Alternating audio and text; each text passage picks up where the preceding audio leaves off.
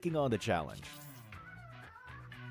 In this new version, other than fun mecha battles, several new items have also been added. The first is the jetpack, which can be picked up and equipped to increase movement speed. It comes with a rocket jet ability that can be used to briefly boost off the ground, which is great for getting around quickly. Next is the personal AED. As long as you have this item, you'll be able to rescue yourself when knocked down. After using it, you'll recover from the knocked down state. Of course, for an item as amazing as this, each player can only carry one. But do note that moving during self-rescue interrupts the process. Find a safe area to use the item so you can return to the battleground. Next is the magnet gun. It's a downgraded version of the magnetic arm in gun form. Switch to it by tapping on the firearm bar. It has the same abilities as the magnetic arm. It uses magnetic energy to pull and grab vehicles or other players, opening up more possibilities in combat. Try experimenting to see what it can pick up. Lastly is the respawn beacon. It will show up in either the steel arc or the assembly base, and it recalls eliminated teammates, but it will use up their respawn chance. Life is precious, so proceed with caution.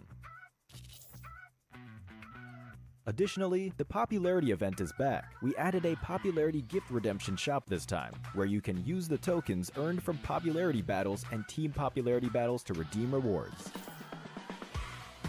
With the new version update come enemies who've already infiltrated Metro Royale's Arctic base and Misty Port. While you're out exploring, stay vigilant in these areas, as Striders are active there. For Metro Royale, we've improved a lot of the processes. Furthermore, we've also added new honor rewards and Chapter 20 collectibles. Moreover, you can now bring your companion on your Metro Royale adventures. For more details, keep an eye out for Metro Royale update videos.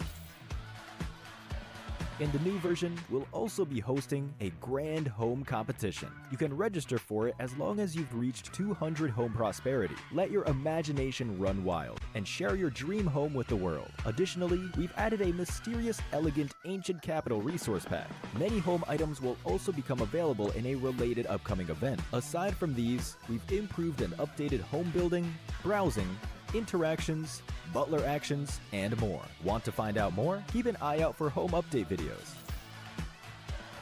With Mecha Fusion's arrival, World of Wonder has also seen plenty of updates. For gameplay devices, the PvE enemy spawn device, random action device, special vehicle device, and other gameplay devices have all undergone a series of updates. For example, the themed mode's mechas have been added to the special vehicle device. These include the Levitron, Strider, and Armamech. These devices are sure to get your imagination flowing for some awesome creations. Also, we've launched a pre-made map where you can play all kinds of creations built from a variety of themed scenery objects. Furthermore, get ready for the brand new Steel Arena map template. Here, players can pilot mechas and engage in battles. Give this new map a shot. Additionally, we've updated a bunch of other World of Wonder content. For more details, keep an eye out for World of Wonder update videos. That's it for this overview of the new content that will be available in Mecha Fusion. Cool mechas and thrilling combat await you in-game. Winner, winner, chicken dinner. See you next time.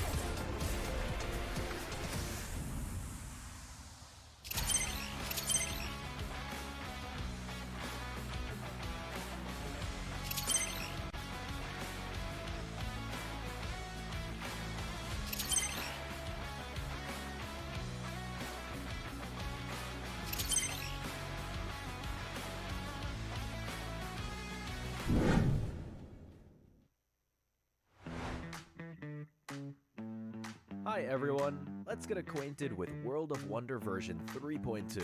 This version is loaded with surprises. Besides piloting cool mechas for exciting battles, there are brand new maps to experience. Let's check it out. First, there's a brand new themed map template. In World of Wonder, players can now play all kinds of creations built from a variety of scenery objects. Engage in thrilling battles aboard the Steel Ark. At the same time, get ready for the brand new Steel Arena map template. Here, players can pilot mechas and engage in battles. Give this new combat a shot. In addition, players can compete in shooting competitions with target dummies and have fun playing soccer. Head to World of Wonder to discover even more fun maps and gameplay. So, get in the game and try it out. Next, we've also made a few system improvements to World of Wonder.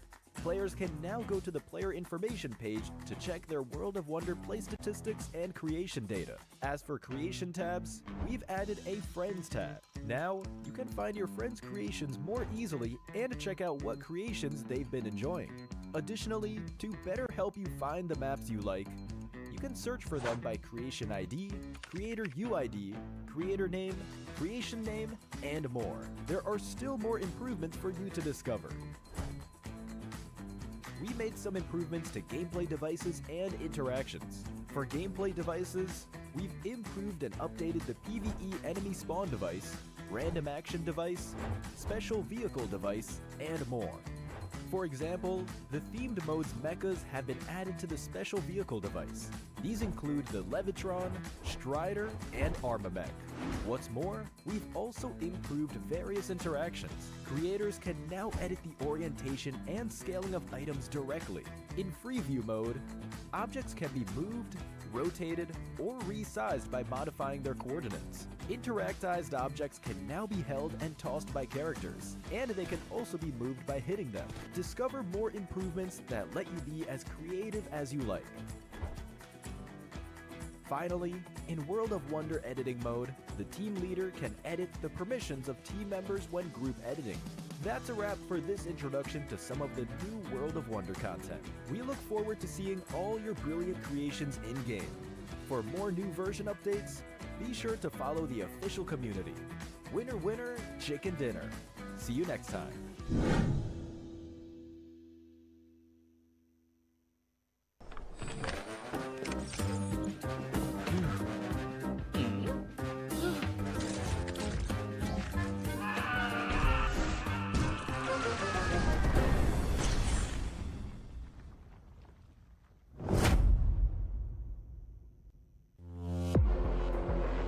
Hi everyone, PUBG Mobile Metro Royale Chapter 20 is coming soon. Curious about what new content there is? Let's take a look. Our focus for this update is on bettering your gaming experience, so we've added a series of improvements. First, we've added quick action functions. Starting now, you can tap to repair all items at once on the loadout page, and you can open multiple gift packs at once in your inventory. We've also improved the firearm status at the start of the match. During the preparation stage, firearms will be reloaded by default and will be set to full auto firing mode. These improvements all aim to save your time while improving efficiency. Additionally, you can now earn EXP from Metro Royale matches. In other words, playing Metro Royale will now contribute towards raising your player level. If you bring a companion into Metro Royale, they will also earn companion EXP. Chapter 20 also brings brand new honor rewards and collectibles. What's different this time is that after you get certain gold collectibles, they can be displayed in your personal space of the main lobby. You also have the chance to unlock home collectible decorations. Place them in your home to show them off to your friends. With the new version update come enemies who've already infiltrated Metro Royale's arcade base and Misty Port. While you're out exploring, stay vigilant in these areas, as Striders are active there. Oh, and we've also added 2 new firearms in this update, the P90 Cobra and P90 Steel Front. Don't forget to try them out. That sums up all the new Metro Royale content. Chapter 20 is about to begin. Hop into PUBG Mobile Metro Royale and experience it for yourself. We wish you all successful evacuations and bountiful loot.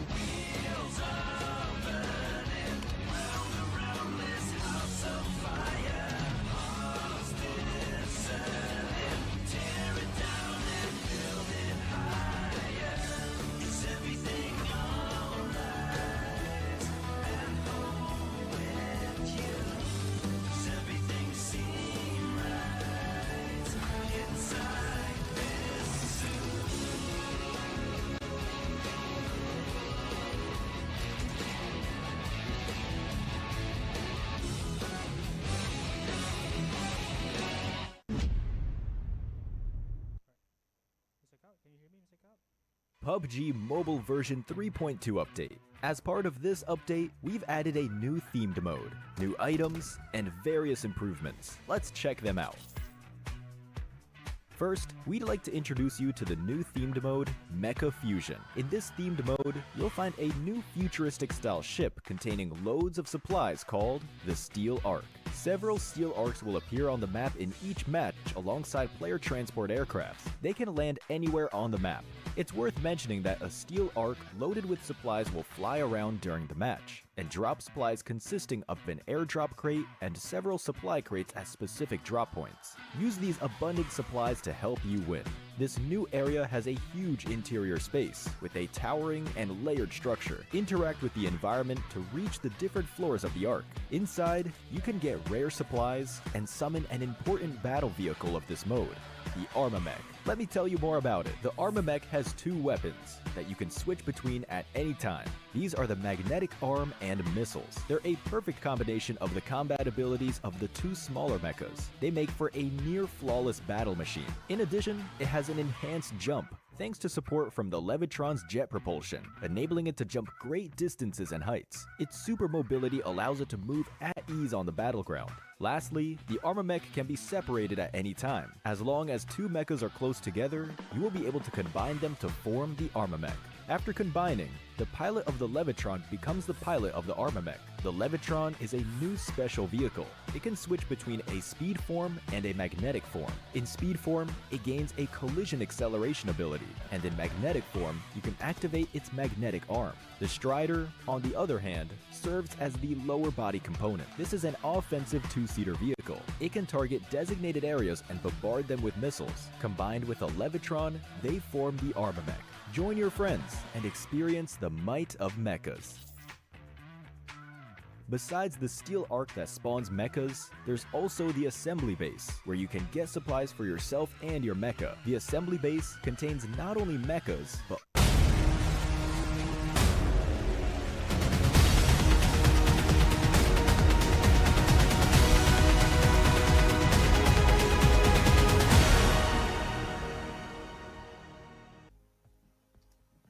Hi guys, and welcome to a sizzling hot new season of the PUBG Mobile Challengers League Southeast Asia. Welcome to the English broadcast. My name is Kuku TV, together with our newest caster for PMCL, Tash Bunny. Hello.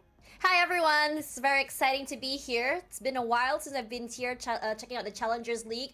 I think for a while now we've seen a lot of these big name teams currently playing head to head with the tier 1 teams, and now they're here in Challengers, where we are going to be seeing a different story, a different league, and show everyone that these teams are not to be trifled with. Yeah, much more different teams, much more different lineup for everyone, and much more different season for everyone else, because there's a lot at stake here, especially the prize pool. You'll see that later on. But for now, Tash Bunny, let's take a look at what could they be playing for, and what will they be playing for as we go along this season, this summer season of PMCL. Yeah, it's gonna be a really good one as we go into the summer season. We do have a brand new, well, not really a new format per se, but it is definitely a newer one for this particular season. Now let's look at the match and the points. I think I will say something very El Clasico.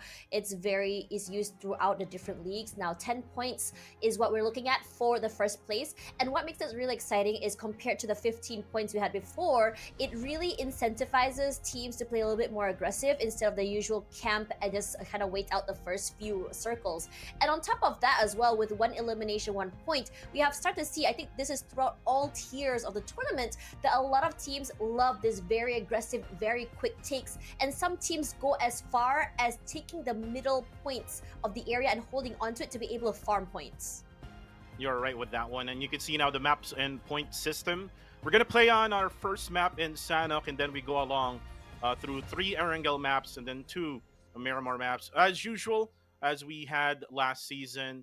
But for the meantime, let's take a look at the scoring system here.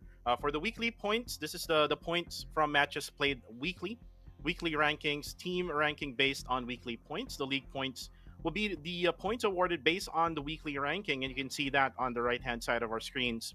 We also see here the league ranking. This is the ranking based on the league points, and lastly, the head start points at the start of the finals. And you know what, Tash? Everyone with the highest head start points would have the highest possible chance of winning the whole tournament. Look what happened last season. Genesis Esports got the champion.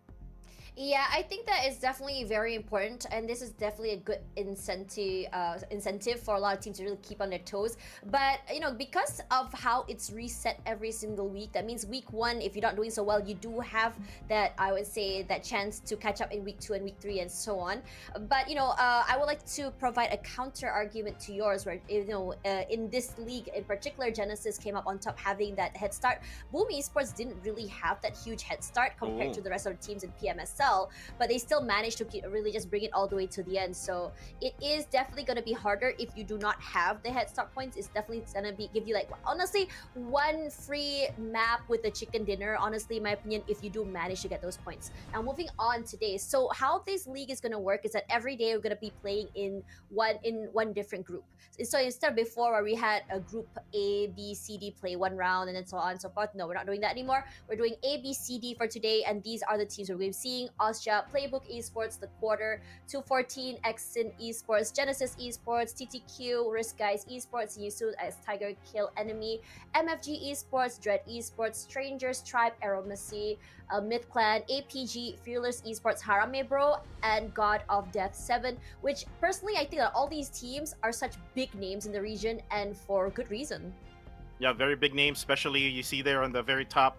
We have Austria, and we also have Playbook Esports, and then on the downside of Austria, we have Genesis Esports. The bigger names here in PMCL region. If you can see, Group E is not available for today, so this means that they will not be playing for today.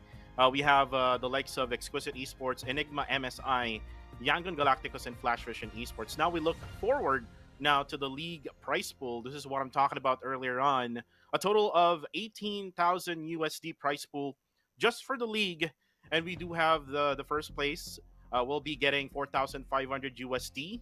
It goes down to 2,400 USD, and then 1,800 USD, 1,500 USD to the fourth.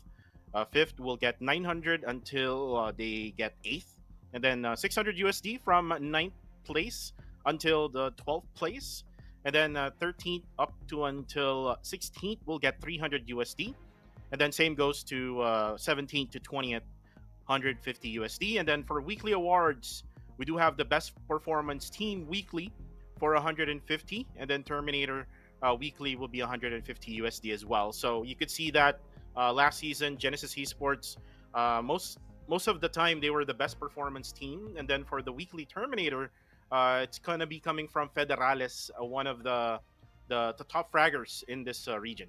Yeah, it's definitely very exciting as well. I mean, you were telling me a little bit more about the teams yesterday during our rehearsals, about how each of these teams, someone like West Point Mamba, is now kind of like gone in their own way, and I think a lot of people were looking forward to seeing more of that team. But now with each player gone separate ways, it's going to be very interesting this season as well. Because, I mean, if you ask me, West Point Mamba was definitely one of those teams that had not only great firepower, but also really good chemistry.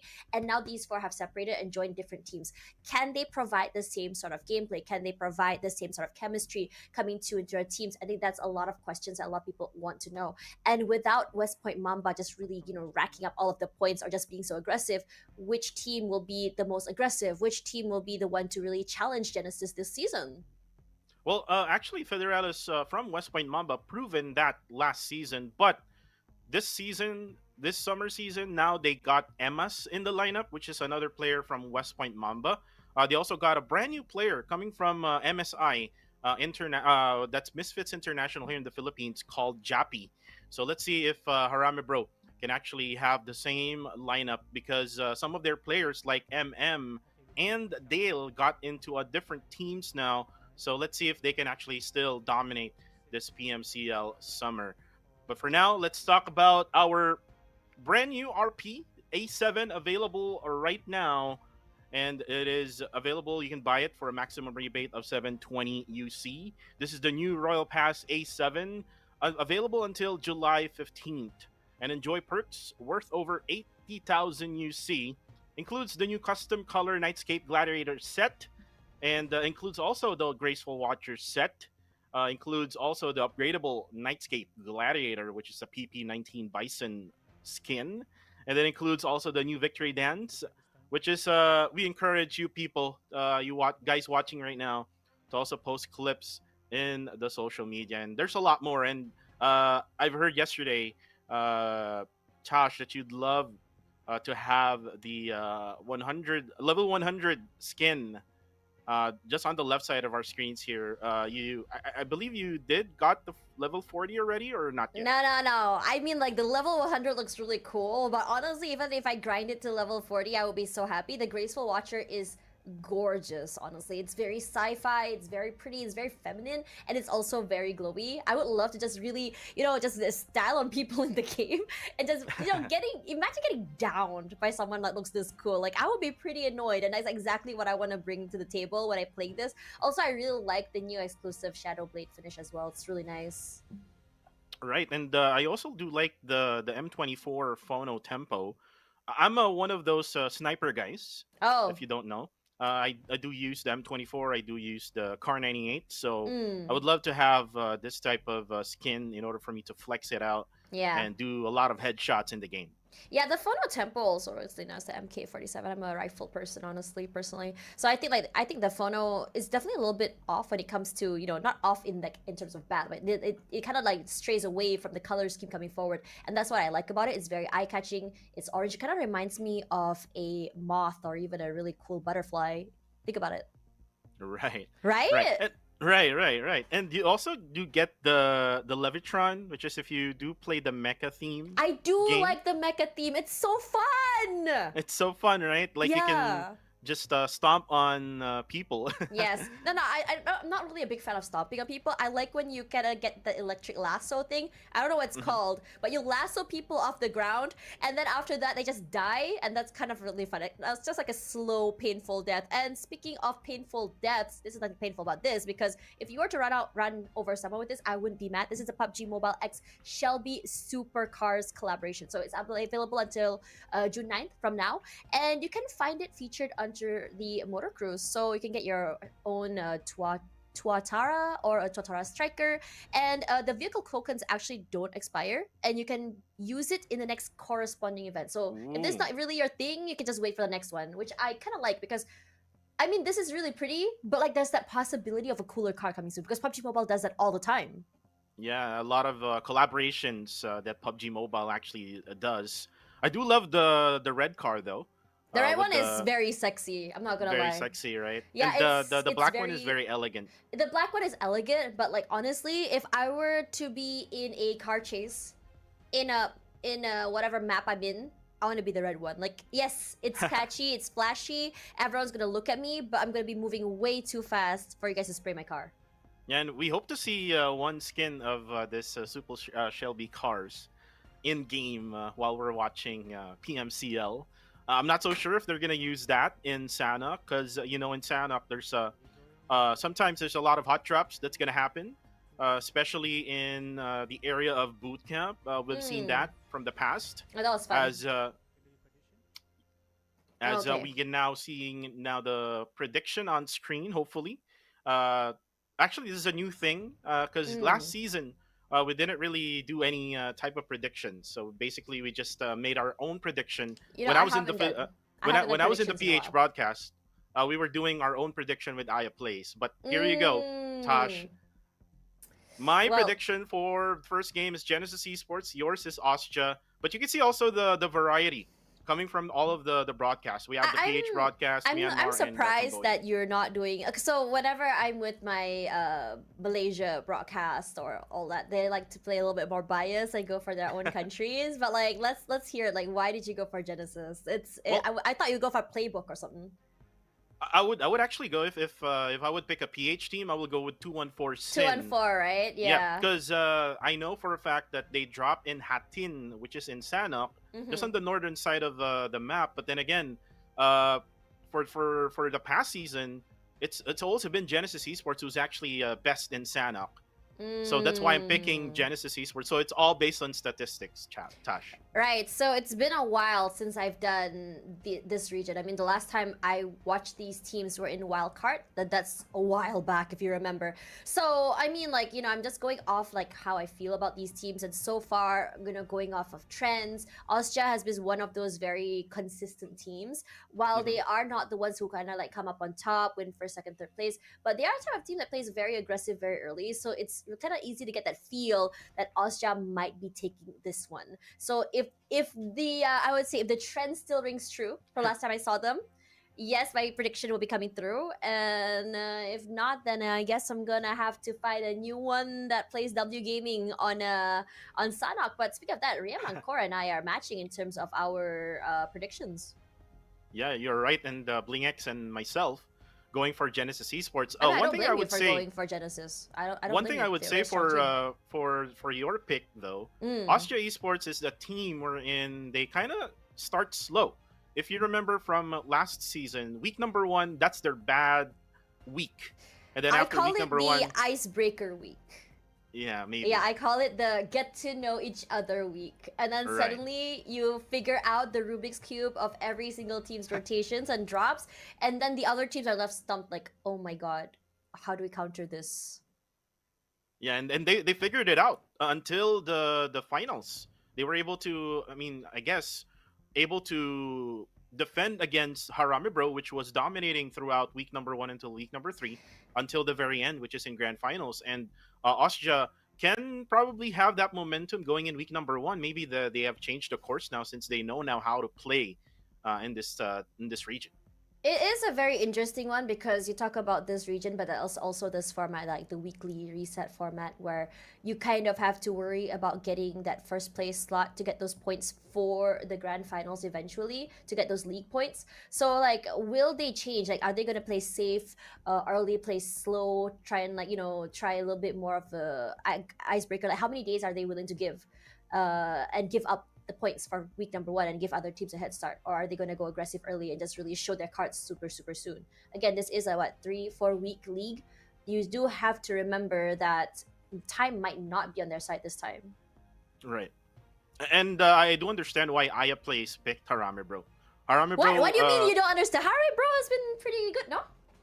No, I said I do understand. Oh, you do why understand. Sorry Aya about that. Yeah. My bad. I do understand why Aya plays picked Harami Bro. Yeah. Because Harami Bro lands in Painan, and Mhm. sometimes the circle shift goes downwards in this map of Sanhok. But most of the time, like if I would do some type of percentage in the circle of Sanhok, like 70% of the time it goes on the northern side. Yeah. 30% it goes down. So I know why Aya placed pick Harami Bro. Yes, they land at the middle of the circle, and they prioritize more of that middle of the circle. So say for example, the circle would not be on their side. Like after a minute or a minute and a half after they're done with looting, they're gonna just grab a vehicle, then go to the center point of the circle. Yeah, but it's also really important to remember that for Sanhok, it's such a small map anyway. Sometimes where you drop is almost negligible because if you rotate quick enough toward the end, you might be able to play safe.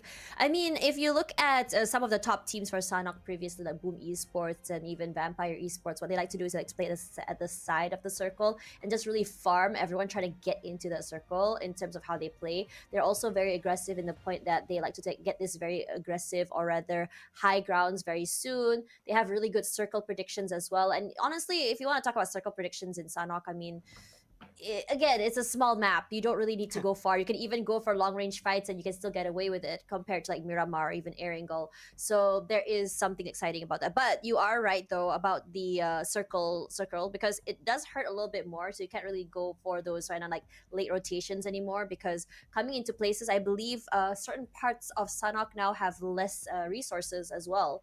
So that might also be an issue eventually. So that's why we're seeing a lot more aggression coming in for this map, which honestly I prefer because I think 2 years ago the healing circle, the healing meta was kind of anticlimactic in my opinion. Right. But you seldom see that now. No, you can't. Which is, you can't get away with it anymore. You can't get away with the damage per second in the blue zone now because it's much more painful compared to before, like 2 years ago. You can Yeah. definitely do the what we call in the Philippines, we call it the healing galing, or the Healing healing galing. game. What does galing Yeah. mean? Galing means game? No, no, no. Healing galing is like I don't know how to pronounce it, how to like translate it Uh-huh. to English, but that's how we call it. Healing Healing galing. galing, Okay, yeah, I'm or gonna healing bring game. that next time when I interview Filipino teams. I'm gonna say that. Right, right. So like, But you what's know what? another? What's another one? Like, give me another term for PUBG Mobile for Philippines. You have healing galing. What Oh, else is there? uh, the phrase that I always say when someone headshot someone, Yeah, headshot sa ulo. headshot sa ulo. Yeah. What does that mean? So, so it's kind of like redundant, but it's Uh-huh. funny when you say it because it's like headshot.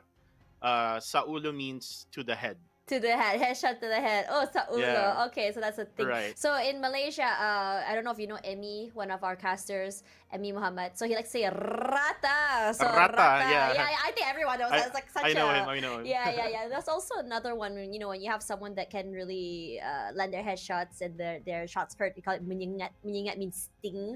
So there's that as well. Another very famous term used. So. I'm Wow. not really in the Malay, I would say, broadcast as much as I would like to be, but I do pick up on these things now and then, which is also it's just also very very fun. I love hearing it in the Malay broadcast now and then. You know how they have like bocah ajaib, which means wonder kid. I think is bahasa Indonesia. Also a very fun term to use as well. So Yeah. there's that. I actually told Sir Cloud because I was able to cast in the English podcast last season, just Mm-hmm. for one day. I told him we call Rankid the hot dog of PUBG and PH. Hot dog. Do you remember when he was interviewed in PMSL? Uh huh. I'm not sure if it was you who were interviewing him, Uh huh. or it might be the other guy, but he was like they got the hot dog, they called it. It's like the boat in Erangel, Uh huh. and they have a skin which is a hot dog skin. Okay, that was not me. That was 100% Oh, not me. So I I would think it remember was Hyrule. because Yeah. because I would always make fun of him whenever I'm Right. on broadcast. So he's a very cool kid, very kind. Like to go his live streams and Right. just really say hi. He's always up to something on his games, and he's always trolling as well, which is always very fun to watch. Yeah, I really like the energy coming in from the Filipino players. You know, it's a Right. very different vibe. I think they are understanding that they are not one of those teams that are not the majority compared to like Indonesian teams or Vietnamese teams. So they are very excited and happy to represent the Filipino broadcast, the Filipino pride, the Pinoy pride on the broadcast itself. So that's always very fun to watch. Yeah, it's really fun to watch to see Rankid and the gang, And the gang. ride what they call the hot dog or the boat in Erangel. But anyways, Yeah. going back to the game, we have one team that I would say that might have a really good chance of winning this one if the circle goes onto the northern side would be Strangers Tribe Aromacy. This team actually drops in Kao on the Mhm. northern side, and the only thing that is different right now is their lineup. They have now players coming from the PMSL CSA. So this is in Central South Asia. So this is CSA. this is a much different type of player than what Mm. we normally see, and let's see how much impact they will actually have in the team. Like they do have the usual. We have 762, or he calls himself Kai right now, and then Mm. Skadi, and then Mhm. Miner, and then they have new players like Zio, Incas, and No Fear. So Right. a little bit of interested on seeing how they will play together with the Filipino team Yeah. together with them. Like how will the comms be, Tash, for their team? Yeah, speaking of that though, I mean, playing together, we also are going to be playing together with the RPA 7 Royal Pass. And then this is, you get like you get perks over 80,000 UC, and it's available from now until July 15th. So if you guys are planning on getting this, you guys are saving up for this, now's the time before July 15th happens. So there's a new color, custom color for the Nightscape Gladiator set, which is kind of cool. But the for the Nightscape Gladiator set is a guy set. So if you're like me, you're a Right. girl, you're gonna have to run the old Graceful Watcher. Now do you understand why I like the Graceful Watcher instead of the Gladiator? Because I like the girl character more. But the Gladiator guy is kind of cool though, and you know you also get this as well. You also have the upgradable Nightscape Gladiator with the PP19 Bison, as well as the Victory Dance, which I kind of like. I mean, I'm not gonna lie. I think one of my favorite things to do is getting a knock, and then before you kill them, you just do like the Victory Dance, and then finally you knock them just to really add insult to injury. That's always fun.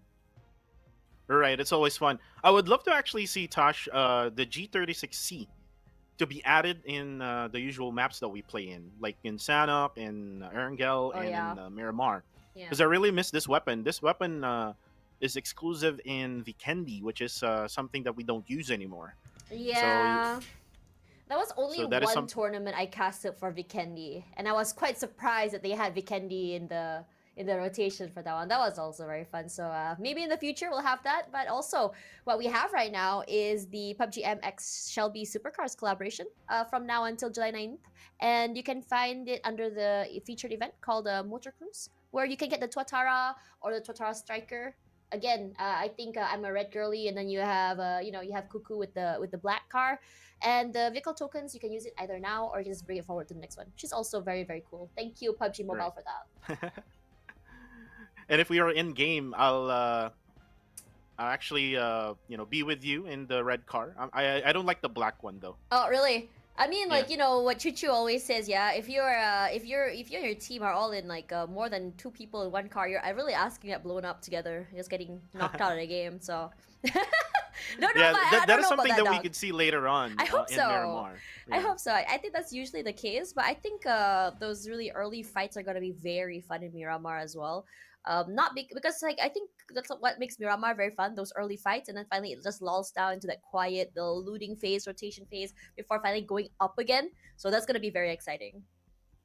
Yeah, that's gonna be very exciting. Now we're just preparing, guys. If you are actually asking why we are talking about these cars, all about these skins, we're just preparing our teams to be ready. We just want to make sure that everyone is all set to play in Sanhok, and I hope that they're all set, Tosh, now that we are back on the screens now. Again, guys, this is the PMCL. To everyone who's just joining in, this is a PMCL, PUBG Mobile Challengers League Summer 2024. And guys, they are playing for that 18K USD prize pool for the league, and then they're going to have grand finals again. They're going to be playing all those 3 weeks to basically get the highest league ranking points. And whoever gets that league ranking points the highest has the most chance of winning. But you said earlier, let me go back to your point, Boom Esports just eliminated off Alter Ego in the first season of PMSL this year. So one thing that I could say as well is I would love to see other teams or other players here in this region to actually use more of the gun that I like, which is the AKM. Because I see Rosemary use that a lot. Oh, Rosemary is insane. He's just another beast when it comes to the game. I think it's really rare that we see other members or Alter Ego come up on top compared to, when it comes to MVP, compared to Rosemary. He's just honestly what the Indonesian call him, bocah ajaib, and that's exactly what he is. Now, coming back into this particular league, I mean, like, it's really hard to really pinpoint who's coming up on top. It's very different to what we expect from the Tier 1 PMSL league, where we already have favorites coming up forward. We can already start to see the momentum, the shift, the patterns. But for this one in particular, it's kind of hard because these are the regions that are not usually showcased as number 1. And number 2, these are regions that you might not usually meet on the server on a daily basis when it comes to your scrims as well. So I think it was last year I casted a South Asia tournament where I saw the Mongolian teams play, where I saw the I can't remember other teams other than Mongolia right now, I'm so sorry, but it was very different and very fun coming through, and it just really gives you a whole different idea on how each region will be playing. It does make me wonder, like, if say that Southeast Asia were able to play against South Asian teams, what would that be like? Which team would thrive and which team would be more aggressive? You know, that's always very, very fun to really think about and just really know. Right. And I know for sure last year we've actually had the PMRC. Yes, I remember PMRC. Yeah, the South Asia great. and Yeah. the Southeast Asia. Southeast Asia won, but barely. Not like But a barely, huge, not a huge landslide sort of win as well. So, That's Right. also very cool. We had Southeast Asia versus PEL. That was also very fun. PEL is just a whole nother level. Regardless, if you can see the timer up on the top right of the screen, we are going to be starting in 10 seconds. Heading Wow. over to you, Sanhok. This is going to be very exciting. Game 1, day 1, week 1, PUBG Mobile Challengers League, Southeast Asia. Sanhok, we are flying right into you right now.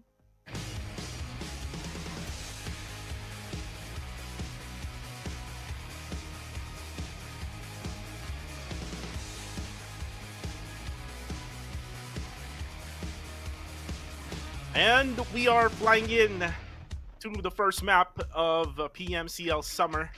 Now you can see the flight path coming from the western side of the map going to docks. So like what I said earlier, Tosh, we have 214 Sin going to their usual spot in Hatin. And you can see now the difference of the lineup compared to last season. They now have Wako, Rankid, Blanks, and Migs. And Migs, part of that Built Different Esports or West Point Mamba roster.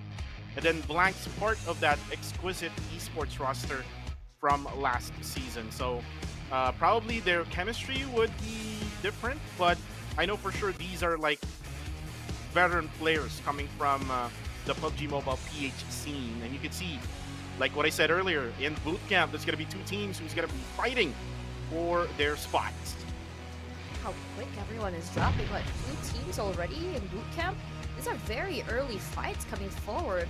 You can see these members, they're already in the loot, but not everyone is going in a little bit too aggressive quite yet. But I can see all the way up there, northern side will be the circle as you predicted, Kuku. So this is going to be very exciting because it's GE that's, I would say, in the best position for now. Yeah, you're right with that. And you know what? Strangers, Aromacy didn't actually take Cow, so they will actually challenge Time to Quick Esports here in boot camp, though they didn't really went for the Y building. They went on the sides. If you could see the minimap right now, this is Liquid right now of TTQ just looking from behind. And then there's also going to be another hot drop here. Wait. We have Harame Bro and the Quarter. And we've seen a lot of the Quarter and Harame Bro like battles in the previous season. Yeah. Ooh, Oh, look let's at see that there. quick! Federales is so aggressive. You know how he is. He just swings out, gets a pick. His teammate will already be providing that information. Cooked up the nade, throws it out. Does it hit? Oh, barely. So, yeah, his teammate, Smut, on one side. I think he's just trying to play it very safe. A nice spray coming forward already quickly. Knocks one down. Repositions. Back in the building.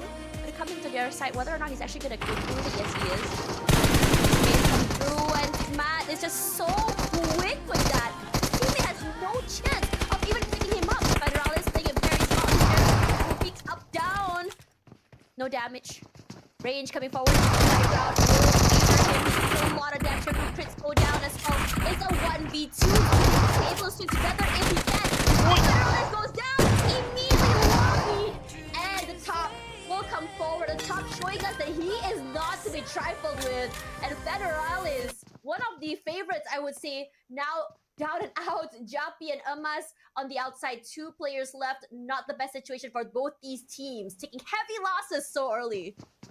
And now the cook of the nade now gonna be throwing out, but he didn't actually threw it onto the right angle. But now Jappy was able to go for the revive. Emas will now go for the heal. Jappy will now cook up a nade. Will it connect? Top will go down. Nice throw of that frag grenade. And now he can actually go for the finish, but he didn't go for the finish. Went to go see Smat. Goes for the knockdown with S12K. Now Emas will have to go for the clutch here versus Smart of the quarter. And you could actually see in the spectator that PBE is actually nearing by. Actually, the minimap as well. Now Emma's just trying to jiggle his way through the houses here in Painan, but now we'll try to go for the revive first. And then here comes the third party. Yep, here we go. Maple already here. Very aggressive. A very, I would say, a typical sort of kind of play for them, honestly. Third party just waiting, trying to get those final 2 points forward. But Harame Bro already running for their life. Just solo, they didn't even manage to get that reset. Surprise, surprise. By Jappy and Amas, I think they're going to be able to get out safely. They're very far away from Playbook Esports, and Playbook Esports are not eager to get ambushed too early as well. Maybe, perhaps, they're just trying to make sure that they're able to be looted up properly. They want to make sure they can survive at least to the third circle and just get that pick. And speaking of pickoffs, this APG Insights that'll be out next. Right, and this is actually a really smart play coming from Rame Bro, Tosh. They're actually outnumbered, so they will just have to run away from the area. Now you can see there, APG versus Fearless Esports now. Nate coming from Fearless. They're in trouble. Look at that, the nade comes through, Doss out, down and out. Does he need a second? A reset is the question. No, he doesn't. He goes in for a sprays. He knocks one down. On the top side there, making sure his teammates are ready for that. He does already scoped onto the area and knows exactly where Chubby is. Chubby will be punished for that peek, and he's so quick for that. He really logging one more, moves the car out of the way, and they're gonna take up more space. Rushing up forward, Juggy is all alone on the other end. Quit from the other side. No time for him. Time to quit, perhaps. Or at least for Sanhok, as he tries to wait for another round. Now, Juggies just trying to make sure that he doesn't get spot out. They have been marking him, but they're not sure where exactly he's gonna be. They don't want to overextend as well, because look at who's at the very bottom there. It's PBE. The question now is whether PBE was to push up, try and maybe third party, try and get away with that. But you can see Eri Mono already taking in some damage from the one side. Oh no way! Ryman will go down, and that's gonna be a nice shot coming from Juggy. The Juggy will just hide behind this rock. They will hear the gunshots though. As Fearless Esports, I think they have gone away from this area, but this is bad for Juggy. He will be all with 4 members of Playbook Esports. Now Michi defending himself against Kaya. Here with See You Soon, Tiger Kill Enemy. Another nade coming from him. He will go for the revive though for Ryman. Nice smoke play here coming from PBE. They will protect themselves from that. Ooh! No, no! Really? Oh, that is terrible! He's just trying to heal his teammate knocked down.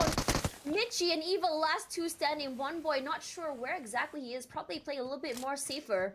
Regardless, they're still very much happy and healthy. 3. It's not the end of the world compared to Juggies, but Juggies is massive. Juggy has been able to get a pick before going down. He's still put in that damage. He's still managed to get a knock, and that's massive. But speaking of that, Michi, they're gonna try and just stop the rotations coming in from STKE.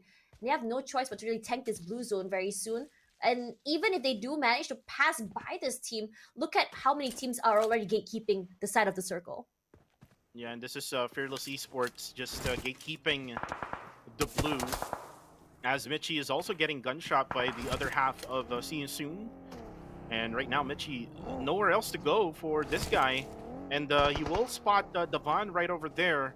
So Devon will try to advance himself. They can try to gatekeep PBE. Boyshan spots Evil, and by the way, Evil is part of that West Point Mamba lineup. Ooh, and there we go, Monboy spots Juggy, and APG Esports is out. This might not be the start APG wanted, especially with this new roster. Or rather, coming into this area. Kaya actually still very patient, to be honest. He's making sure he's going to be able to get those pickups for PvE. If he can't isolate these fights, it's going to be massive. His teammates are there. Mickey! How are you doing this? Very quick on that. His teammates underneath the bridge. If he's able to get another pick without getting crossfire, it will be massive. But he's so aware of the person on the other side of the river. Boyshan throws that nade. Ooh, a little bit too soon. He cooked a bit much, actually. And Boyshan, he's desperate right now. Where is he gonna go? How is he gonna be pushing through? He's running out of utilities. He's running out of resources. Yeah, running out of resources will be the game here in Sanhok. You can see Michi still has 2 first aids left with 5 energy drinks, so he can still manage his HP now. Devon only has 1 first aid, so I think that's why he actually advanced right altogether. You can see their Evil. Ooh, and actually Michi knocks down Boyshan on the kill feed and eliminates him right away, so PBE is able to get those eliminations here, Taj. So sharp. But then again, the angle here from Evil is giving See You Soon enemy a hard time to protect Kaya, who is currently knocked down. Now Evil will just have to hide, but no, he actually got spotted by Devon, so he will just use all of his bandages. Yeah, he's out. For him to survive. Yeah, not a lot of shields left either. Michi has been massive playing in this area. He just knows when exactly to move out of the way. These micro angles have been massive for him. Anyone comes close will be immediately punished. Now, He can go a little bit more aggressive. He can go for that, but I think what he's been trying to do is Google has moved away. His car will be able to get into the area, and his teammates are just, well, they are far away. They're able to cross and trade off each other if they want to, but they're running out of time. They have like what, another minute to go before the circle will finally hurt a little bit more as it shrinks. They need to get into the circle very soon, but like it or not, these teams will have to fight each other to get inside, and both teams at this point, the longer they stay here, both teams are gonna go for a lose. Yeah, it's gonna be a. I mean, we call it win-win situation, but now it's a lose-lose situation. Yeah. For these two teams. But right now, one boy able to spot Devon here. He got the higher ground, so he can just wait for Devon to actually get out of that house and try to, enter the vehicle and try to escape this area. And one boy still has that one first aid left, so he can do this. He can gatekeep Devon. Mitchie still has a lot of utilities and meds left, so he can still manage. 3 first aids left, 5 energy drinks for him. And one boy almost spots Devon there, but not quite, because he was able to get inside that longhouse. Yeah, Devon punished. It's just a battle of patience at this point, and he's just showing the PBE a little bit more patient, a little bit more, I would say, able to tank that blue zone that really gives them a lot of value. Nate comes through, will be immediately thrown out. And they're not afraid. They answer back. Lanju picked off just like that. Harame Bro showing us that despite not having strength in numbers, they have strength in playing together. Clean. Right. Playing that duo squad right now for Harame Bro. And you know what? Holy Lanju had that advantage. They were in the waters of Sanhok, and that would slow you down whenever you're there. And I'm not sure how Harame Bro was able to survive that, and Evil will now die. I think they died in the blue zone already, as Austria Esports will now get eliminated. And then going back to boot camp, we do have a Dread Esports versus Strangers as the circle now updates. Yeah. Yeah, I hate and this circle. and I talked about is Yeah. Tash 214 Sin and Genesis Esports, and now the nades are coming through. Yeah, that's right. Needs come out for Asta. I'm just trying to find to get inside this area. For Dread is just about trying to make sure that they're able to hold this area. Nate just walks straight into it. Kai's gonna try and go for that pickup, but he's so low. The blue zone will do no favors. Another Dread has to do it. Just bounces. Really missing him.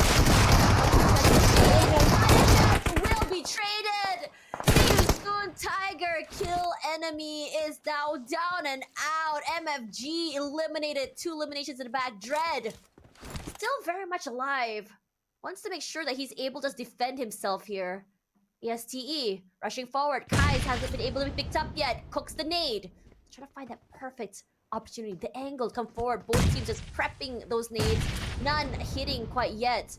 They're both playing very safe, and honestly, I don't blame them. When you have almost 0 to no information, stuck in the blue zone, no clue if anyone is near you, that's terrifying. I don't think it's going to be a problem picking out Kai's, but Moy, he has to go and go aggressive. He has to try to have ability on the high ground. Unfortunately, he whiffs. He's trying to find a way forward. Nade cooked. A few seconds to go left. He needs to time it very right. Sure. Small toss. Misses. Trying to play this opportunistic game. Goes up forward. I think I already heard his footsteps. Can see his teammate is very much there. Molly just to really flush him out of the area. But you gotta give it to No Fear. Literally No Fear. He pushes up. Very aggressive. And he's out in the open. Oh no, but 1 he HP! wins it! What on earth? How? But it does go down to the zone. And for Dread, even though he's knocked out, no one to pick him up. But Damios is just making his way into the circle. Swimming on top of that. Very dangerous. Very open. What a highlight there coming from Moy. Unfortunately, didn't got that last hit. It was the blue zone who got the last hit on That's really No Fear. unlucky. That's Yeah, like that's really the worst unlucky. outcome to have, honestly. You're right.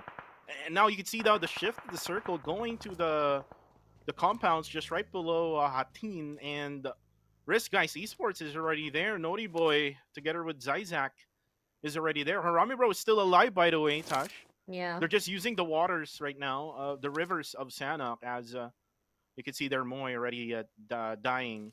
Demio's not able to get that revive anymore.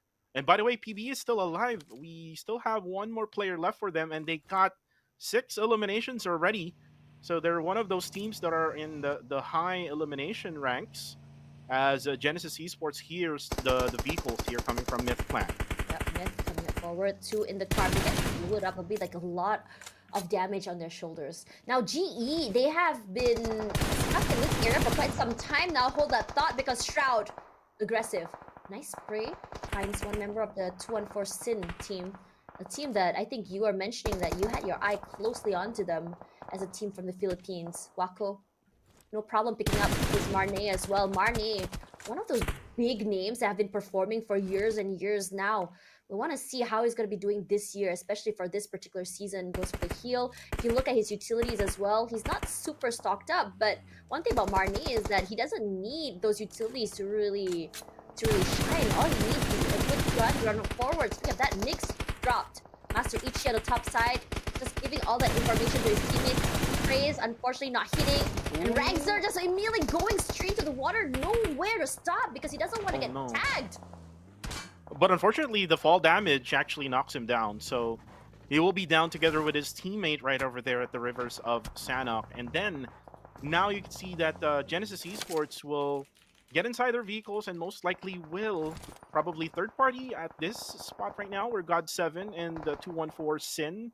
Or maybe we'll just focus inside the circle and Rankid now cooking up a nade. Will this one connect? No, it will not connect because he doesn't really know the exact information. He doesn't know the exact location of where God7 is, but there we go. The knockdown is there for Wako. Yeah, Pacquiao goes down. And looks like they're going to go for the push now. Blanks together with Wako and Rankid leading the way. And there we go. The scene one. Almost. He dodged like the boss. KS taking a bit of damage. Blanks is spraying up forward. They're not afraid. Just going forward will be punished. Rankid playing the spray of his life. 2 already. He's on a roll. He's not stopping. Trying to find the final man forward. Spraying and praying. Mid clan eliminated. Punished for taking up this spot near 214S. And speaking of that, God7 rushing forward. That nade we just immediately get 2 at once. Beautifully done. Rankid alone. No pickups for you, my guy. Rushes up forward. The nade does not clip him. He's safe. Very alive. But the other members, Rankid, trying to isolate these fights. Trying to go for that perfect spray. Gets the car out of the way. God of 7. Now out. 8th place. But 6 elimination in the bag shows a very, very aggressive start. And a very strong start on top of that for week 1. And what a beautiful nade there coming from God of that 7. 2-1. Unfortunately, they got third party from behind. So Rankid will now use this buggy as a submarine right now. And will just hide on the edge of the circle. Same goes to what Harame Bro is doing. They're just using the waters in Sanhok. And now he's actually underneath the bridge. There's actually someone from Fearless who's just right beside him. He doesn't have any idea though, Tosh. And this is a really hard type of circle, especially if 214 Sin would pick the right hand side of the bridge compared to where they dropped originally, and then the circle went to just on the south side. And there we go. That's it for PBE. That's crazy. They're now eliminated. 6 teams remaining here. Yeah, I mean, why I mentioned this crazy is the fact that PBE, despite having only 1 player for the majority of the time in this map, 6 eliminations in the bag is kind of impressive. Demios, punished, immediately smiled for just even popping his head. He was not aware RSG was close. Naughty boy, knocked down. A nade comes through. Does it eliminate him? Not quite. West on one end. He's trying to just really pick off the other members of RSG. They know they're here. They know where Naughty Boy is, but not the other members. They don't think us is close. Ooh, let's break up forward. Tagged. Not enough for a knockdown. But Naughty Boy is still very much an out, but not Bunny. Right. Bunny hunted and taken out. Yeah, and I don't like the spread that RSG is actually doing right now. They're like far away from each other, wherein they can just be together in just that one compound. And that's why one of their players already got killed by Genesis Esports. And now one player, Bunny, is right above, who actually got killed as well. So RSG now down to 2 players, and then Genesis Esports will now use the waters as well, like what Harame Bro was doing in PBE. But then again, it's Isaac. They don't really know the exact position of this guy, so Yeah.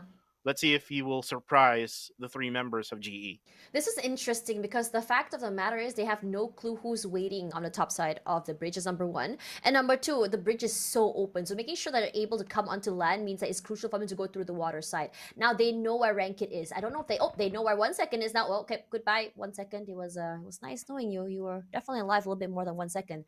So Isaac playing on the outer side, enough to feed information to his teammate maybe.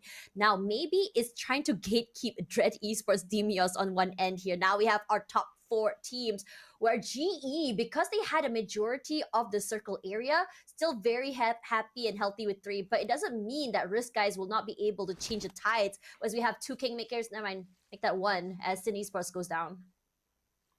And that's Rankid, who was trying to get inside the circle. Unfortunately, I think there's nothing that he can do about that. And now Genesis Esports will be, I think, the only team standing inside the circle. Oh yeah.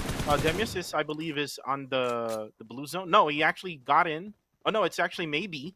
And then Demios right above is also inside the zone. That's so scary for it's going to be a Demios. 3v1v1 situation here, Tosh. And GE has all of the advantage. Yeah, look at what Demios is. I'm talking about like how it's very scary for him because he's gonna have to reposition from a high ground. It makes him so open, so vulnerable, and the drop damage that comes through if he's not careful is going to be bad. Now, for GE, they've been playing it very safe. They're very aggressive, but not too much to the point where they're gonna be losing members. Remember, Holy Lanjo was the one that got caught out earlier from from Dread, which really punished them. Now, Demios, what he can do here is try and survive.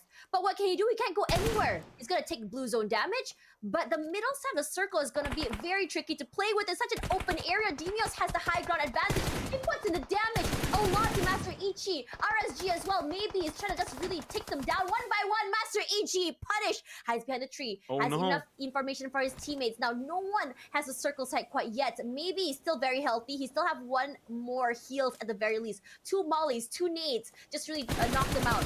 Inside the smoke, just going left, right, and center. None of the bullets actually clipping, but eventually will be punished by Marnay.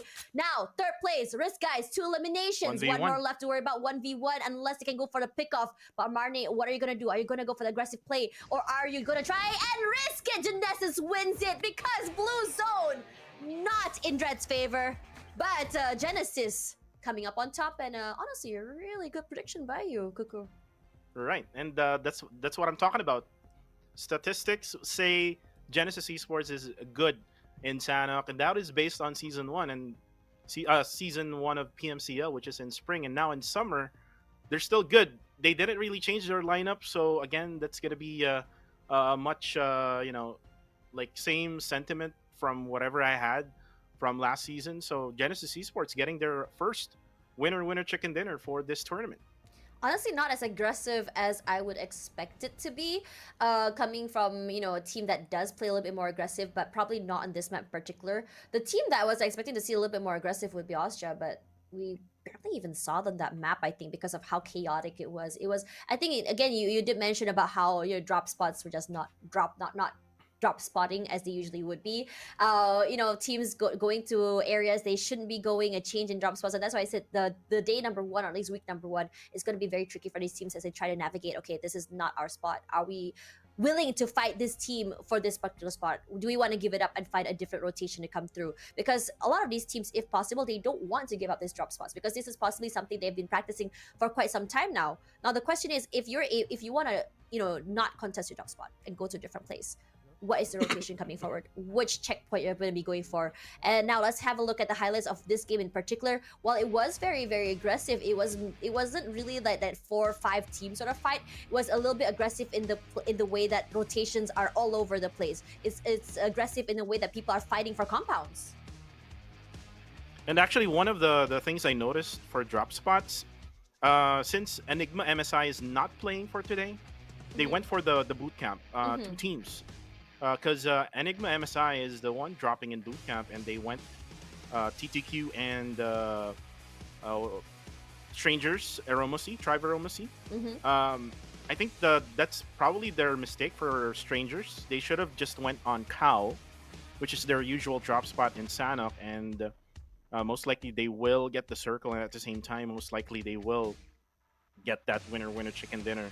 Or, I mean, they will have a chance to get that winner chicken dinner. And then you see now the MVP of the match. It's Marnet with 5 eliminations, 952 damage, 3 total knockouts, 0 assists, and we have 205 total heals. Also with survival time of 20 minutes and 48 seconds. So this guy showing up very early in this tournament, and this is gonna be a good momentum for Genesis Esports going on to the bigger maps, because we're going to be moving on to Erangel, which is they're also very good at it. So let's see if they can move on and grab that momentum that they got from Sanhok and win again in the next map. It's very different, I would say, the momentum and the style of play from Sanhok. I mean, like, if you look at Boom Esports, they're type of team to really thrive on maps like Sanhok. But then it gets like a 50-50 or even a 40-60 when it comes to maps such as Miramar, Erangel.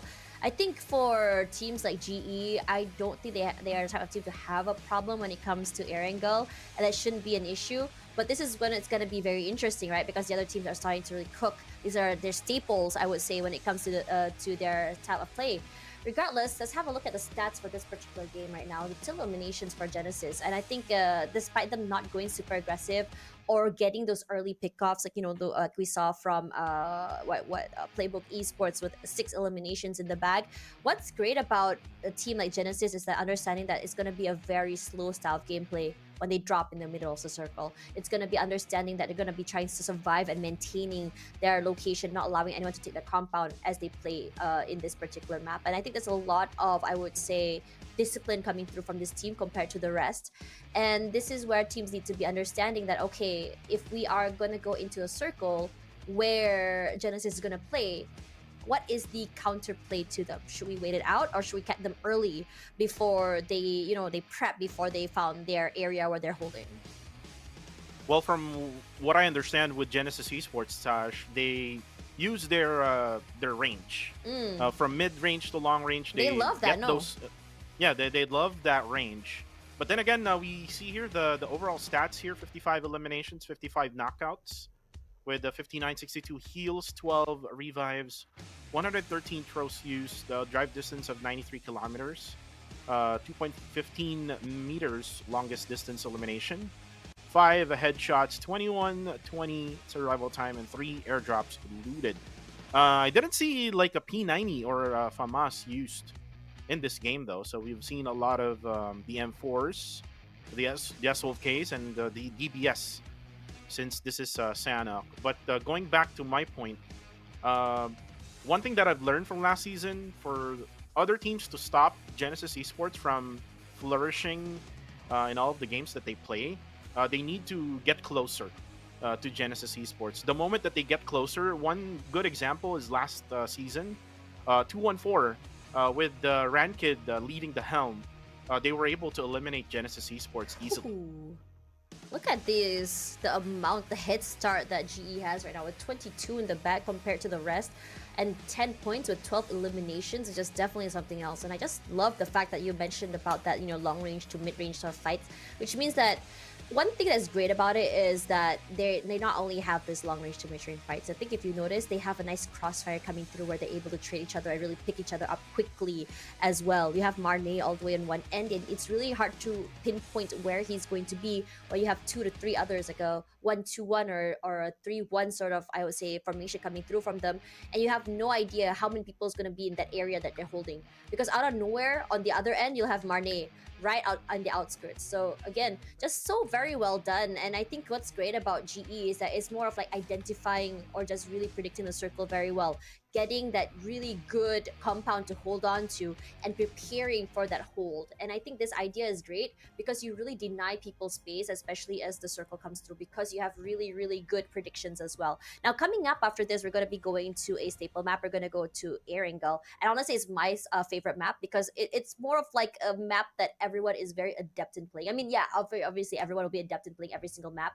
But when it comes to this particular map, I think since it's the oldest map, there's a different type of game style, different type of mindset, a different type of play. With 22 points in the bag, so far ahead of the rest, what can everyone do to really shut off this early momentum coming in from GE? Well, as far as I can say, Tash, Genesis Esports won't do a repeat because I know for sure that I mean they got the winner chicken dinner in Sanhok, but this is a much different map. This is uh, a lot of teams would focus on their rotation compared to like fragging out. If you saw what happened in Sanhok, a lot of hot drops happened. In Painan, we had one in boot camp, and then there was like a skirmish with three teams with APG Esports, PBE, and Fearless Esports. So in this map of Erangel, this is a much different map or a different type of game style is what they're going to be playing. But we'll find out who will actually be in the circle and be that number one team after this game number 2. But again, guys, if you're watching this right now, keep on sharing this live stream as we are now moving on to match number 2, which is in Erangel. Again, we are your casters, Kuku TV, together with Tash Bunny.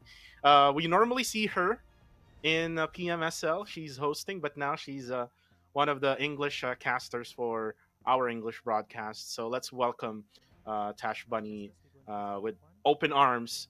But we can now talk about our RP, or the Royal Pass A7. It is available right now. And you can see here the max rebate of 720 UC. So it's like money back guarantee. But it's it's in-game money. You know what I mean?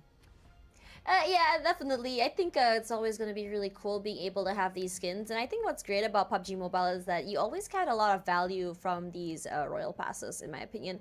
You have really nice skins. And on top of that, like, I mean, if you're going to be playing PUBG Mobile every day anyway, you might as well get something extra out of it. And I think this royal pass, this time, this keeps getting better and better. I think what all of my friends, what they've been doing is just that, they don't necessarily want to spend too much on trying to get all of these sets coming forward, right? So they always tell me that, you get a lot of value when you get the royal pass. You get all of these items, all of these skins as well, and also it's a good way to remember the season that you've been playing in. And for this particular one, it's really nice. Yeah, you're right with that. I do have the very first season RP. You do? So yeah, I do have that. Wait, which one was that? It's not as glamorous as what we are looking at right now. I mean, I guess gets it's better kind of like and the better, basic, right? But sometimes it's the basic it's thing, the the idea of it, like like you are one of the first, or oh my god, you have something from like the first one season. Of the OGs. I just came in this season. I really want it. It's not the idea of like it's new, but the idea that you are the OG or it's something you can't get anymore is also always going to be kind of fun. And that's the best thing about the RPs. Like if you don't get it, then that's it. Not gonna get anymore. Yeah, I mean there might be some like some time wherein they sell it in a shop. Yes, sometimes. But it's not guaranteed. You're gonna use UC with that one, right? Yeah, yeah. I would rather go for a guarantee on a grind compared to using UC, and it's a lot more expensive. You know what I'm saying? Yeah, you're right with that. But we do have our Super Shelby cars collaboration with PUBGM. It is available now until July 9th, and you can find it under the feature event Motor Cruise. Get your chance to own a Tuatara or a Tuatara Striker, and vehicle tokens do not expire as well. So if there's a future collaboration with PUBGM, it can be used in that next event. So definitely, if you like the red cars or the black elegant cars from Super Shelby cars, definitely this is the time for you to spin and get that car. Yeah, that's true. I think it's always really cool when you have the cool cars anyway, as you kind of like, breeze through the games as well. Now, speaking of breezing through games, we were talking about like, how Erangel is coming up very soon. And I love those early fights in Erangel, especially toward the southern side of Jojopol, because that's where you want to get those vehicles. So this is going to be very exciting coming forward as well, because you're going to be seeing like which teams are going to be faster. And I think one of my favorite parts about Erangel as well is when players fight for those cars, and then one player gets into the car and the other one's just running for their lives because they don't want to get run over. That is always very fun. Or you'll have like one car taken by one team and the other one taken by another team, and then you start to see like this like Fast and Furious moment where you have like car chases across the road where they're just trying to be able to knock one out and get both cars as well. Also very, very fun. That's what makes Erangel very fun as well. And also now that they have the combat knife as a starter weapon, you just don't like run away from that enemy that you're with trying to get that car. You might as well use that combat knife, the hash slinging slasher, to slash everyone else. We call it in the. I think you know this. We call it in the Philippines, Tondo I Gaming. knew it. Yeah. Yep, So that's what we Tondo call it. Gaming. Yep. The place, right? So if you guys are at home, you guys are not familiar with Tondo. So Tondo is a place in the Philippines. I will not go too much into that, but Ooh. What? wait, No. what happened here? Oh Oh wait, I was like, no. we all have the same one. Wait, that's not my face. I was confused for a second there. That Don't was worry about it. Quintoyo. Yeah. Oh, sorry. What? What? Yeah. That was Quintoyo, another caster for PH. Oh, was it? Yeah.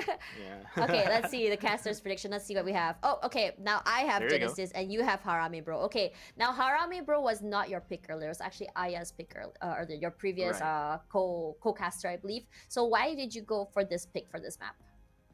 Because I know Harami Bro is very good in Erangel. Though I'm kind of thinking, second guessing on this one. Like I would probably pick Austria Esports instead of Harami Bro Austria? for this game. Okay. But I picked Harami Bro eventually because I know that they have a game plan for this Erangel maps on the bigger maps. Because I talked to Few. Mm-hmm. Few is one of the players in Harami Bro, and Mm-hmm.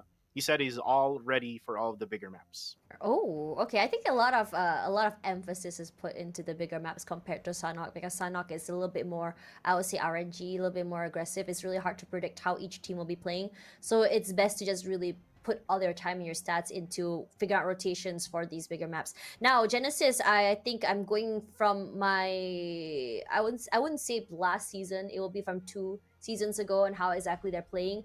I really like seeing how aggressive they are. They're very clean with how they play, very methodical and very methodical as well. They're very. I talk about mechanical, methodical. You also have to come in moments they're very good at adapting. So I am still banking on that style of play coming forward. I liked what I saw previously in Sanok as well about their predictions. But I wouldn't be surprised if another team would come forward again. Austria might be something I might be looking at next week because coming back to what you were saying, Austria does take time to really get to know each other. Another team that I really, really want to look at in particular for this map would be the what was it? 2 and 4. As you mentioned earlier, I liked how aggressive Rankit can be with on 2 and 4. I like how I think the way that he leads his team gives his team a lot of space to work with. But I'm really hoping for a different outcome than what we saw in Sanok earlier, where he got separated from his team and he ended up being the one that survives compared to his teammates that are like way far behind because they had to do a 3-1 sort of formation going on the backside.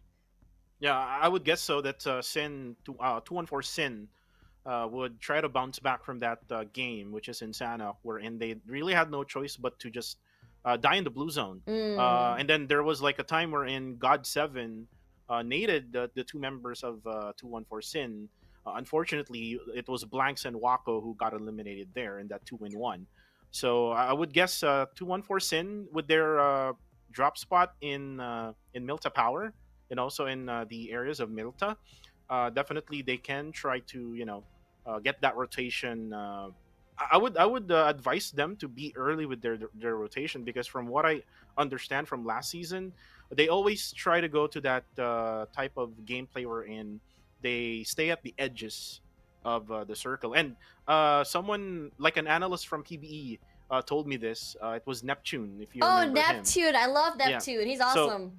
so Neptune told me that the reason why Rankid and the others from PBE love to be in the edges of the zone because they don't want to be at the center of the circle. They don't want to be the Mm. center of attention. Yeah. It's kind of hard for them to manage that type of attention. It is. It is very hard because you have to worry about so many teams coming around. You have no clue how many teams are up there, and you have to be really, really good at having those crossfires set up and preparing yourselves for this fight. Now, GE, they are very prepared. I mean, again, they are a team that's very aggressive and really good at holds.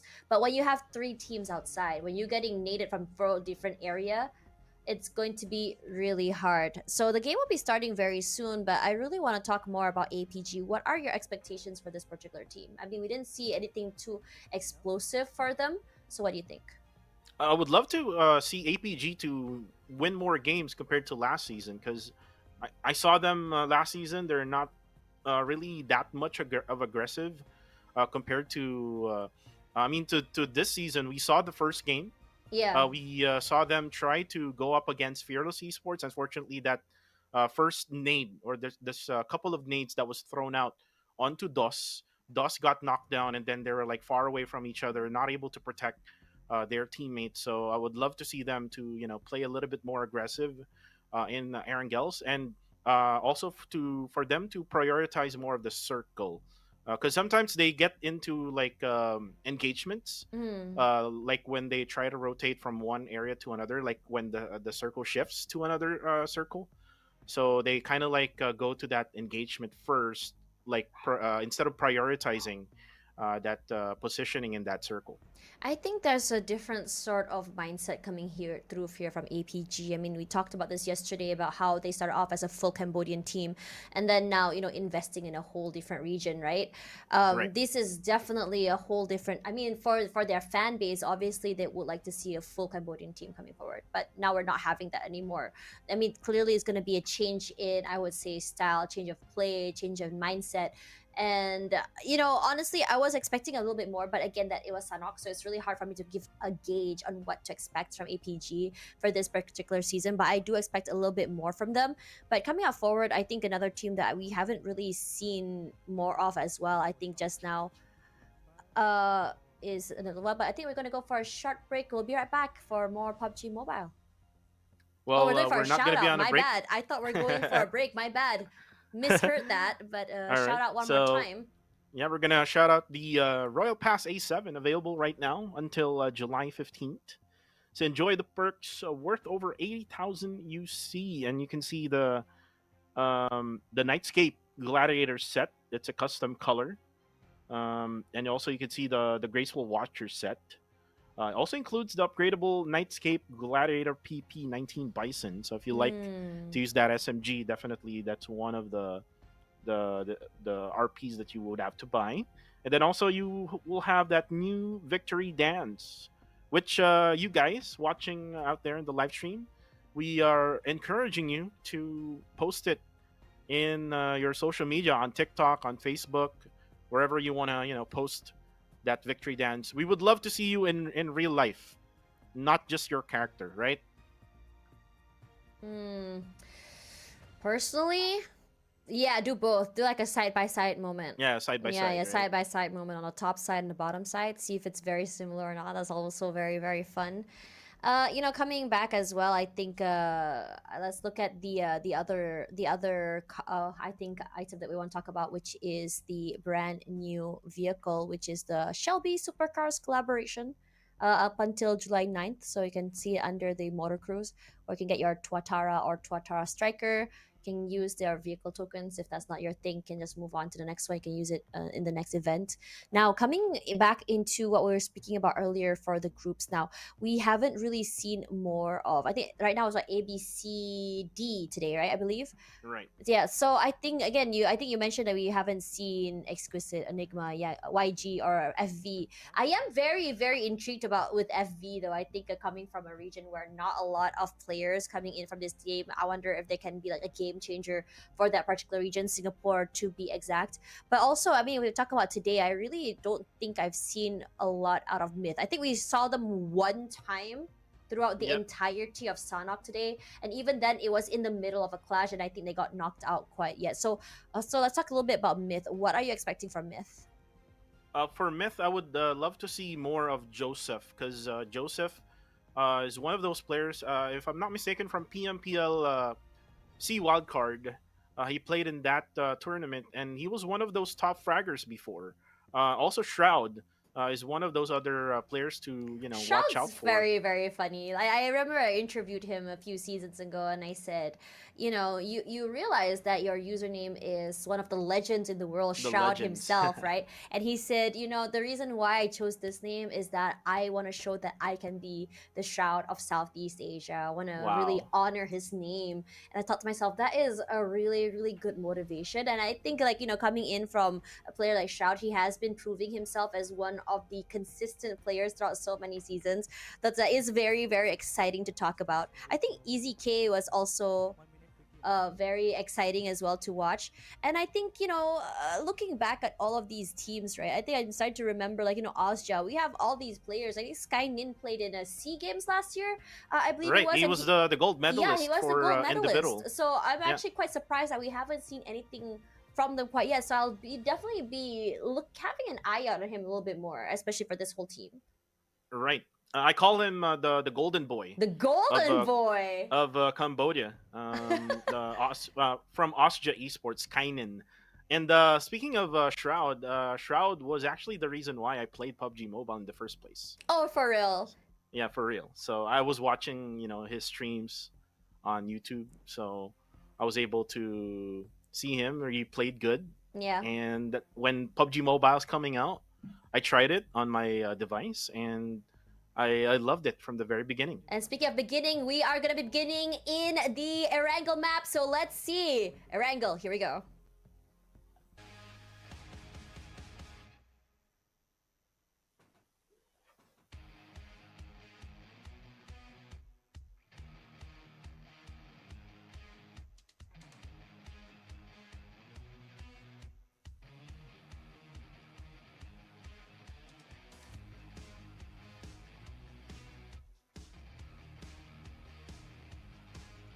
And we are starting off from the southwestern side of the map, just right on the northern side of Primorx until the south side of Kameshki. It's like cutting a piece of pizza in half, Taj. Are you hungry? And not really. It's like Renan to bring up pizza, right? I'm like, are you hungry, my guy? I love the pepperoni flavor. Oh, me too. Me too. I also really like a slice of Rozok, perhaps. Mm-hmm. Maybe Hospital. Georgia Paul I is love also... the Severny one. You love the Severny one? Yeah. I dropped. Oh, Severny is a very fun one, yeah. Speaking of that, I remember back in the day, no one really wants to drop down an SMB. It's very rare. Maybe have two teams dropping an SMB. But if you look at the recent PMSL from last season to this one, you're starting to see a lot of teams really wanting to prioritize SMB over the other ones. And I have to say, that is a very, very courageous pick. Because crossing that bridge, especially because it's a double-layer bridge now, starting from last year, is it makes it a little bit more tricky. And speaking of that, that's a very tricky circle. Right. And it actually benefits 214 Sin. Remember, I said earlier, it's a Milta Power drop, which is what they're trying to prioritize is the vehicles right now. If you look at the map there, Wako able to get his own, and then we have the quarter now, able to see players from Strangers, which is right on the hospital area. So they're kind of like nearby each other, but I'm not sure if they're gonna engage right now. But you can see now RSG also in the center of the circle. ASTE now going for vehicles, and I hope that they would not go for any engagement, because I know for sure that they don't have any guns yet in the early stages of this game. It would be fun. A bridge circle. Oh. Right at the northern side of Novorevnoye, or maybe Milta Power southern side circle, on the beach itself. That will be very interesting as well. There's no compounds, no terrains, nothing. It's just an all-out FFA. Oh, no. It's gonna be fun. Speaking of that evil, very aggressive opening, finds no fear. Don't know if he's managing to drop it quite yet. Ooh, Incas in trouble. Miner as well on the bike. Bikes are scary. It's so easy to just get knocked down. And no fear, I think he'll be left behind. No fear. Just leave me behind, guys. Oh. Yep. Bye. And Evil goes for the confirmation. And one thing that I noticed with Strangers Tribe Aromacy is that they're changing their dropping points. From last season, they dropped at Sosnovka military base. SMB, yeah. I mean, it would be nice if they had that drop still for this particular circle. But I think it's a good thing that they're being dynamic and changing up the way that they're dropping. Because I think it's really important that these teams really keep it dynamic, don't get countered, making sure that they get picked off, or just really say the team goes, oh, you know what, we don't like this team. I think we don't like them, but I think we have a little bit of an edge of our team. We know how to play this. So it's really important to be able to just keep people on their toes. So I'm really liking this dynamic where teams are always very proactively swapping it out every single season. And one thing also I noticed is Genesis Esports went to Novo. They are now dropping at, I believe, in Rozok, if I'm not mistaken. So let's see the map later on. I don't blame them for doing that this season as well. Because, I mean, this week in particular, I mean, the easiest way for you to really pinpoint a circle is to drop in the middle, which is Rozok. It just so happened to be there. So that might be something they want to do in this week. to just really get a feel of how the rotations are going to be like. And then after that, next week, perhaps go for the drop spot that they want to go for. I've seen teams do this before as well. Right, and Harami Bro going to their usual spot in Pochinki. And you can see their lineup again. It's Federalis, Range, Emas, and Jappy. I wanna see a few play for Harami Bro. Mm-hmm. One of the OGs of PUBGM PH scene. And then Ostja, one of the top teams as well, now dropping to their usual spot in Sosnovka military base. It was always Ostja and Strangers who was Yeah. fighting for the military base, but Strangers can, probably just loot the jungle areas right around the south side or the northern side of the military base area, Yeah. because sometimes they have Genesis Esports at Novo, so they're kind of like stuck in the middle between Austria and GE. Yeah, I think that's also really fun as well. I mean, I think for a while in PMSL, we saw SMB will always have two different teams, not SMB, but the island itself, SMB, where we have, one toward Noye and one toward SMB itself. And then, sometimes we have one team, maybe one and then drop on the other end and just quickly loot the eastern side and quickly just leg it off the island. And speaking of legging it, Incas immediately taken out as well. So ASTE is, I would say, kind of unlucky with their rotation today. They're just getting Right. caught out. I think they ran away from one team, found a compound, and immediately getting knocked out another player. They're gonna have to try and pick up Incas because if not, they're gonna be down with two, and it's way too early to be outnumbered. And there will be a lot of adjustments, especially coming in game number 3 later on for ASTE. Now that they're being bombed by the quarter, Incas is now going to try to crawl. No, Chris say, nah, you're not going to go for that revive. But then again, Miner, all of a sudden, surprising one player of the quarter gets that elimination right away for Smot. So this will give ASTE some chance here, because you can see Kai. Kai is on the other side of the road, and he can just defend Miner from anyone who's actually going to be pushing him. Yeah, TQ Miner gonna go for the aggression. This smokes will give a little bit of cover quickly. He knows exactly where they're gonna be. They're just pre-firing these angles, but no one is really committing to it. And it's good because they know they want to go for the isolations, but now that he knows where exactly his teammate is, he's gonna try and play it a little bit more safe, try to play for this 1v1s. But I think Zero is trying to really stop that from happening, because if he's gonna get caught out here outside, at least his team is gonna be able to trade him a little bit more. He has to go for that heal, buys a little bit more of time, but Kai on the top side, Chris on the other. Miner, this lower ground might not be in his favor. He has to be careful because two members of TQ can easily just find him. He's taking quite a bit of damage. They're just playing Ring Around the Rosie as well. Everyone is just rushing around the area, but it is still very early. The blue zone doesn't hurt quite yet, but eventually over time, they're gonna waste time with their resources, time to rotate, and the circle won't be doing them any favors for that. Yeah, you're right with that. Ooh, unfortunately, very low on HP is Miner as the top spots him with that AUG. And there you go. Kai weren't able to go for that defense on his other side of the road, because I think there's a blind spot on his side, because there's a big tree blocking his way. So it's gonna be one more player left for ASTE, and I would say that Kai will just have to play it safer now. Maybe Yeah. try to loot in a different area, maybe inside the circle, and we'll just hide inside a small shack or something. Yeah, they've been really unlucky. Again, as I mentioned Yeah. before, they were trying to loot one area, gets caught by one team, moves away and gets caught up by the other. I don't think they had time to really do anything. They have level 1, Right. level 2 shields. I don't think they even got the weapons that they prefer at this point. They have, 2 nades? 3 smokes? He's all alone. Yeah, and that's because of the dynamic of the flight path.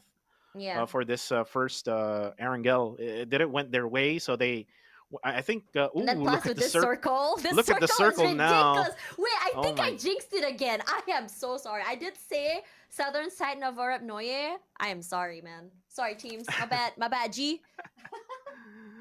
It's all Tasha's fault, guys. I keep bringing this over, man. From PMSL all the way to here. I'm sorry, guys. Well, APG though is inside the zone, which is what I said earlier. They need to focus just being in the circle. Wait, Kai. Maybe they can try to get that winner How did he chicken get dinner. away with that? I'm not He sure. didn't even get tagged. That's And it's probably because of the blue zone. He's being tagged by the blue zone, so I'm not sure. But Kai was really quick there. He went for the buggy, he just ran away, and will most likely just get inside the circle and will just hide. I think he's trying to go for a long rotation as well. You don't. I think when you're playing alone, especially on a buggy, you want to be able to find these safe rotations. And speaking of safe, PBE again, as expected, they love playing the side of the circles near prison area. And look at that, they're playing with 2 people inside the zone and 2 on the outside, just trying to scout out any potential pickoffs that they can do. And I think this is a good round for them, honestly, because I think for PBE they were taking these early fights earlier as well. They got caught out in the blue zone, and I think they've really learned from that round. They're like, okay, I don't think we're gonna try and commit too hard for these early fights. Get those stragglers, get those people in the mid rotations, try and get as many points as we can early before we go for those all-in fights. And this is kind of like a late rotation for the quarter and the ASTE. They're like on the other side of the map. So this is gonna be, a long rotation for them. You can see also PBE now trying to gatekeep the northern side of the zone, which is being entered by Oh, there we MFG. go. And look at Michi. Oh no, he's gonna be on a 2v1 now. Yeah, but Michi is the type of player that knows how to play it very, very safe. But MFG aggressors inside. They're just checking every single corner, making sure they're going to get sprayed from one end. Michi making his way out. Okay, to give away that space, he takes out a lot of damage. Will be punished. The unknown now on the other end. Gets kind of by Michi, immediately takes him out. Marino on the outside. Not able to go for that trade. A little bit too aggressive. Mon Boys put in some damage as well. Mono, Raymond tries to go inside, does pick one out. He's so low, immediately lobbies him, not giving a single chance for that revive to happen or come through. A quick move out of the way. Raymond is just unafraid at all, despite it being low, despite being all alone, and MFG will have to just run away with the tail between their legs. And another engagement here. See you soon versus Fearless. 2 component squads, but looks like Devon will not engage with them. He will go ahead and escape as Niju needs a revive from his teammates. They're in the blue zone still, but see you soon. We'll just live for another day. And there you go. There's a knockdown, or wait, actually what the some heck type of happened there? engagement with Austria and GE. I'm not sure what happened there. Someone Yeah. just ran over someone. Yeah, I think Austria just ran over someone. Regardless, 1 second. All alone, and we're gonna be seeing a very, I would say this kind of circle is gonna be very hard. It might be good in APG's favor because they already have the beach area held in their hands. They don't have to worry about anyone except for 2 and 4 on the beginning end, 2 and 4 Sin in front of them. They don't have to worry about their backs as well. But the only worry I have about them is that if they're playing the terrain area, if they're near the water, it might be hard because if they lose this spot, they're gonna have to drop into the water itself, and they're gonna be like swimming fishes just ready for the pickoff. Regardless, if you look at the southern side, Myth is playing it very safe over there toward the southern side as well. But I'm really excited to see these fights happening toward the west side of Milta. And I love how the players of Sin or 214 Sin is actually spread out. They're like on a duo split right now, taking the factory area and also taking the Milta power area. So if ever the circle would go down, then they will still have the circle over there at the factory area. And then if the circle would go to Milta power, then they'll have another choice. So love how they position themselves well there. Same goes to Harame Bro. They are inside the circle as well. But then again, we see here Austria Esports versus Myth Clan, 2 of the Cambodian squad fighting for position at the southern side. Yep, Nate's cooked. Throw one out, throw another. Austria undeterred. Another nade comes through. Joseph eats that nade straight in the face. Gewi Wolfo, just now Gewi just was able to run over one of the members. He's very happy with that. He spots one out. DZ in trouble. Shroud inside of the smokes. Marks him already. Cooks that nade. Was to just flash him. Just really flush him out. His teammates are just ready for that engage one more time. Shroud wastes no time. Hops straight into his vehicle. Moves out of the way. Sky Nin showing us what he has to bring to the table as last year's gold medalist for the SEA Games. Now Shroud gonna try to make his way onto the top side of this high ground. This is a good thing. Eats up that nade. Now Shroud has to buy more time. He's gonna have to go for those heals. He's gonna try and nade out. Sorry, not nade out. That's to heal up. His teammates are not really the closest to him as well. Circle not in their favor. Astro going aggressive. Just moving up to the other side just to give him a little bit more space. Shroud knocked, finally caught out in the open.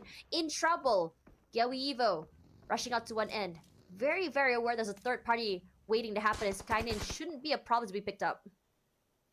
And the awareness of Austria here, they're not really committing for the push there because they know for sure that there'll be someone who was gonna fire at will from afar, and now it's gonna be Red Bull now who will try to get inside the zone, and looks like he's gonna get closer to, I think this is Terex from Myth Clan. Astro X will go for the revive here for Skynin.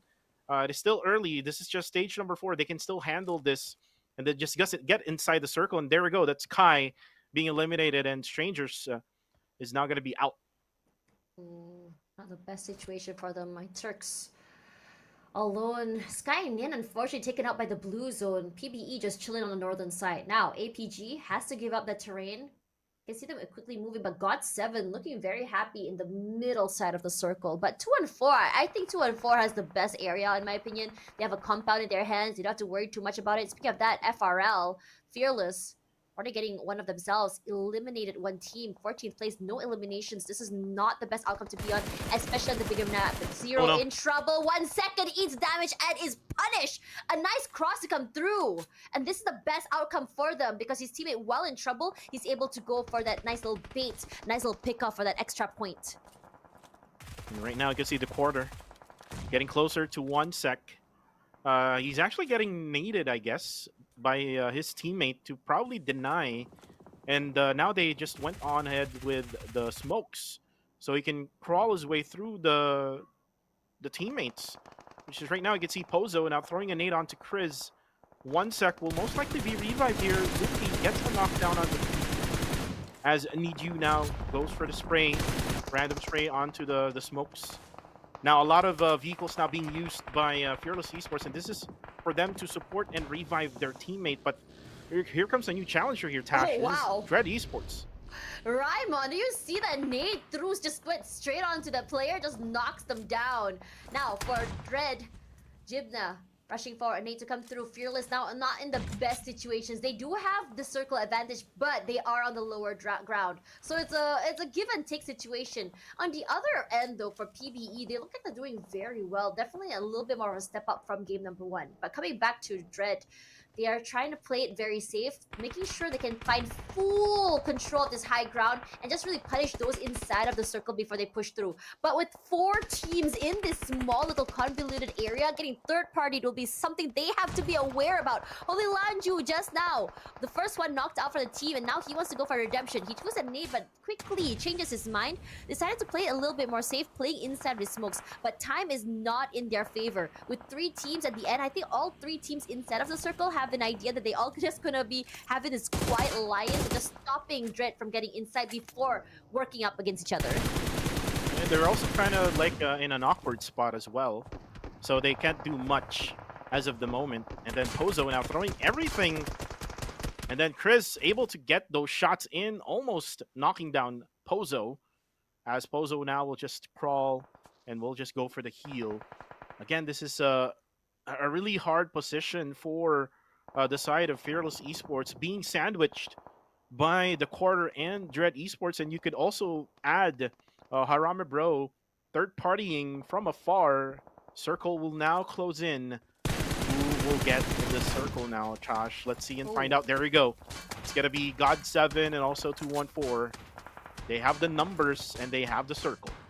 Yeah, but look at everyone on the high ground to the western side. It's going to be an all-out. We have Bro Harame, Dread, Fearless, TQ, even PBE on top of that. Austria is at the bottom side. I think Austria doesn't want to play aggressive. We saw them earlier. They played aggressive early. They were punished for it, and now they're playing this sort of like 1-1-1 formation where they're playing very safe. They don't want to play too aggressive. And I think if we go back to how Austria plays, their fallback plan is just to go for those pickoffs, to play the what do you call it, the survival game, and go for those pickoffs. And speaking of pickoffs, that's a lot of damage onto Holy Lanju.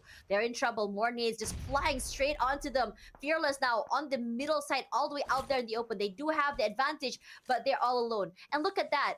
Ranzer only has three heals left. He only has one energy drink.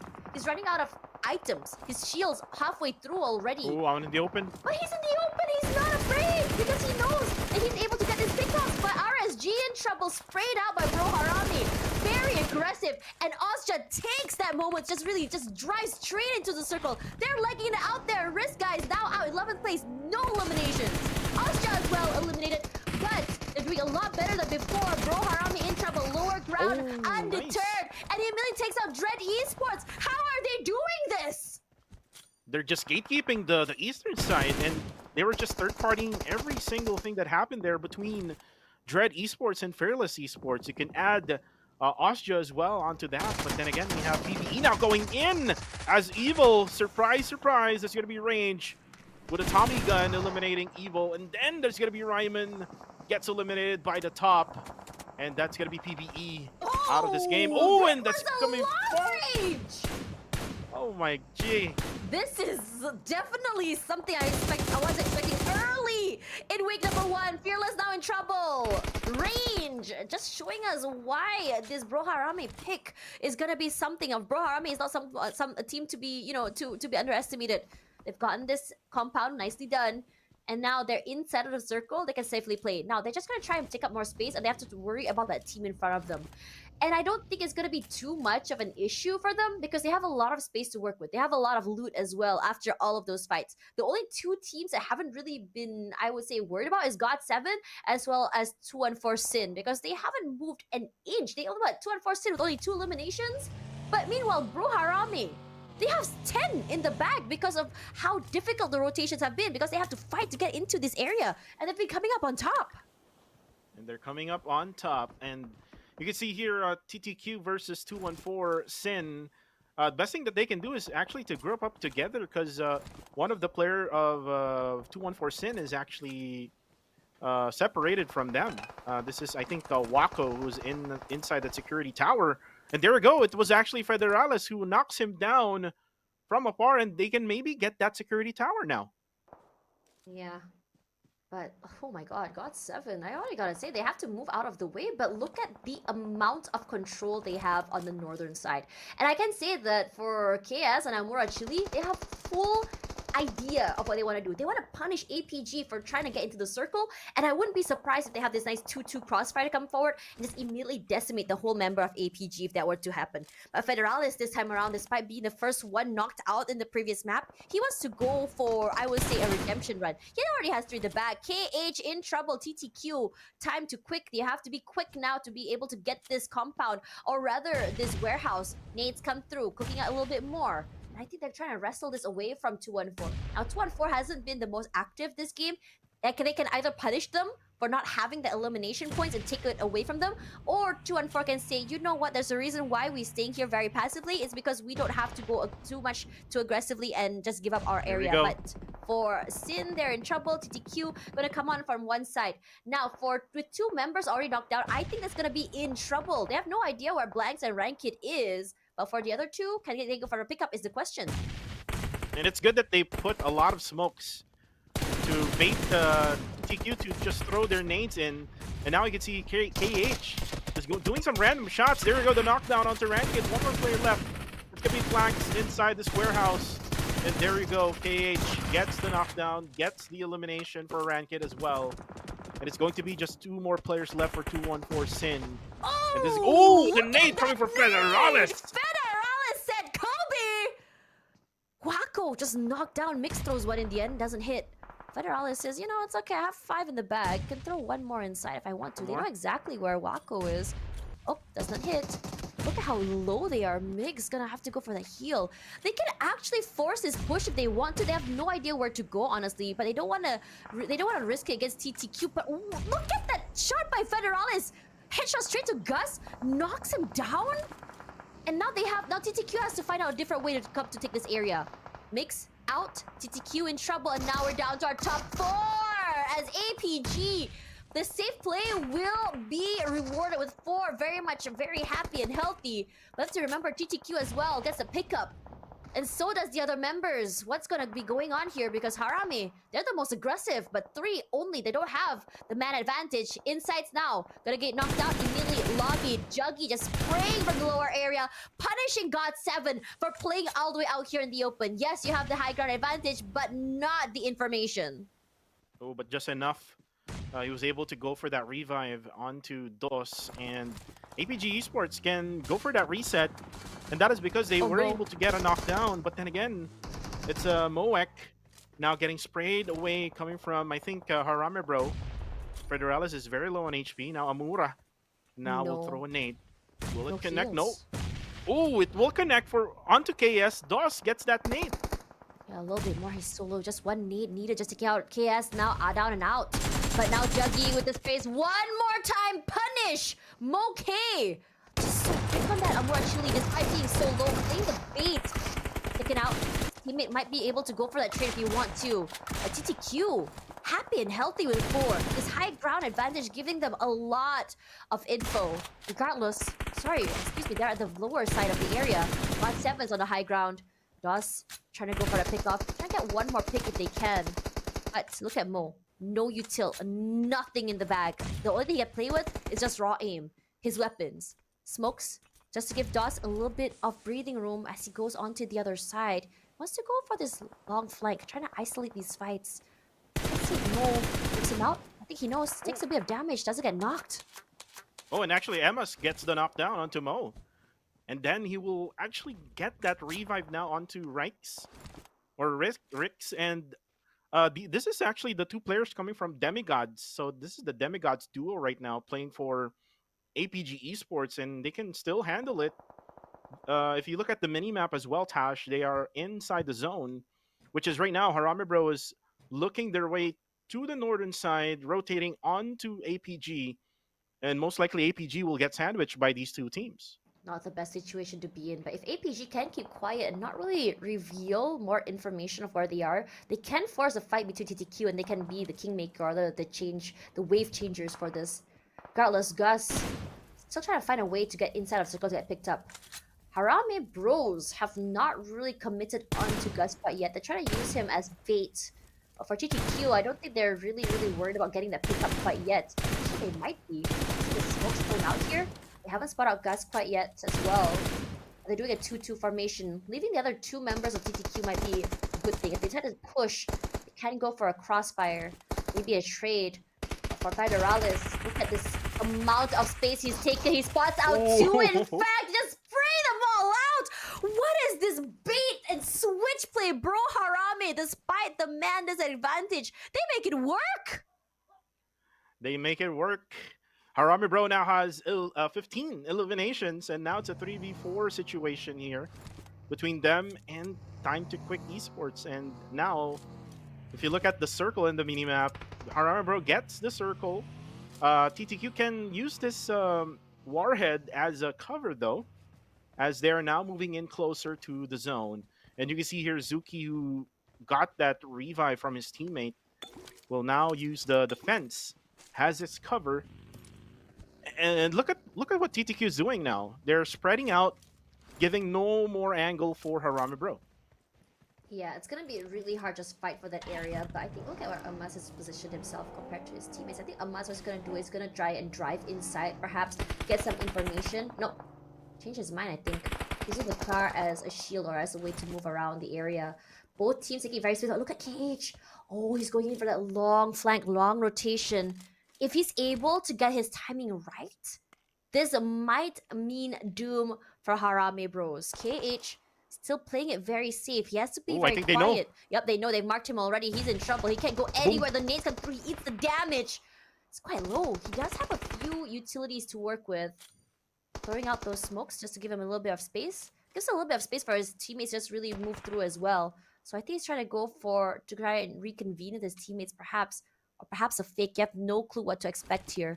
Quid hasn't moved quite yet. And so has his teammates. I think it's just now down to the waiting game on which area they want to pull toward and who does that opening pick first. Once one player gets knocked down, that's where you can expect an all-out from both teams, honestly. Right. And the Harame Bro needs to be patient here. They're down with 3. They're fighting against 4. And when it comes to angle, KH and TTQ has a better angle here with the Harame Bro.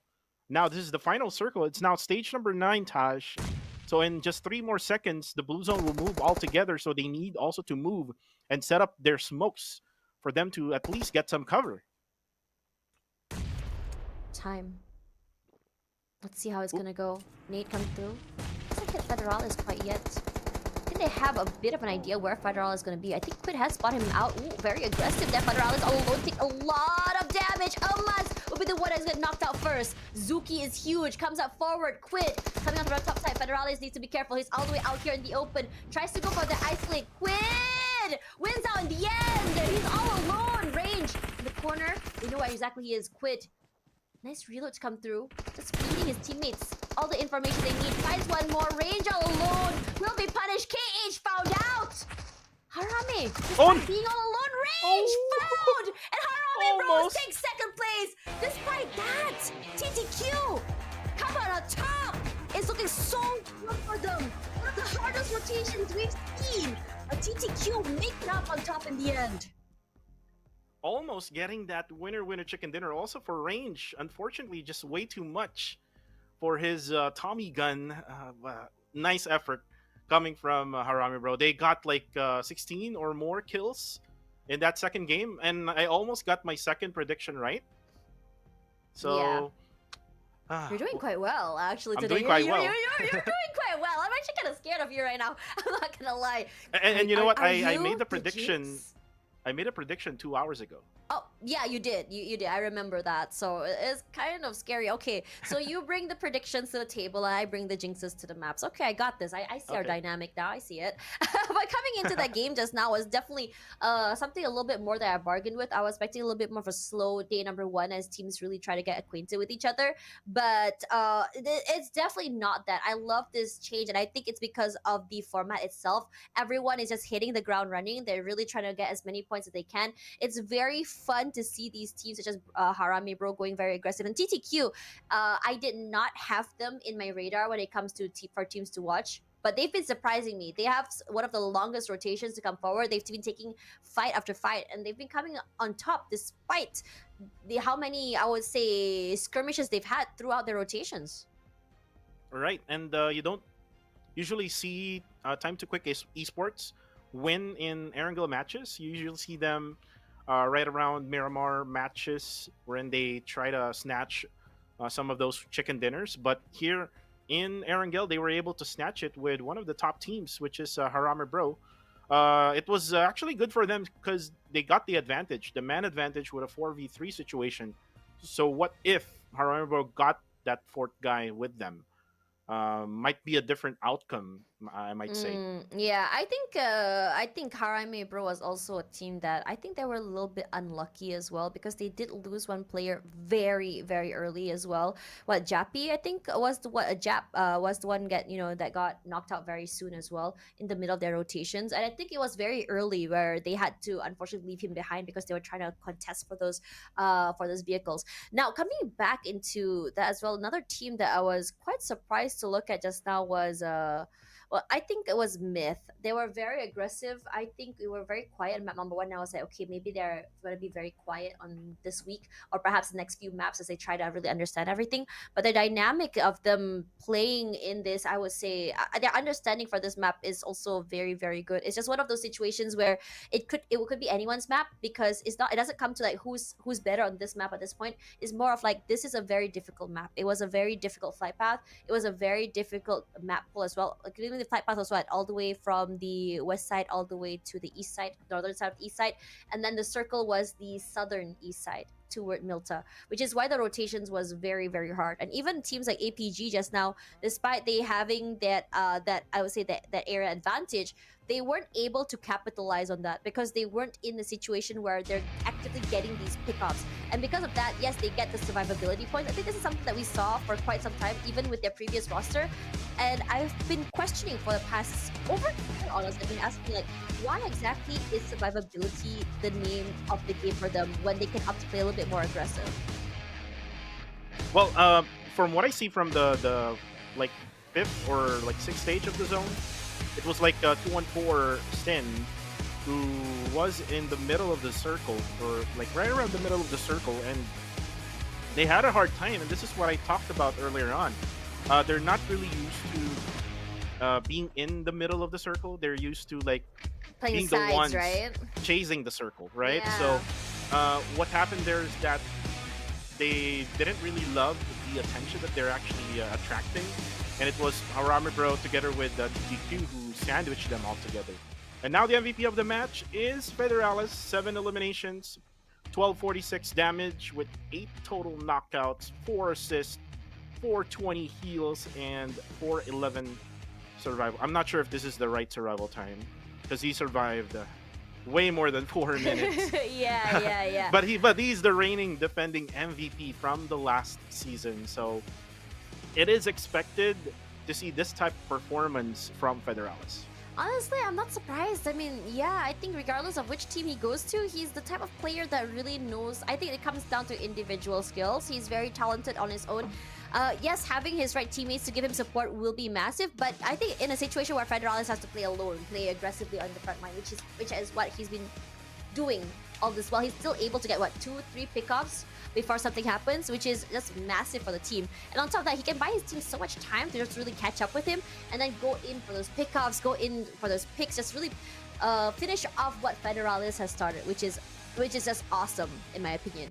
Now coming back into our chicken dinner for a match number 2 here, time to quick esports elimination with 13, and I think this is a huge coming from this team that is, again, they met so many skirmishes, they had a really long rotation, and these eliminations has been coming down not because they're third partying, but they are actually taking these fights head on, and they're very, very methodical when it comes to these fights. They don't overcommit, they know how to go in for that first 2 pickoffs first, that knocks first, with an understanding that they need to have that strength, that firepower, the strength in numbers before they can overwhelm a team.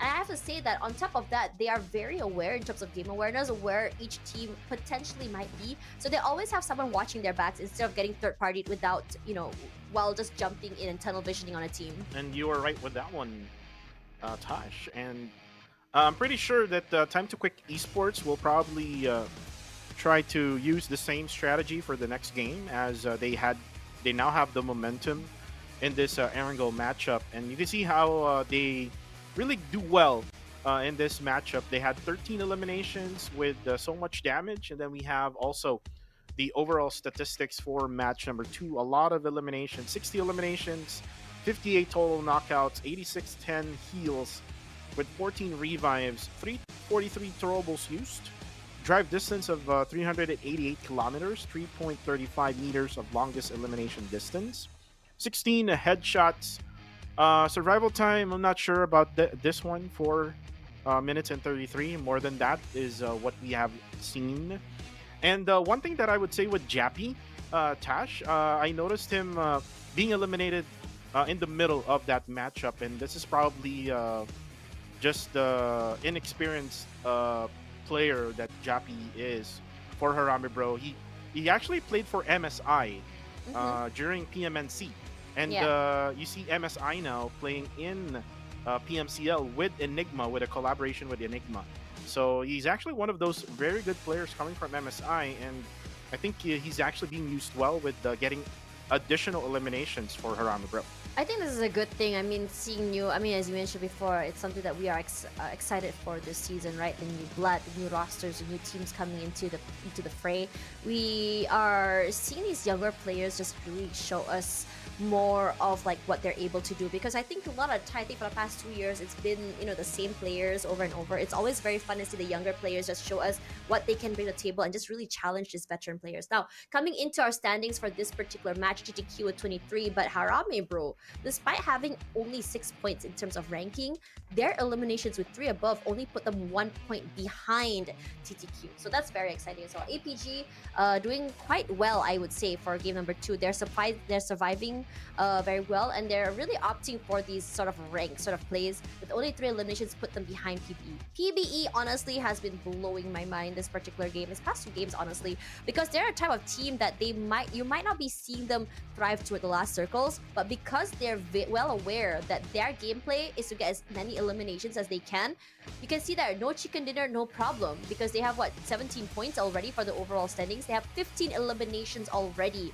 Not the best out of all of them, but look at their rank points, only 2, which means that survivability is not for them. They're just trying to go for those pickoffs, and it's working out well. So good. Yeah, they're so good, and you can see the pattern as well when it comes to who's winning or who's not. those who are winning has the most eliminations out there. You can see here, Harami Bro, 21 total eliminations out of those 2 games. I mean, So even though that, yeah, sorry, go ahead. yeah, even though that they don't have that winner chicken dinner point, they're top number 1 compared to other teams like say TQ or maybe TTQ, which I'm not sure that why is 0 for Yeah. winner chicken dinner, but it's supposed to be 1 for them. But you get my point here, Tosh. That Yeah.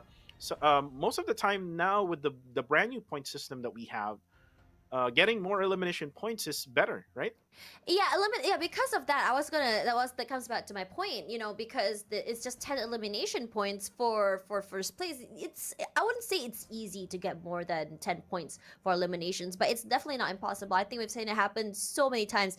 Teams like GE, teams like Osja, teams like PBE at this point, who prioritize playing aggressive, is definitely the team to look out for. I think this is definitely a trend that we saw from the Indonesian teams and Thai teams as well. And I don't think that this sort of trend is going to be that's trending currently in tier 1 is going to be changing in the tier 2 scene anytime soon. I think the name of the game, PBE, is definitely one of those prime examples of like, okay, just because we don't have circle, just because we don't have positioning isn't the end of the world. Let's go to plan B, which is play as aggressively as we can, and it's doing so good. Now, there is one way to eliminate this type of play, is to play a little bit more aggressive and just really challenge these teams head on, really understanding where they're dropping and just kind of stopping them. But I think a lot of the time it's rare that teams actively want to search for a certain team to really knock them down early. I think a lot of time it just happens to like, okay, we're going to drop here and really hope that we run into these teams. And if we kind of know that it is this team, we can put a little bit of pressure onto them so that we can kind of stop them from getting a little bit more points and just eventually overtake them. And that's what you want to do in this kind of game.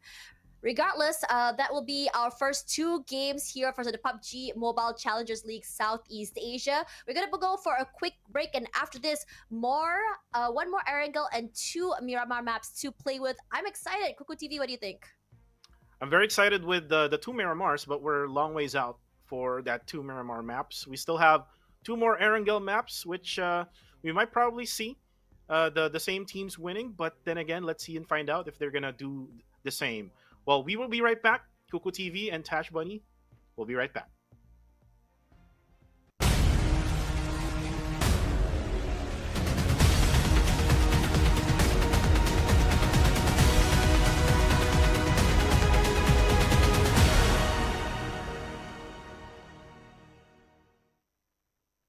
As long as you have this item, you'll be able to rescue yourself when knocked down. After using it, you'll recover from the knocked down state. Of course, for an item as amazing as this, each player can only carry 1. But do note that moving during self-rescue interrupts the process. Find a safe area to use the item so you can return to the battleground. Next is the magnet gun. It's a downgraded version of the magnetic arm in gun form. Switch to it by tapping on the firearm bar. It has the same abilities as the magnetic arm. It uses magnetic energy to pull and grab vehicles or other players, opening up more possibilities in combat. Try experimenting to see what it can pick up. Lastly is the respawn beacon. It will show up in either the steel arc or the assembly base, and it recalls eliminated teammates, but it will use up their respawn chance. Life is precious, so proceed with caution. Additionally, the popularity event is back. We added a popularity gift redemption shop this time, where you can use the tokens earned from popularity battles and team popularity battles to redeem rewards. With the new version update come enemies who've already infiltrated Metro Royale's Arctic base and Misty Port. While you're out exploring, stay vigilant in these areas, as Striders are active there. For Metro Royale, we've improved a lot of the processes. Furthermore, we've also added new honor rewards and Chapter 20 collectibles. Moreover, you can now bring your companion on your Metro Royale adventures. For more details, keep an eye out for Metro Royale update videos. In the new version, we'll also be hosting a grand home competition. You can register for it as long as you've reached 200 home prosperity. Let your imagination run wild and share your dream home with the world. Additionally, we've added a mysterious, elegant, ancient capital resource pack. Many home items will also become available in a related upcoming event. Aside from these, we've improved and updated home building, browsing, interactions, butler actions, and more. Want to find out more? Keep an eye out for home update videos. With Mecha Fusion's arrival, World of Wonder has also seen plenty of updates. For gameplay devices, the PvE enemy spawn device, random action device, special vehicle device, and other gameplay devices have all undergone a series of updates. For example, the themed mode's mechas have been added to the special vehicle device. These include the Levitron, Strider, and Armamech. These devices are sure to get your imagination flowing for some awesome creations. Also, we've launched a pre-made map where you can play all kinds of creations built from a variety of themed scenery objects. Furthermore, get ready for the brand new Steel Arena map template. Here, players can pilot mechas and engage in battles. Give this new map a shot. Additionally, we've updated a bunch of other World of Wonder content. For more details, keep an eye out for World of Wonder update videos. That's it for this overview of the new content that will be available in Mecha Fusion. Cool mechas and thrilling combat await you in-game. Winner, winner, chicken dinner. See you next time.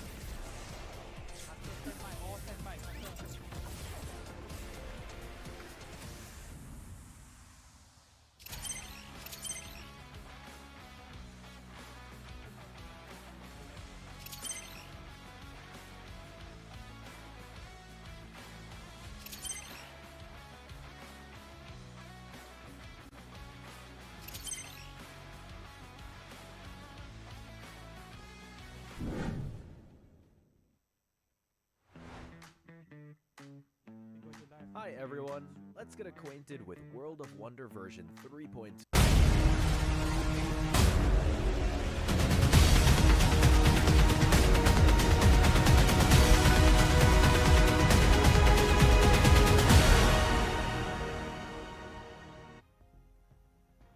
The battle rages on once again for these teams for PUBG Mobile Challengers League Southeast Asia. Cuckoo TV and Tash Buddy here are your casters for today. We've seen two very exciting matches for Sanhok as well as Erangel just now.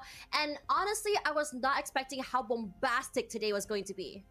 Yeah, it's Myanmar supremacy, I might say, because GE got the first winner chicken dinner. And then secondly, we have Time to Quick Esports also from Myanmar. So let's see if other regions can grab that winner chicken dinner. Let's see if the PH quads or maybe the Cambodian squads or maybe the Singaporean squads can actually grab that winner chicken dinner. Oh, there's only one Singaporean squad, by the way, for today. This is APG Esports. So for now, we are moving on to the second Erangel map, which is the third map of the day.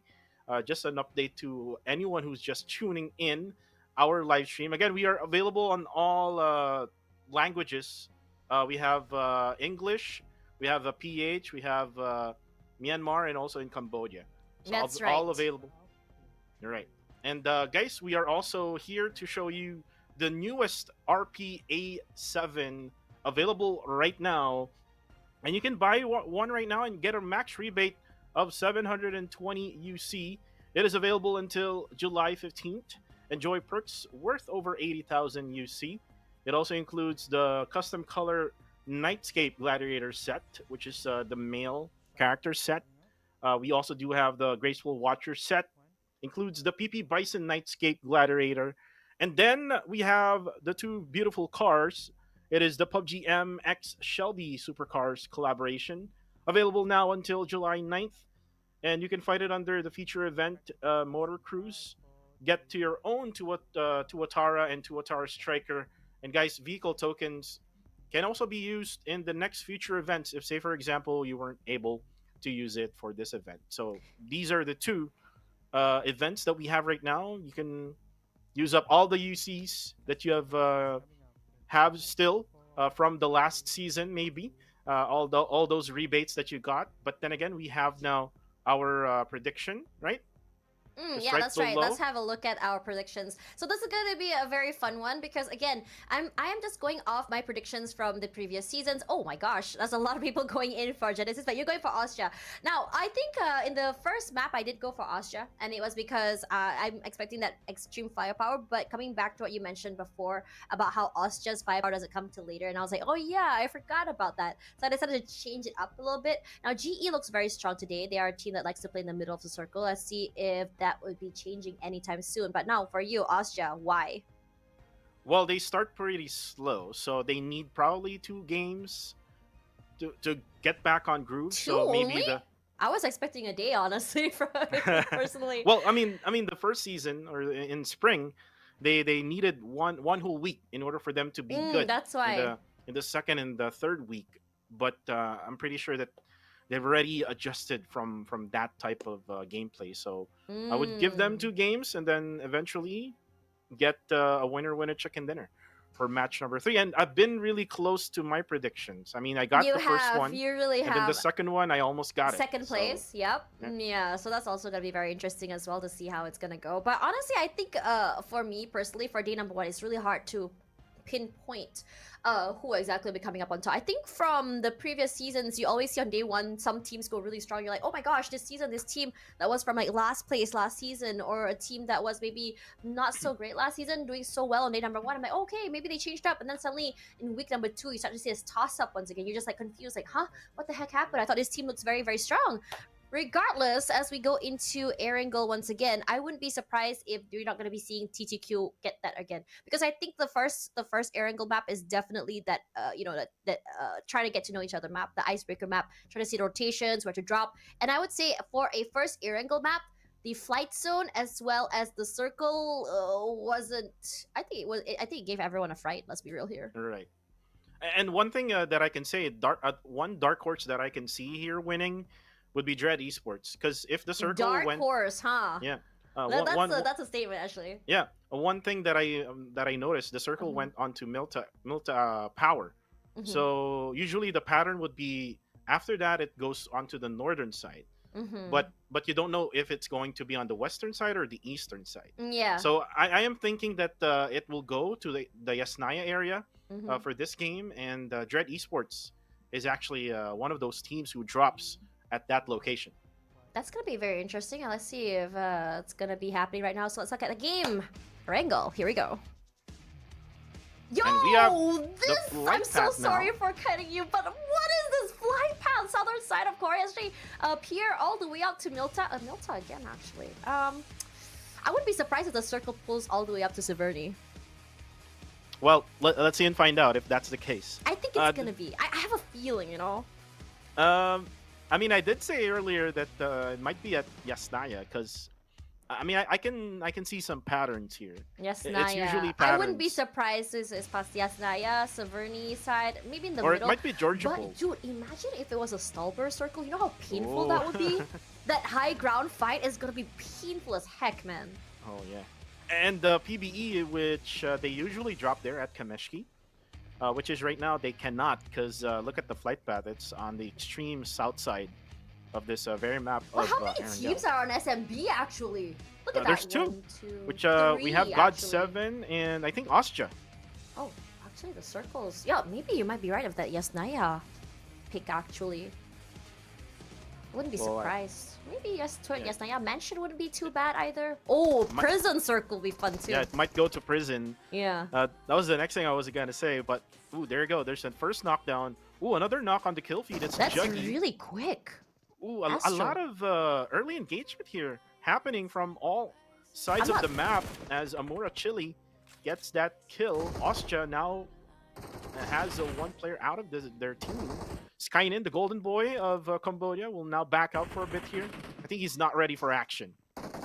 No, I mean, no one really got time to really, I would say, loot up. In this situation, I'm not surprised because everyone's just forced into other places. They can't go to their usual spots. They can't loot. And it's a very, very narrow flight path as well. Got 7 in trouble. They have to go for that pickup as well, unless they want to lose out another player. They do get the pickup. He's kind of low, actually, Zizi. But for for Ostja, losing one already this early might not be the best situation. And on top of that, they're also separated. GOT7, yes, they're all clumped up together, but they can go for the isolated fights. They can just go for maybe a two-way swing, or but they can really catch out Red Bull alone as knock him out one by one. And speaking of knocking out one by one, Joseph will be the one next up from mid who will be taken down. Not sure if he will be lobbied. And I didn't expect this, Tash. I mean, normally we would see like Strangers Tribe era. Oh, what happened to Insight? He just flew over that house, and then now they're surrounding Myth Clan. And look at what DOS did. He just went parkoured all his way onto the second floor, and looks like Myth Clan is all pinned down by APG. Oh, look at that. APG showing us a different play, but DOS will be punished. Rise will try and find a way to actually answer back. Not able to quite yet. They want to go for that pickup. Insights the sprays come through. Not able to go and find Terra. So Terra still... Sorry, Turks, excuse me. Still holding down the bottom side of the area. Trying to get some information. Playing off the footstep sounds. Rikes is playing on the outside. And they're just trying to bait and just give an overload of information. Run through the sprays. Coming up forward. Turks coming up on top. He plays it so beautifully and punishes APG for going a little bit too aggressive and a little bit too brave.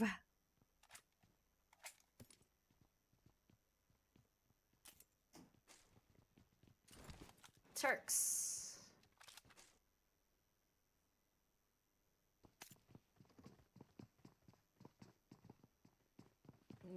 Is I'm a bit confused as to what happened. The day comes on, Gilway goes down. In this situation, we're actually eating a lot of these bullets. Red Bull position will be so good. We were just talking about how Ostja would be the one in trouble because they are just so isolated. But it was actually just a ruse in this situation. They have a crossfire coming through, and all they had to do was just bait them out on the outside and just kill them and just spray them from 2-3 different areas. And they're all in trouble. GOT7, not in the best situation. They're low. They don't have a lot of util to work forward. Napikia is just so low. He nearly found out and punished with only one elimination. 15 plays. Not the best outcome. 4 in the bag, but losing one. Don't know if that's a win or a lose. We'll have to see for Ostja. Well, again, an unexpected drop by GOT7. Unfortunately, they didn't really knew much of the military base, and it was, ooh, you can see Kainen very mad that they lost Astro X in the process there. But this is what I predicted. Austria winning that winner chicken dinner later on, but the chances are less now because they are now down to a 3-man squad. As you can now see here, PBE going for their usual rotation now, going to get all of the vehicles that they needed. Like what I said, they normally drop at Kameshki, but they're forced onto just looting random jungle areas on the western side of the map of Erangel.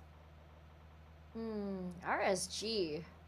This is a very interesting team just now. I mean, we saw them just surviving, but they haven't been the team to really knock all of these teams out quite yet. They haven't been winning their skirmishes, at least in the first 2 maps. Let's see if the third time's the charm, at least for this particular map of the day.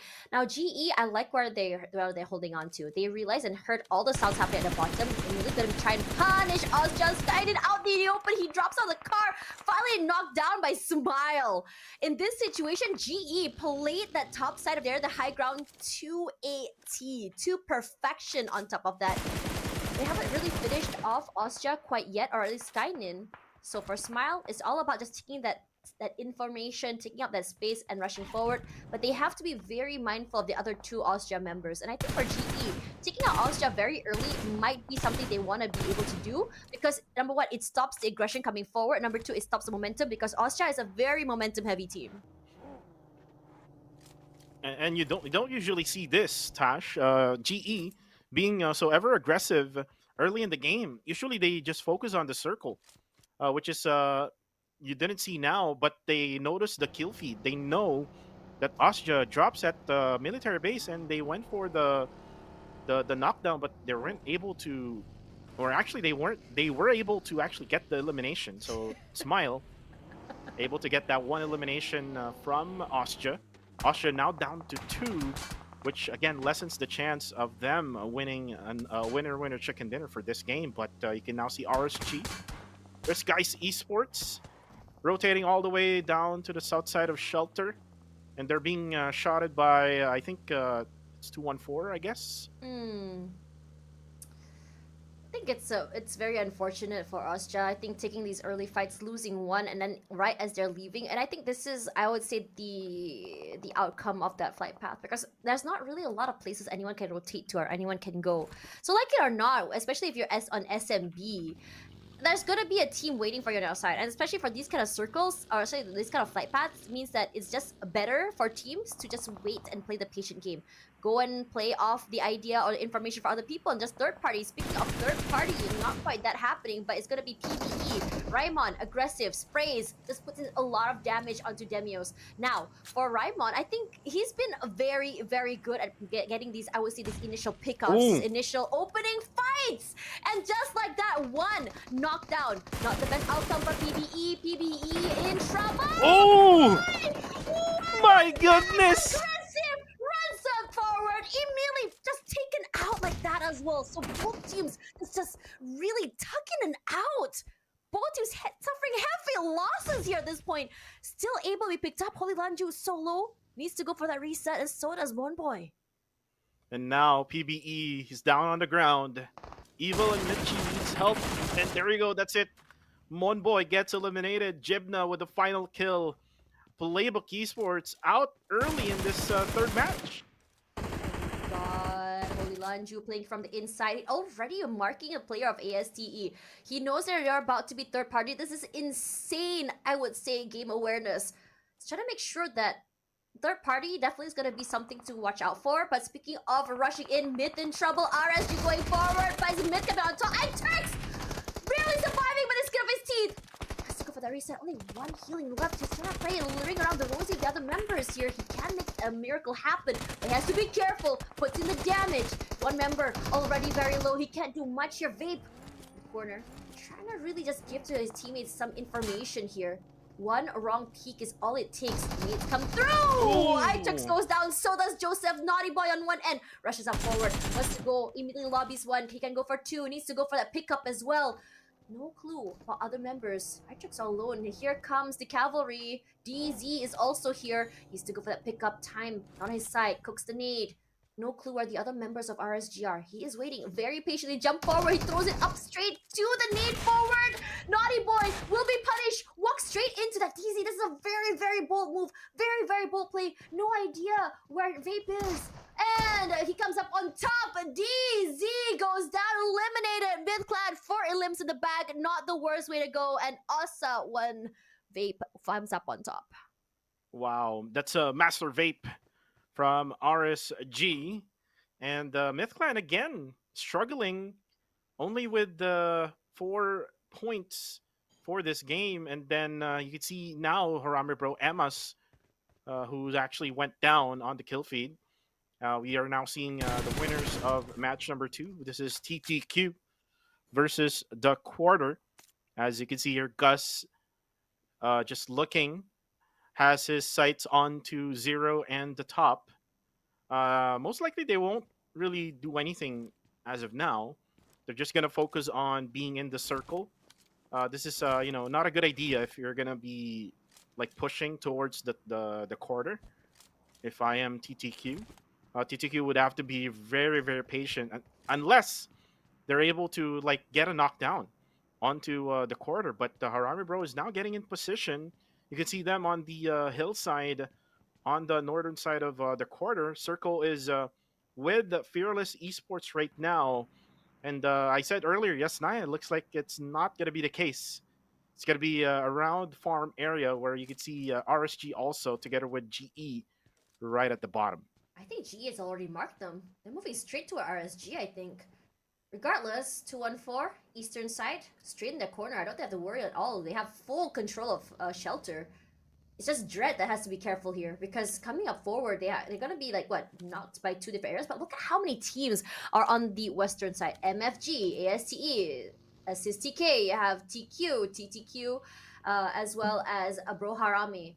Finally, Fearless as well. So, expecting it all out in the left side. I'm excited, actually. Look at that, All right. Austria already on the aggression. MFG in trouble. Unknown. Just trying to stay out of sight. Really puts him out. Let's get punished. Ooh, Ozja. Gewi is actually playing such a very dangerous game. How is he getting away with that? Sprays come through. Does go down. Spoke too soon. Federalis out. Gewi has to run for his life.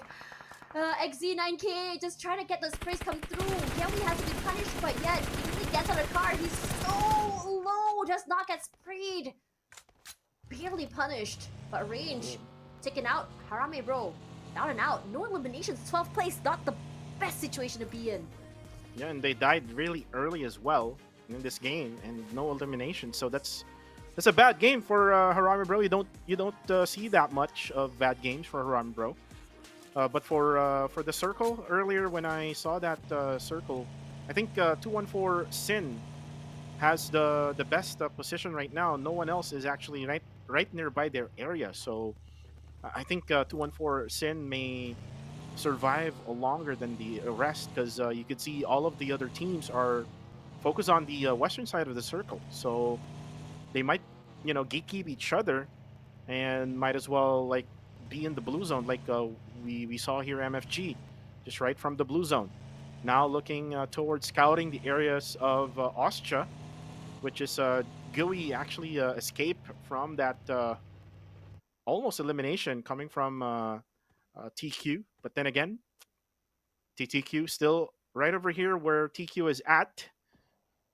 They're not really moving themselves because they're inside the circle, and it's just Gui finding that right place to stay. But again, he might be sprayed out by Time to Quick Esports. Yeah, Zuki is just waiting. Just want to make sure if there's more players coming forward before they actually commit to this fight. I think they finally realize that he's all alone. Sprays come through, not hitting quite yet. Yeah, we're taking this long rotation out as well, and this is a good thing for him. He has to make sure that he can survive just a little bit more to give his team some extra points. Now, coming into this area now, look at how many teams is pushing. Actually, sorry, excuse me. This circle is pulling down toward the southern side. RSG is prepped and primed. They have compounds coming forward as well. But for GE, this is interesting because they came in from the southern side. They have actually gone for a long rotation upwards, and now they're trying to fight to go toward the, I would say they're trying to go for like airdrop in my opinion. So it might not be, I think it might be a bloodbath over on that side. 2 and 4 actually a bit more quiet than I expected. So just curious to know when exactly are they going to go for the aggressive fight, because in this particular one we haven't seen anything quite yet. Well, I could see how 214 Sin is playing this game right now. They're using the edges of the circle. I mean, that's their usual ploy, no? It's very different. Yeah, because it wasn't like the previous maps where even when they did get circle advantage, they were playing toward the northern side or the eastern side. So no change quite yet. But if you look at this field here, it's so open. How exactly going to be navigating through that?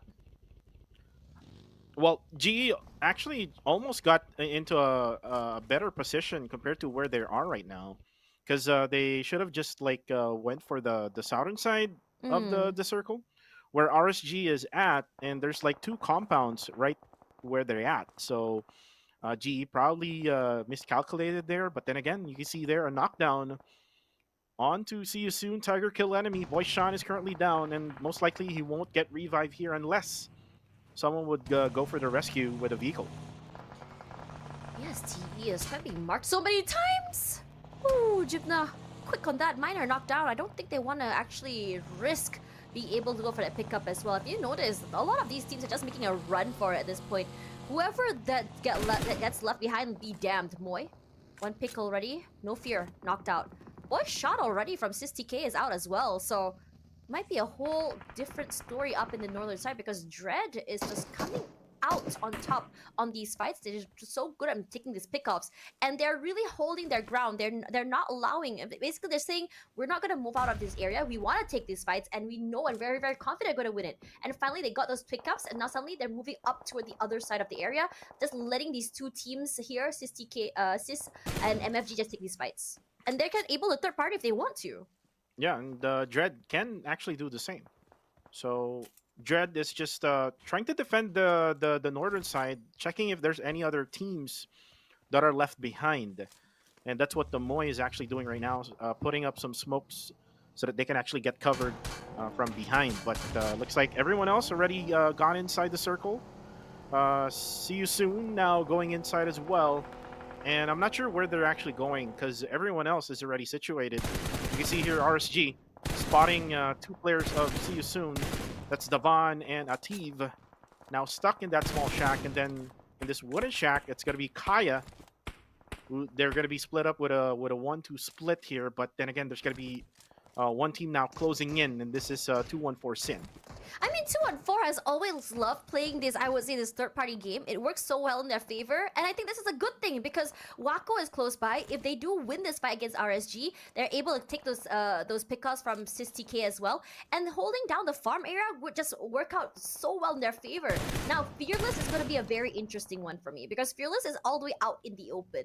So if they're not careful, yes, there are a little bit of terrains to work with. If they're not careful, they can get sandwiched by both GE, Dread, and if Sys decides, okay, we're gonna move up toward the northern side, they can potentially get sandwiched three-way, four-way as well. So I don't know, man. I think we talked about this early. Hold! And speaking of holds, Ozja not able to hold on, gets knocked down, and unfortunately for TTQ, Gus accidentally eats a nade as well from his teammate, but it's just a little bit of a consolation prize at this point for getting that last member out. But Ozja, surprisingly, despite only having one man left standing, and still that's my able prediction. to hold up for so long. Yeah, that was your prediction, and I think finally your lucky streak finally ended here on map 3, Yeah.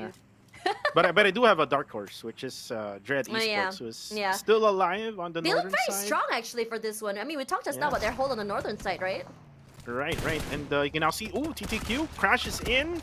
Zero now ready for the DBS. It's going to be DBS versus DBS KH. Very low on HP, still wins it. And that's it for the quarter. They got eliminated, and TTQ will be the left standing player or team right on the southwestern side of the circle. It looks like there's going to be another engagement. It's going to be ASTE together with TTQ, and then we also have on the northern side, we have MSG and Dread Esports. Jimna goes down. Oh yeah, and now for MFG, they have all eyes on Dread. Now Holy Lanju just now had some seriously still balls. Just really driving that vehicle despite it already been smoking. Now for ASTE, he's just trying to go and find this final member of TTQ. All the information has been given. Kai's eating a lot of damage. He has to be careful. These CQCs are not gonna work on his favor, but it's gonna be someone else, third party. Just stealing that kill away, that is painful and not the best outcome you want to be. Regardless, now TTQ has to be careful. You have to go for that reset, you have to go for a pickup. And on top of that, they're so far away, alone, two-man disadvantage compared to the rest of the teams. Not the best place to be in, but we've seen miracles happen, TTQ. And the MFG just using all of their covers right now together with a smoke. They're not on a really good position, to be honest. I mean, they have the higher ground. But then again, they're very much open without the vehicles, without the smokes. They can only hide behind the trees. But, there we go. That's GE West. Able to get Moy down. And this is what GE is doing right now. It's a 1-2-1 split is what they're doing on the mini-map. You can see here Smile positioning himself on the northeastern side of the circle, giving Oh my god, here's West. Dread Esports a hard time. And you can see Moy bleeds out and now getting eliminated, and then there's gonna be those gunshots coming from Smile, just giving Dread a hard time to reposition themselves. Yeah, with that scope as well, his sprays as well is just so terrifying. There's nowhere they could go. There's mollies, there's nades. Holy Lanju, where are you gonna be going? Because the only thing he has right now is that broken car, and they're just exploding at this point. So Smile, not afraid, just really move his way forward. We did talk about GE, just really moving from the southern side all the way to the top side, and they are trying to go for these pickups. They want to take these fights, and individually on top of that, they're not relying on each other for these picks because they're doing a 3-1 formation. Smile is saying it's okay if I get separated. I'll just try and go and fight my way. You guys can maybe trade me. You guys can try and go for a third party if you want to. Even if I go down, I'm sure that individually they're going to be very, very okay. Now the reconvene by Smile to his team is going to be interesting because now Dread is in trouble because MFG is deciding to just really sandwich them on the other end, and GE says, okay, we've done our job. Now Dread's in trouble. Holy Lanju finally knocked out, and here's MFG coming up on top, and now Dread Esports 8th place, your dark horse out of the game. My dark horse out of the game. Well, they got sandwiched by two Myanmar teams. It's just we unlucky, have, we have MFG and GE. Very unlucky for Dread Esports. Now, I gotta give it to GE though. They were so confident to just move around that circle. They're not afraid at all of being just getting sprayed out. Yeah, you're right with that one. And They don't really went. They didn't really went for the push. I was expecting them to push Fearless Esports, but they just went on that range strategy, is what we call it earlier, where they try to battle all the other teams with mid to long range Look at the smile. sprays. And yeah, Smile knocks down Naughty Boy on the kill feed, and then we have 214 now. Just run past RSG and we'll get Olmix. a different area to stay, but they're out in the open. This is very risky. It is 2 and 4. I'm not too sure what exactly the game plan is because sometimes they're on the side of circle, sometimes they're in the middle. I think they were trying to commit to that. Osta Vape was just spraying on top of him. Thankfully, Marne caught out just as I mentioned about GE now. But speaking of GE, look at Master Ichi. Despite one getting knocked down, they put in all that damage into that. And I think I've noticed one member of 2 and 4 accidentally blowing himself up. So that's not going to be the best outcome. Now, we need to go for that pickups. Blanks on the outside. And look at how much pressure is onto 2 and 4. They tried to play that middle side of the area, but what they didn't realize is that the middle area is not only a low ground, but there's no cover at all. They're getting circled out from so many different teams from so many different areas. There's only one member, I believe, still very much alive. Yep, and I don't think they can do anything to go for a pickup as well. As soon as he gets out of prone, he's gonna be immediately sprayed out from 3 different sides. And you're talking about Rankid right now, who's Yep. in the middle of the circle. And I don't know why Tash, that 214 Sin didn't went for the push onto RSG. They should have just went on to the push, and then instead of like being in the middle of the circle, which is very much open. And look at them right now. 2 knockdowns, Blanks and Migs is currently down, and then it's just Rankid, who's in the middle of the circle, who can't do anything to support or help out these other squadmen that he has. And there you go. That's TTQ eliminated from this game. 6 more teams remaining in this third match. Oh man, really liking this dynamic way of GE. Just really going with the flow. Okay, just move around. They're going for this aggression, but circle not in their favor. Now GE is gonna have to find a way. They're gonna have to fight Fearless to get into that circle itself. Now Fearless is gonna be very hard to defeat because they are inside of a compound, and on top of that, a two-story compound, which means that high ground is definitely in their favor as well. Maybe they can really hope for MFG to really put in that pressure if they're playing very, very patient. But I don't think patience is something they have on the menu right now because the circle will just slowly get into them. They can go for a long rotation to the southern side. But I think the biggest problem GE has right now is the lack of information. And I think they want to go for this fight. Now it's a 2-1-1 formation. GE, they can go for the isolate. It'll be massive. But they are so ready for this push. One member of GE knocked down. Ranzer just rushing over to one end. Arnet's still very much up. He's low though. Inside the smoke, he hooks up that nade. But if you're on the other side of the map, you can see West Era knocked down by Ranzer. Quick on that. Master Ichi as well caught out. And Fearless taking full advantage of this compound, not allowing to go inside at all. And Fearless is completely rewarded for their patience. And GE had no choice. They were on the edge of the blue. They only had like one compound to push in, which is Fearless Esports. So they really had no choice there but to just crash and burn. And now RSG eliminated now at the 5th. So we now down to 4. That is Fearless, MFG, see you soon, and 214. Who will win this one? It might be Rankid though, because he's very, very quiet right now. Could be a change. Could be a kingmaker. He could just stay up alive. Maybe try and go for those isolated fights. Maybe go for some elimination kills. But I think they have an idea where he is. He's just waiting so patiently. But it does alert MFG where he might be. So MFG, they either want to really keep an eye out on Rankit or risk being backstabbed by MFG or by Fearless, or they can go in for the other end. But Fearless, I don't think they want to go anywhere. The only thing they have to worry about right now is when to leave the compound. Unless MFG decides to rush into them, but they've seen what happened to the other members, and I think Fearless say, okay, never mind. You know what? Instead, let's take this fight. We have all the round advantage. We have supplies that were dropped by GE as well. Why not? Why not? Ooh, with the nade on to XZ9K. I think he didn't got the damage there. Got some splash damage though, down to half HP. But they're lurking around. They're closer now. Exit. I think he will be surprised here by Pozo. Pozo trying to do his ninja moves here. Oh, this might be massive. Will he actually get one? Nope. I think Wait, MFG realizes that. Oh wait, I think this might be it. Here we go. 1 second already. Rushing up forward. Has the full control of the area. I think he wants to go on the other side. Pozo finds one. Huge. Massive. Right to the P90. front end. Surprise, surprise. He is making a lot of work. He just Oh, throws the spray. P90. What is that? Your ranking is a god at this point. He is going insane. He's got what? 2 picks already? And he is going insane. 1 more second to go. And Rankid just eliminates one team all on his own. They did not realize he was going to be there. But the sprays come through for the Oh, lower the ground. P90. Rankid still coming up forward. But he did not hold on any longer. Fearless. Sorry, 214 gets eliminated. But Fearless is the one to come out with the chicken dinner. Fearless Esports from Cambodia getting their own winner chicken dinner right here on match number 3. And wow, Rankid with that P90 weapon Hero play.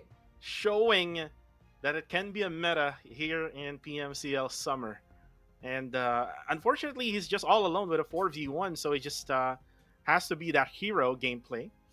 But unfortunately, that's way too much for Rankid. So for 214, Sin, better luck on the next game because there's still one more Erangel match. But for Fearless, congratulations, getting their own winner chicken dinner. I think that was really exciting. Now, Fearless was more on the passive side. They were just waiting. They had full control of the compound, the area. All they had to do was wait and hold. That's exactly what I expected from them.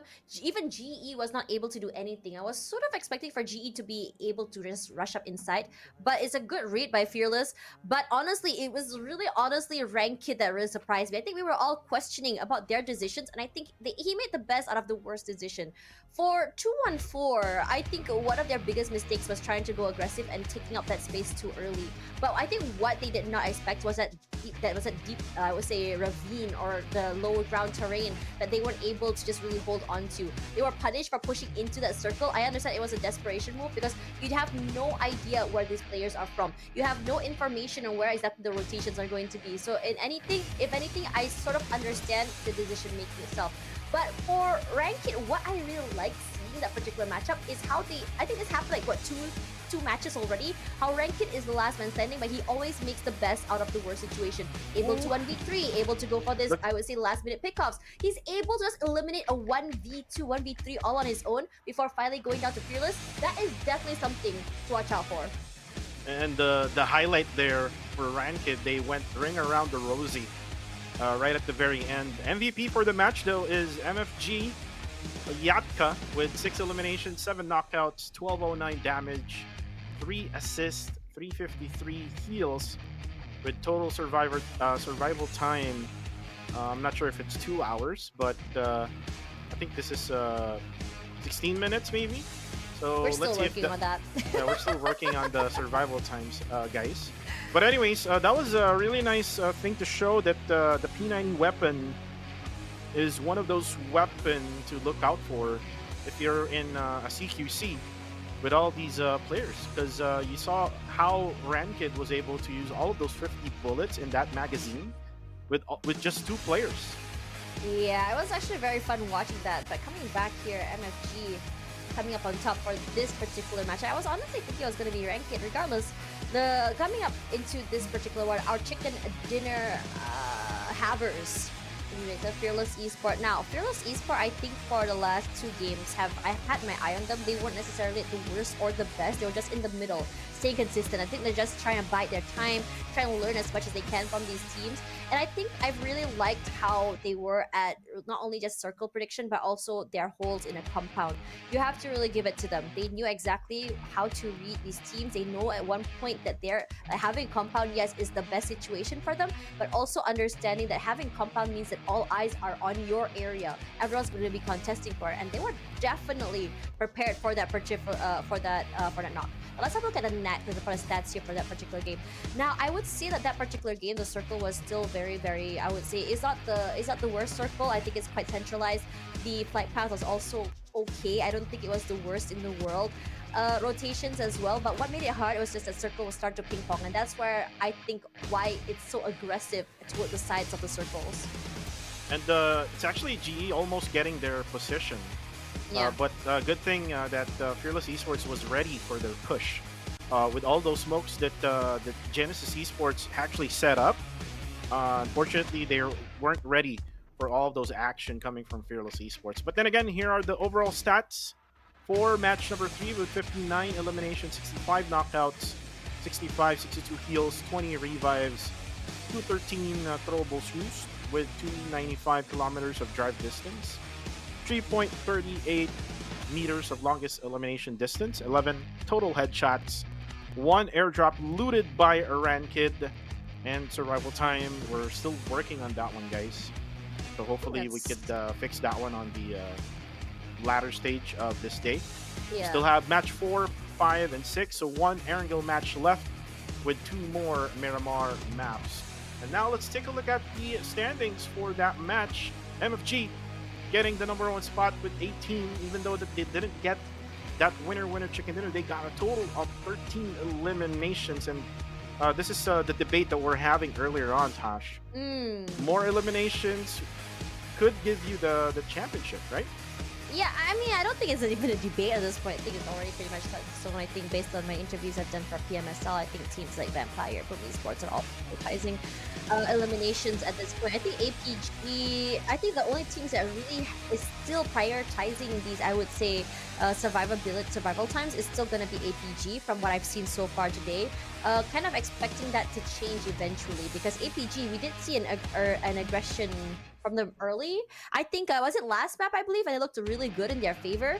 Now, for this map in particular, MFG, I think that aggression really worked out in their favor as well. Their rotations worked out very well, and I think they were really, really patient when it comes to those 6 minute holds. 5 minutes, 6 minutes area toward the northern side when the circle was pulling. Now, coming into the overall standings, GE will be knocked down to second place, only 1 point behind, and you can actually I'm actually quite surprised at how competitive it is already on day number 1, because usually we'll have like one team sort of like really just hold down the fortress and then the rest kind of like just lag behind. But look at how close the points are between Fearless, GE, Harame Bro, TTQ, 214S, MFG, hell, even PBE at this point, and it's just so close in terms of points. The only ones that haven't gotten the points are the ones who haven't been playing today, and I have to say that I'm really liking this trend of every single team just being able to frag out. Yeah, you're right with that, Tosh. And one thing I also noticed is Fearless Esports improving from last season, and they were at 17th place altogether with the league ranking. So this is actually good to see that Fearless Esports is going all out and all in PMCL Summer. And right now you can see our casters back at it again. We have Cuckoo TV together with Tash, Bunny.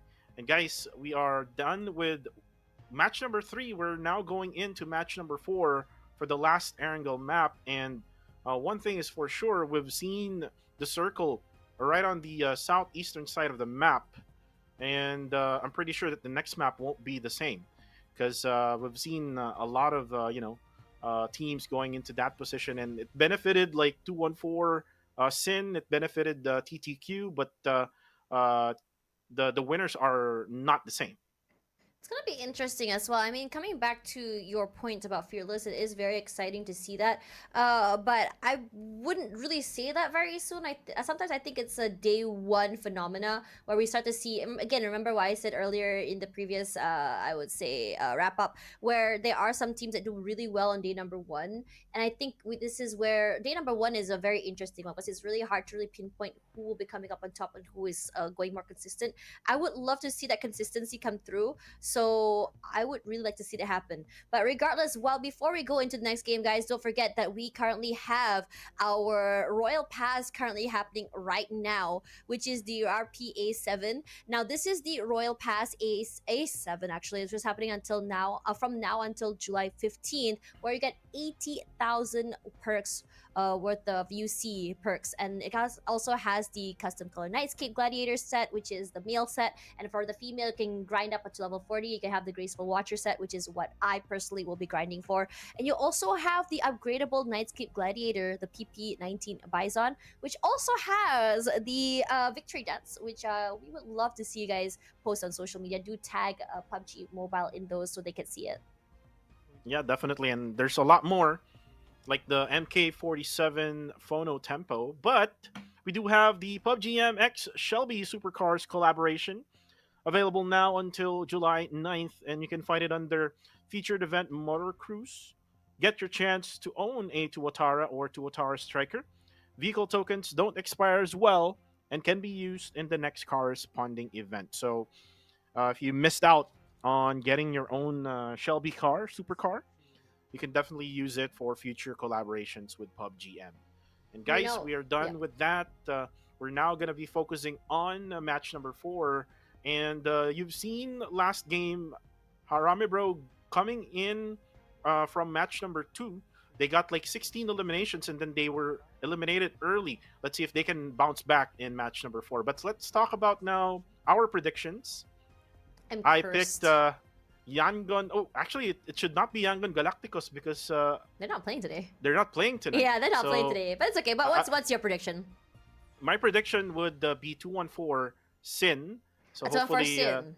yep, 214 Sin. I mean, like I wouldn't be Vince G. surprised. I mean, Rank It the Wonder Boy, it's been doing work. I wouldn't be surprised if he's able to solo a team, honestly. Now, Genesis, I feel like this always happens to Genesis every single season. I'm not gonna be real with you. They always come so close, and then after that, they just get knocked out. They just get knocked out so close, maybe second place, third place, and it's just like, come on, guys. You let me down, guys. Well, it's all about Austria for Team Cambodia there with Krim and Stalker. Are you surprised? And then and then for Team Myanmar, we have Risk Guys and Time to Quick. So all Myanmar. And then for Team PH, it's all PH squads for 214 and Strangers. But for us, it's different. It's Genesis Esports. I think you're gonna do all the way GE tonight. I am I just right? a fan. I'm sorry, and you can't blame me for my pick either. You've seen their performance today. Yeah. But I and, swear to God, I mean, every single team I choose, they're gonna come close, but they're not gonna get it. we can see the pattern. I mean, for myself, like the I mean, prediction that I made. yours is a hit or miss, like not like a super miss, but it's close, you know. Like Yeah, it's so, very say close. if like you're shooting in a range, your accuracy is all right. Like mine is like it doesn't hit the middle, but it's always the sides. I don't know which Right. is more frustrating at this point. I think mine is more frustrating. At least you're getting some right. I'm not getting any. You're The right. curse Well, of I mean, Tashbani I mean, is hopefully here you can again. get one tonight. I mean, if you're gonna do all GEs, No. I mean, I'm gonna be real with you. I'm gonna keep choosing them. They're not gonna get it. And then finally, when I say, "No, I'm gonna choose another team next round," that's only GE will get it. I'm like, what? Is this real?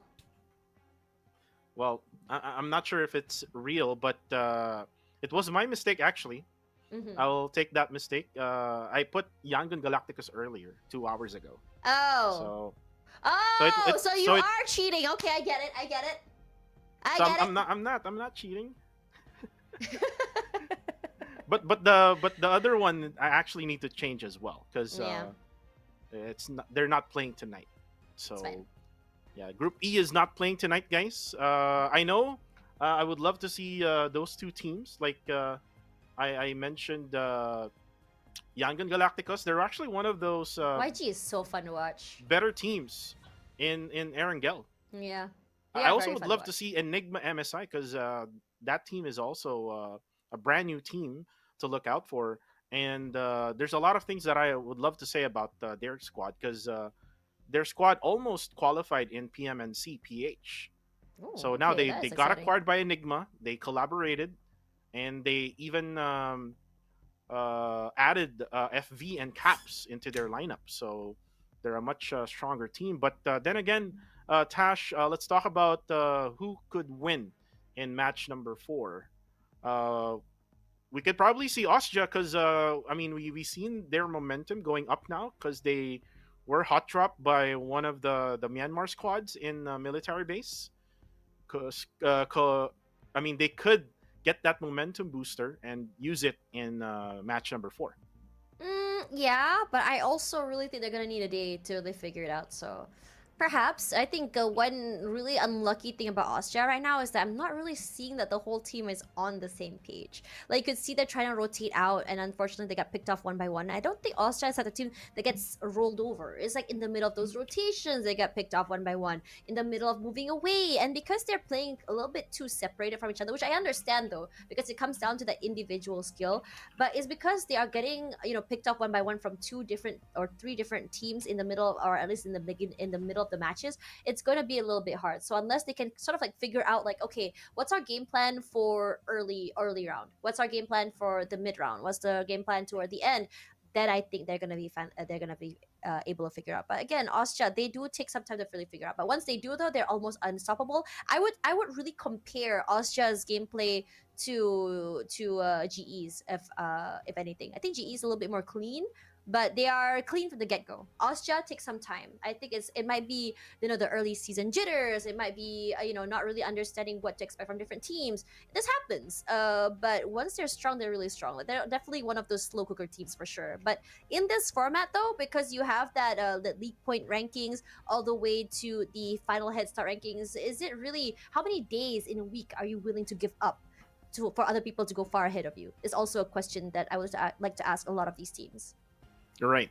And I always want to tell my teams, like before I was an analyst for one of the PH quads, I always say that you don't like miss out on games. You always go all out. You always want to get the highest points. Because if you're going to be giving out some games, then eventually on the next game, you're not really very sure that you're going to be dominating. You're not going to be sure that you're going to be getting good scores. So for Fearless Esports right now, who's actually doing well, who's currently at number 1, make the most out of the scores or the momentum that they have right now. Because I mean, what may happen on the next week or so, or the next days or so, may not happen, or what may happen now may not happen on the next days. Yeah, I think there are, if you look at track records, there are some teams that do really well and they just really just explode right on certain rounds, and then certain teams they just completely go downhill 0-0-0, and then they explode one more time. They are those track records of the team that those teams are very dangerous, because you want, I think in anything, I think for PUBG Mobile, consistency is key. Going out of the game with above 5 points a match would be very consistent to me. But let's look at our RP first before we go into more of that conversation, because now our Royal Pass is available from now until the 15th of July, which is going to have perks worth over 80,000 UC. And you also have a rebate as well with 720 UC. You have custom colors for the Nightscape Gladiator set. We also have our Graceful Watcher set. If you're a girl, you don't really like the male character like me, I never switched to the male character like ever. And then you also have the upgradable Nightscape Gladiator PP19 Bison as well for you to use. So don't forget, guys, if you guys do get this, we have the new victory dance as well. So don't forget to just, if you have a good play, post it. If you want to show social media for yourself doing it, please post it and tag us. Yeah, definitely. And we also have the collaboration of PUBG Mobile and Shelby Supercars. Again, this is available until July 9th. It is under featured event Motor Cruise, and get a chance to own a Tuatara or a Tuatara Striker. So if you love the red color way, definitely you would have to go on the red color way. If you love the black elegant color, get that one. And again, if you have remaining vehicle tokens, you can go ahead and use it for future corresponding events if PUBGM will do another collaboration with any of the car brands. But for the many collaborations that we had already, Tosh, have you had any of these cars? No, I don't know. I'm not really a car girly. I prefer to just buy the skins. I'm a skins girly. I'm sorry. I mean, you said yeah. you said you always go with the The what? skin for the ladies. But, yeah. I but don't know, sometimes like, I like wear those skin for the girls as well. yeah. I mean, the skin, I don't know why, but I think the guys have a lot of cool skins, but it's just more of like a preference thing. How I think like the girls' ones are just more fun, more colorful. And I think, one of my favorite items in the game is this bunny backpack. I see everyone having it. There's also a bunny suit. I think there's a player from Malaysia called iShots. He has it. So that's also very, very fun to watch. And I'm just like, I wish I was playing back then so I can get that as well, because it's so old. So yeah, it's definitely something. That's why I say, like, if you have a chance to get these Royal Passes, get it now, because you never know when these ones are going to be back in the store. Regardless, as we go into our third Erangel of the day, I am hoping for a more centralized circle, let's be real here, because I think we had some chaotic circles, we had some chaotic flight paths. I would like some normalcy just to really have a gauge on the power rankings these teams are going to have for this particular map. Yeah, you're right. We've seen eastern side circles, Milta Power, Twice just on to top say of one, that. Yeah. and then the other one would be in farms. So let's see if there would be a different type of circle for match number 4. Maybe try to go to Georgia Pool area, maybe. That's very... I wouldn't say that's a normal one, but let's have a look at Erangel. Now, let's be seeing it.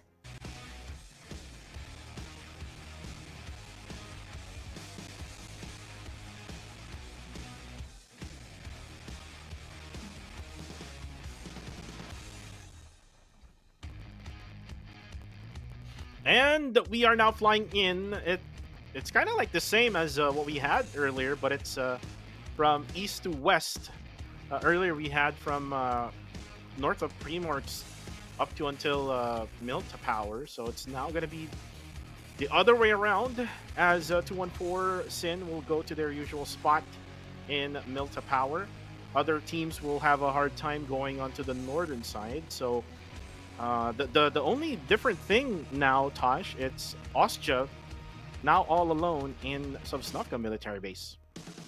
Interesting. He's all the way at Noye. I'm not sure what is going on today, but the flight path has always been toward the southern side. I was really hoping for a nice slice in the middle, but okay, good call on your end for the western circle now.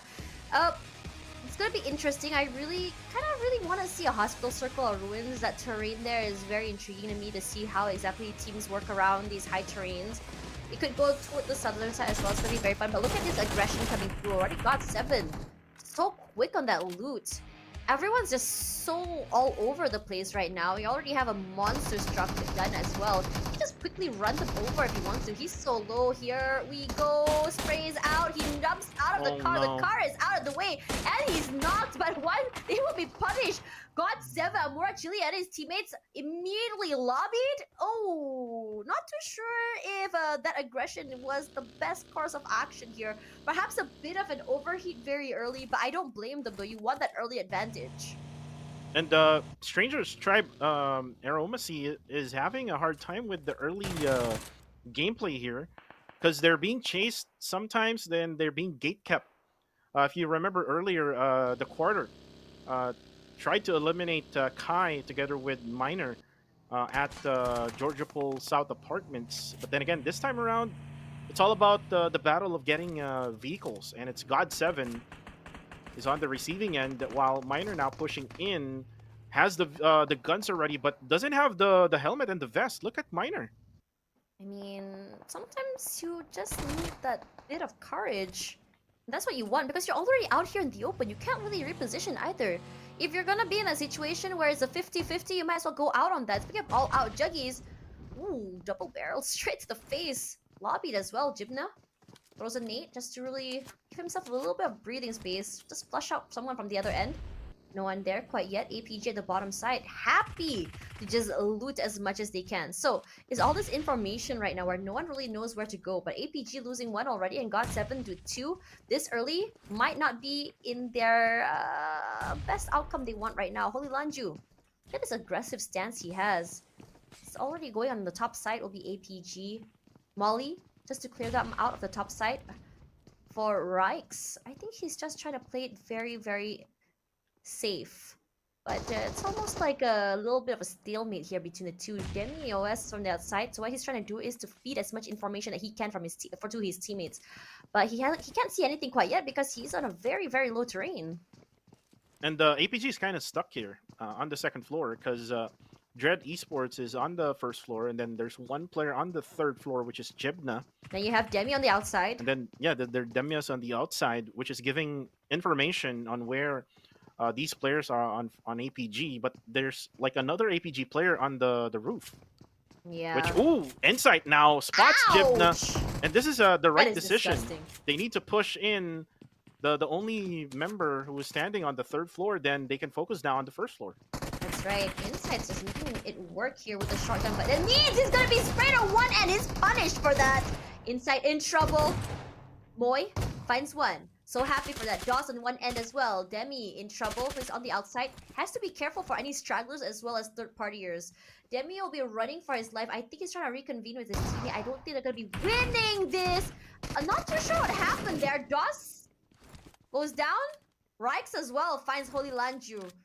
Not the best outcome, but for APG, this might mean that instant boost they needed because they haven't been having one of the best games today. They go up in points as well, taking over Austria. They lost two already, and finally Dread goes out. 2 eliminations in the bag, but nothing more than that. And this is what I like about APG now this season. They now have firepower coming from the two They're imports. a lot more confident, aren't they? Yeah. And Rex and DOS, the two, I call them the Demigods duo. Demigods duo. I love that. They were from Demigods before. Oh, actually, yeah, they were! Thanks for reminding me. Yeah, they were. They were actually my clanmates. I was a Demigod before. Oh, you were? Can I be a Demigod? Yeah. Did you know that I'm the founder of Demigods? So since you're the founder, can I also be a Demigod? I'm not with them anymore, though. It's a joke. You can be a Demigoddess. Thank you. You know, hit me up with the Demigod, you know, the contract. I'm just kidding. Coming into this one. Now, GE. GE is a team, again, as I mentioned before, like the pre-show, where they are a team that they would, what's the word? Their firepower is good. Their team play is good. They're just not able to really close these games. And why do you think that is a problem? Is it because they're too aggressive and too busy finding elimination points? Or like, what do you think is the problem here? Oh, which team? GE. Oh, for GE, I mean, they were able to get eliminations earlier in Sanhok, though they were able to get it from afar. If you noticed last game when they were pushing Fearless Esports, one thing I noticed from last season is that's one of their weaknesses. Being on CQCs with other squads. They're kind of like being outplayed by other squads. Like I mean, one good example was last game, which was Fearless Esports. So yeah, I think they need to go back to their usual, which is to get many kills as possible from long range distance and focus on the circle all at the same time. Because from the last game, they weren't able to get in position, the right position in the circle. They were like at the edge of that circle or zone. It's kind of like them being like 214 Sin, yeah. who loves to have that edge of that circle, and then eventually had no choice but to push one compound, which is Fearless Esports, who was ready for any push coming from any other team. So for GE, like what I said, they need to go back to basics.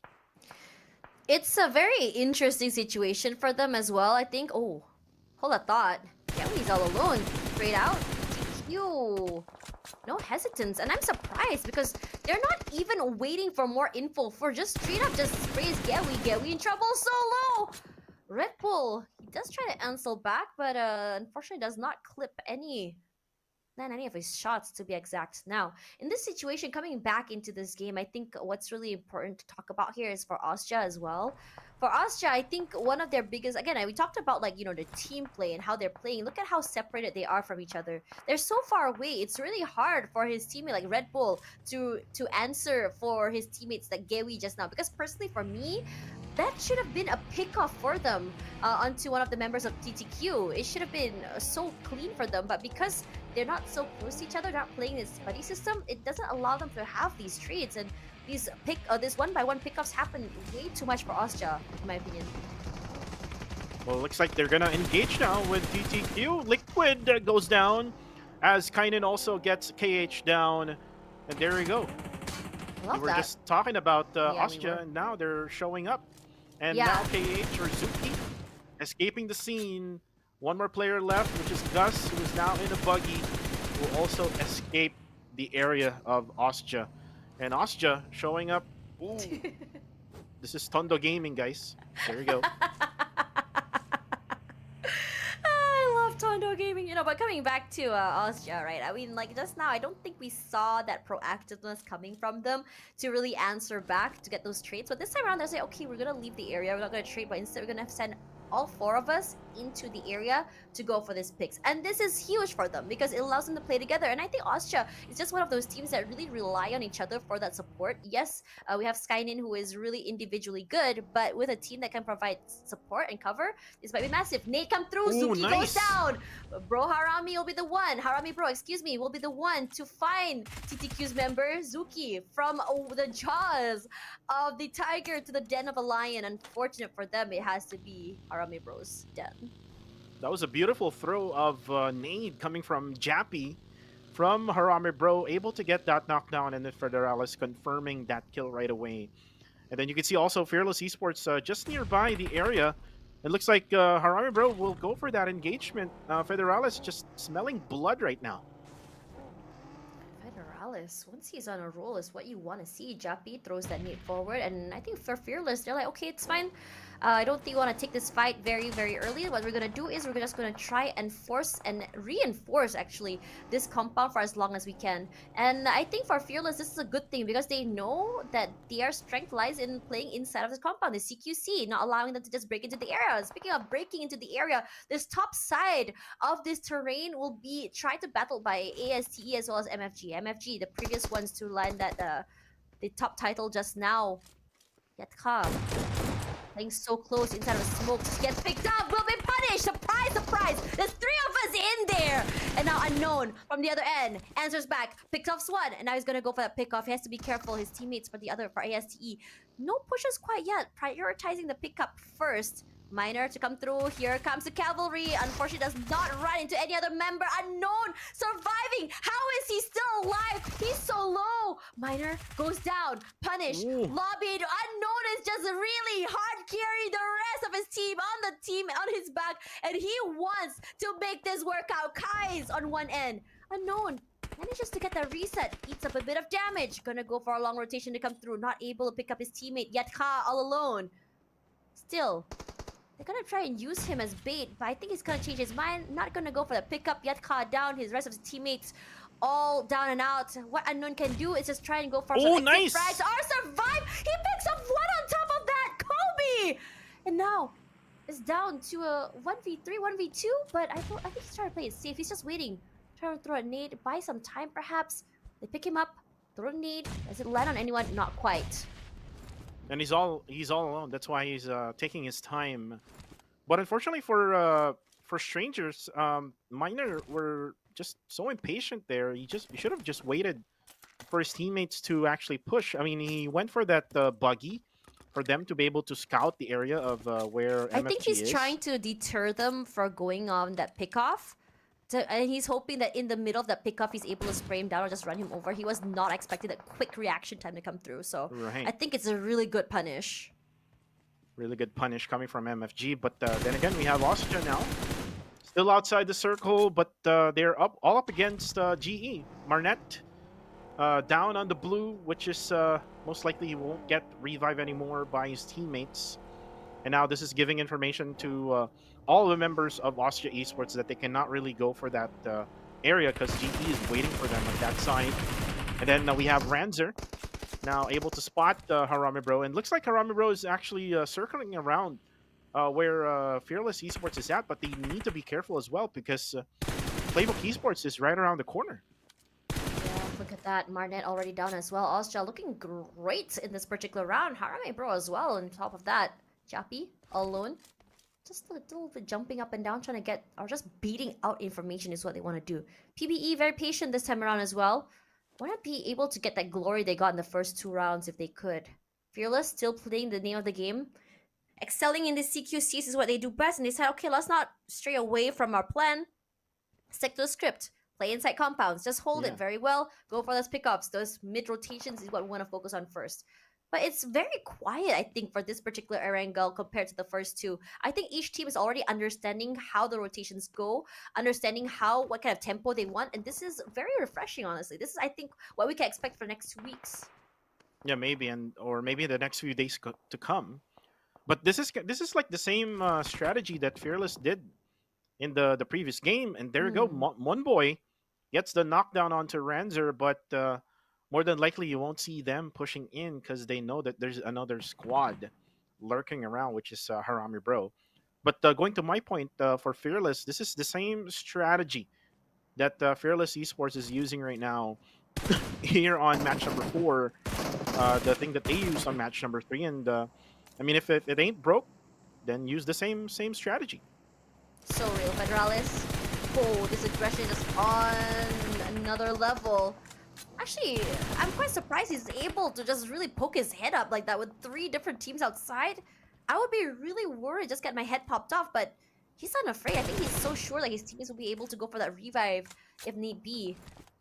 RSG, a team that I would say, I think RSG has had some pretty decent survivability today, but they haven't been a team that's really been popping off in terms of pickoffs. We saw one member already picked off on the other end, not too sure which team it was as well. So in this situation, Gatka, look how very, very aggressive it is for this particular team because everyone's trying to get a compound for themselves. This area has so many different compounds just scattered throughout the area. It's really hard to really figure out which area is clear and which compound is going to be clear for them to go into and loot. And they're very smart with taking the other side of the what we call the chopsticks here in Gatka. So Haramibro is on the other side, and RSG just went ahead and grabbed the other side of the chopsticks, and then Federalis together with Jappy will just wait for RSG guys to like push out in that tunnel, which is most likely will not happen because they're gonna be safely in there. We are still on stage number 4, so this is still in the mid match of match number 4. So it's all about positioning now. Tosh, is what all of the other teams are doing. And it is all because of the open area, of the openness of this area right now, where the circle is currently at. So a minute and a half left though, before we close in the circle. And See You Soon is still not yet in the circle. Have Need You as well. Holding on. I think he's already marked the other members of PvE. He wants to try and just take away the vehicle.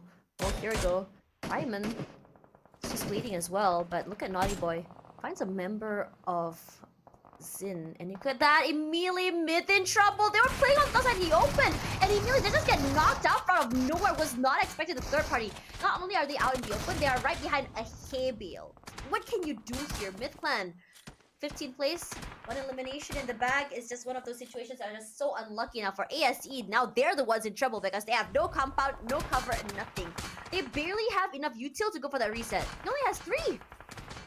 Right, and with ASE now able to get their loots, they're able to actually use their strategy. They're pushing in compounds, they're pushing in teams who's in risky situations, and you can see that earlier as God of Death 7 gets eliminated in the process. Now 12 teams remaining. Kaya now spraying down with M762. Really hard to spray that gun there. But then again, you can see GE now getting in position, I think, on the eastern side of the circle, as Rankid gets that frag grenade onto STE, and then Chris, from afar, Gus goes down, TTQ goes out. Oh, that awareness is so good. He was just trying to blow up the vehicle, and they said, okay, we see the information, let's just take him out of the way. Chris is here, trying to go for the revive as well for his teammate Smokes to come through as well. Look at 2 and 4. They're just so all over the area. But look at this whole entirety of the middle side of the area, just fully in control of that one team. Regardless, Blanks wants to be able to be picked up. You can see the nades come through as well. Rankid, we've seen him do miracles before, taking them to 2nd place, a 1v3 in fact. But it's gonna be very, very hard. Not in this part of the circle at the very least. They're being sandwiched by 3 different teams. If like it or not, they're gonna have to be careful. Rankid, he's trying to make up his mind whether he wants to go for a reposition or if he wants to go aggressively. I think he wants to take this fight if he wants to. Jappy finds 1. In fact, he gets 2, 3. Federalis gets 1 more, and see assist TKE is now down and out for the count. Mix spots 1 out. A good spray. Jappy, ooh, eats that nade. Has to move out of the way. Waiting for that pickup is gonna be very important. Fearless, very quiet here, but like you know, they're gonna have to leave this compound.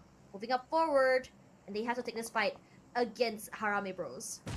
Yeah, they should leave now because the circle won't be on their side, as Federalis almost eats a nade there, very low on HP. Now we'll just go for the revive. Emma's will go for the support, and looks like they got pushed by See You Soon, and then eventually got third party by Fearless Esports, but Fearless Esports is very passive right now. It looks like they're gonna be Yo! pushed by Monboy with PBE.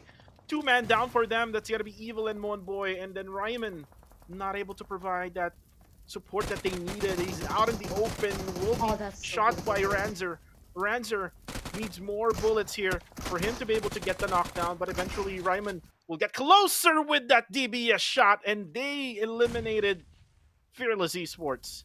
Honestly, I was so sure that PBE would be eliminated. That Fearless was holding that very, very well, especially giving a lot of space for Ranzer to be doing his own thing. What he was not expecting is that you have one player from PBE just play very close and just really punish at the same time. It's just so unlucky, but very, very well played. Both teams just out reading each other. Federalis waiting for Jappy. They want to go for that pickup, but on the other end, look at the stragglers, the pickups one-on-one. It's not full of fights here. It's just skirmishes throughout the entirety of the map.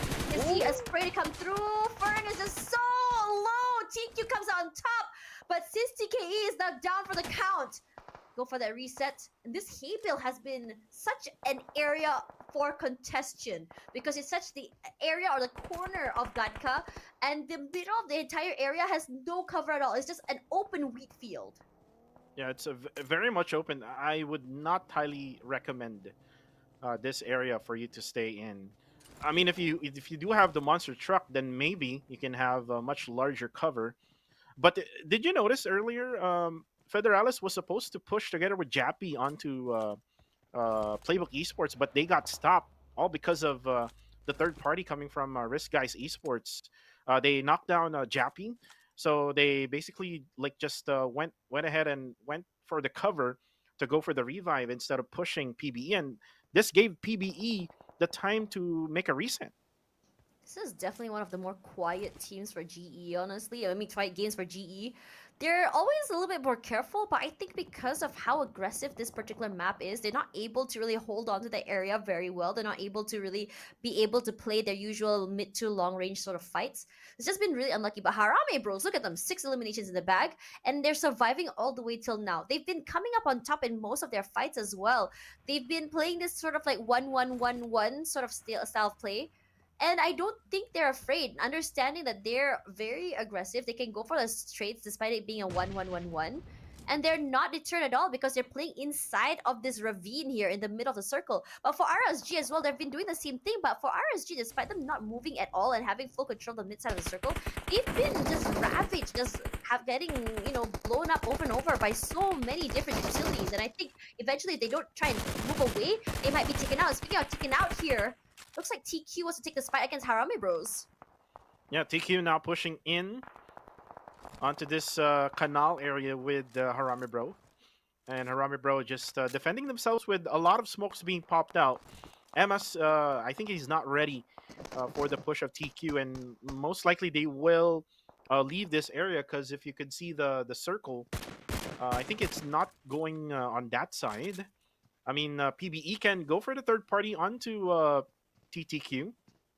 But then again, the circle right now is on the side of RSG. Risk Guys Esports will just, wait it out like what Fearless Esports did in the previous matchup. PBE just using the higher ground right now on top of the roof to see everyone else that is on the ground.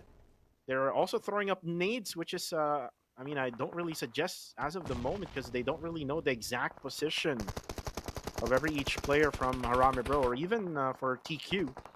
For the quarter, though, they must be patient on this one as 214 Sin. Oh, Genesis Esports got eliminated. It's alright. I think it's not bad for their performance with the mid side of the area. They got picked off one by You one. jinxed them again. No! Don't point out the jinx, dude! Regardless for PBE, they're in the very core of the circle. They need to take this fight against Harame Bros. Unfortunately, Raimon not able to get that jump just now. I think he's gonna go for that pickup for the the loot box. This might be massive for him to be able to survive a little bit longer. Just trying to find this golden opportunity to really run into Harame Bros, because one thing that's been really strong about Harame Bros has been, I would say, their team plays together. And on top of that, because they have this ditch in their favor, it might be really hard to really peek downwards because it's a very steep peak downwards, which means that their head will be popping out first, and if they were get popped out, they will be knocked down. And look at these nades, just try to put a lot of pressure into PBE. Raimon is eating a lot of damage already, and he's just running out of utilities. All he has is one nade and one smoke. Smokes are out. He does have some healing, so he's gonna be able to go ahead and do that. But his teammates not able to push out as well. And look at the shift in the circle now went to RSG, so they will have really no choice here but to push Harame Bro, and Look they at need to where Evil be is. careful as well, as TQ is on the left side of their screens, so they need Oh. to be very much careful as Harame Bro now is getting set for all the push coming from PBE. Look at now the nades being cooked by Federalis and Jappy. The two Obi? fraggers. Oh, Ooh, nice. well done. Connects to Monboy. And Evil and Ryman will now be the left man standing for them. Another nade onto Evil. Evil just dodge his way out of that area. And he will be able to go for the heal. But there's another nade Oh, coming from that's so Federalis. well There's- done. Look at Oh, that 1 HP nade. left. It's Oh! over. Oh, PBE can't do more than that. Just so unlucky the circle's just pushing onto them, those nades. Harame Bros just stacked with utility right now, but not too sure how much they've used right now. And they're going to take this fight against RSG. RSG in trouble. APG already down and out from the play zone. Now for RSG, they have a lot of space to work with. They're not bottlenecked. They can just jump up and down. Bunny out there in the open takes a lot of damage. The punish to come through. The smokes creates a nice little wormhole for them as well. As Zach is just spraying and praying toward the middle side. No one's getting tagged quite yet, but there's a lot of attention onto RSG. They've been holding onto this area for way too long. Everyone has been marking them. And now here comes the nades. Oh, Here nades. comes the area. Smokes to come through my as well. G. They'll shoot upwards as well. Jappy, undeterred, bravely just beats that. He knows he can have a lot of value coming in with that DBS. Now he switches weapon. Spots out one member, Naughty Boy on the other end. Sprays it. Finds no one. The other member's gonna go for that refresh of the utility coming up forward. Playing very, very safe, trying to get information from the other members. Yes, they do have this terrain, this ravine inside. Ooh, Jappy knocked out. nice. Naughty Boy with the sprays. Beautifully done. The other members of Harame Bros are just eating way too much damage. This canal area is just a little bit too narrow for them. It's a bottleneck. They can't go anywhere. Range does find one in the end. It's gonna be Chris all the way on the other side of the map. Now, there's a lot of pressure coming through because the circle is pulling toward the right side. Northern side, on top of that, Range finds Bunny at the same time. They have one more to worry about. Naughty Boy does get that reset. Zizak, not down and out quite yet. Try and just really lure Amas all the way to the backside a little bit more. Federalis just finds Zizak. Huge, massive. Federalis as usual. Putting in a lot of pressure for his teammates to be able to go for the pickup, to be able to go for the reset. Naughty Boy, not done quite yet. Calling for Bunny to come into that smoke. And Bunny will try to crawl his way through onto the side of RSG. Naughty Boy just putting up all the smokes that Bunny needs. Harame Bro, though, just recently got reset here because of Range Nade. reviving Emmas. Ooh, nade. Nearby Federalis. Federalis, no fear at all. Just going onto the open. God. And then now inside the small shack. I think they're going to plan out this push now. But they need to be careful. There's another squad right on the left side, which is the quarter, who's just lurking around like snakes on the grass. Yeah, it's gonna be really hard. They know Naughty Boy is there. Here comes the nades one more time. Federalis pushing up forward, and he gets one. Answers back. Rage in trouble. More nades to come through. And RSG, actually Bunny is doing so well, understanding and hoping that the pressure coming in from the other teams will give him that value. Now it's his turn to pick up Naughty Boy. Pick up forward. Spray up the front. Amas does the damage, cleans up house, and now we're down to our top four. Harame Bros in trouble, going to go for that pickup, and now in trouble. One team already down and out. Mix out of the game already. The top, the days to come through. Oh! Clears it out. Harame Bros fourth place, and this just a matter of just tossing it in out there. And for TQ, this will be the answers they need to come up on top. But they leave the game with 15 eliminations. So Harame Bro just collecting those eliminations. Gui now eliminates, I think that's the last guy of, just one member of 214 Sin. Still with one member left, which is Wako. It is a 2v2v1 situation. It's all about an open circle here is what we have. So they're going to be forced on, like, just proning on the ground. Ooh, Oh, Wako no. spots Dewey, but now gets spots by Nang X, and now Wako needs to be careful. They now must move together with the blue zone because this is the final circle. Yeah, Wako just taking a lot of damage. They're finally just taking out and out for Austria. Austria very patient in this particular game. Gilby knocked down. The top in trouble. That's very open. You really gotta give it to him. He really wants the elimination point. He takes it. What he wants, he gets. Now, last man, last forward for Austria. It should be easier. Oh, actually, spoke too soon. 0 knocked down. Down to 1v1. The top, we've seen him done miracles previous seasons ago. He might be able to do it again. It's just a matter of trying to figure out where exactly Nang X is. Nang X is just playing, and he gets this airdrop here. This could work very well in his favor. Level tier 3 shields, tier 3 helmet as well. Could give him a lot of value when it comes to tanking up that damage. The spray to come through here. He zigzags forward, puts in the damage to the top. The top is playing it very safe right now. Ring around the rose! See? But thankfully, Austria comes up on top. And here we go. Winner, winner, chicken dinner. And they finally do it. And you are right once again. Austria Esports now getting their own winner chicken dinner. And what did I say? Tosh. They knew it. They learned really fast. They Change learned momentum. really fast now. I mean, it's not like last season wherein they needed one whole week. They just needed just 3 matches. On the 4th match, they win it all with that winner chicken dinner. They actually played the cards right, to be honest. Yeah, very well done as well. And I think I'm really liking the fact that for Austria, they're understanding that, okay, we lost one player. It's a 1v1. What can we do to really give us that advantage? Okay, let's just go for that the airdrop. And I think if that airdrop was there, we might be seeing a whole different story. And coming into this one, I think it's a congratulations to them, because honestly, I think in a lot of times it feels like Austria just comes up a little bit too aggressive sometimes. But this time around, they finally try to manage to find that, I would say, that balance between survivability and aggression. You are right with that, and you can now see the highlights. What happened here with match number 4?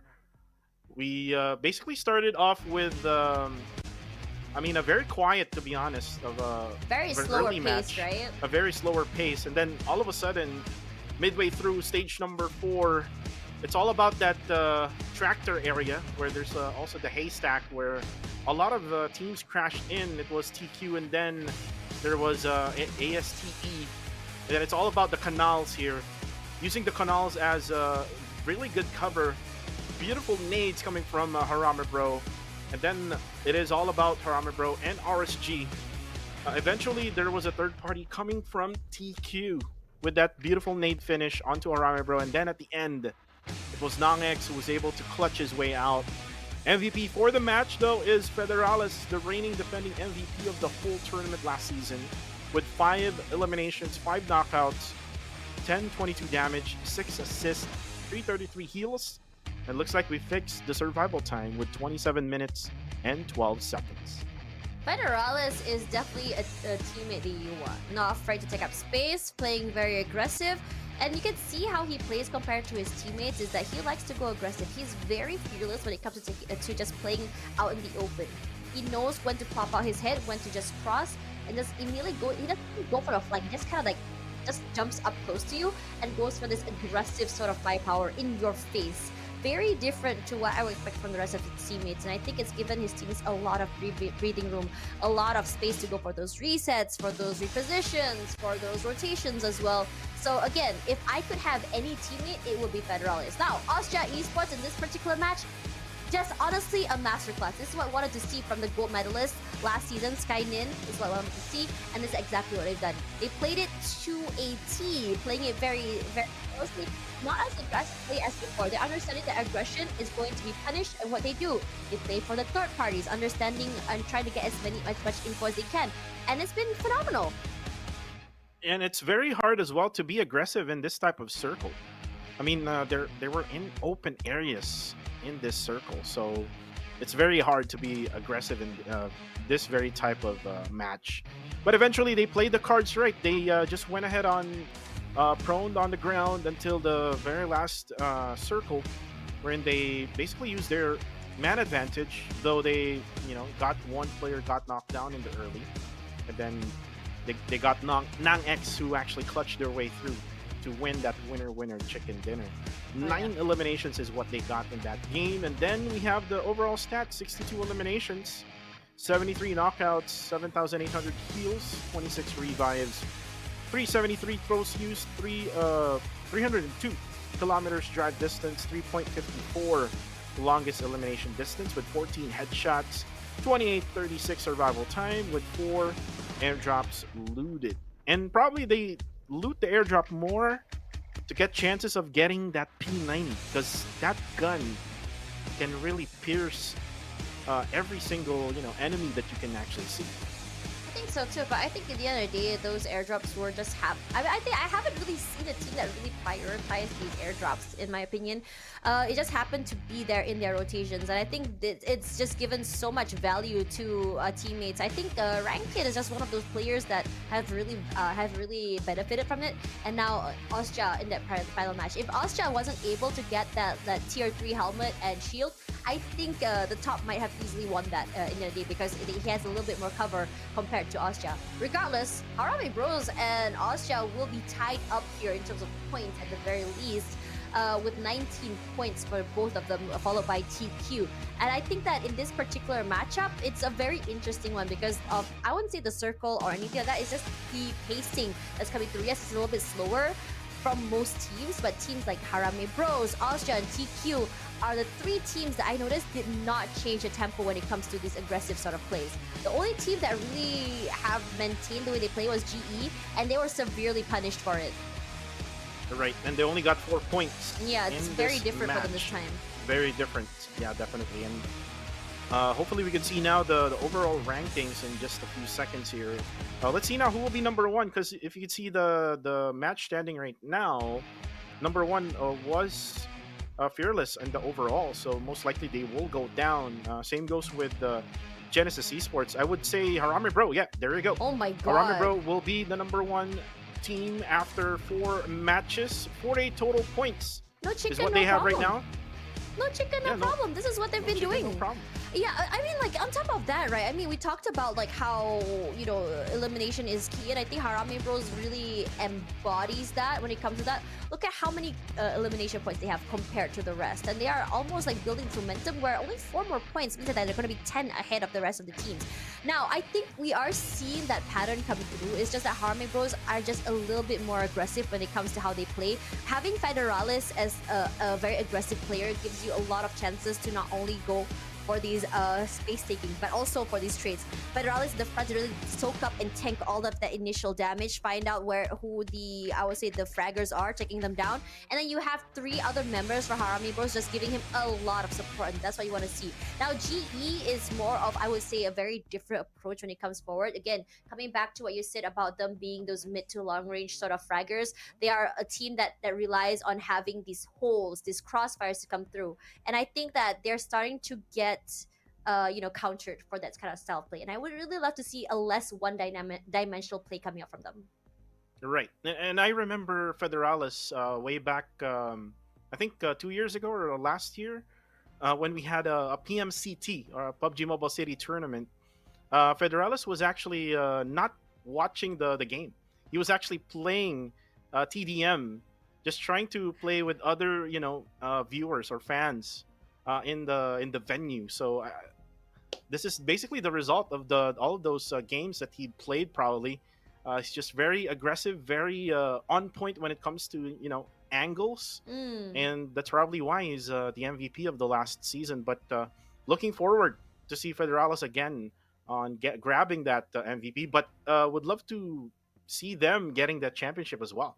Yeah, it'll be very interesting to see how this season is going to be going, because I'm starting to see a lot of individual brilliance really shine through tonight. I think we've seen it from the top, we've seen it from Ranked, we've seen it from Federalis, we see it from most players of GE. I think unfortunately for GE, they're still trying to figure out the dynamics coming forward into this game. I wouldn't be surprised if they finally get it toward the end of the week, but it's really hard to pinpoint who will be coming up on top because of how how different this season is going to be. Regardless, we're going to be going to a quick break after this. Our final 2 Miramar maps will be played, so do not go anywhere. More PMCL coming right at you.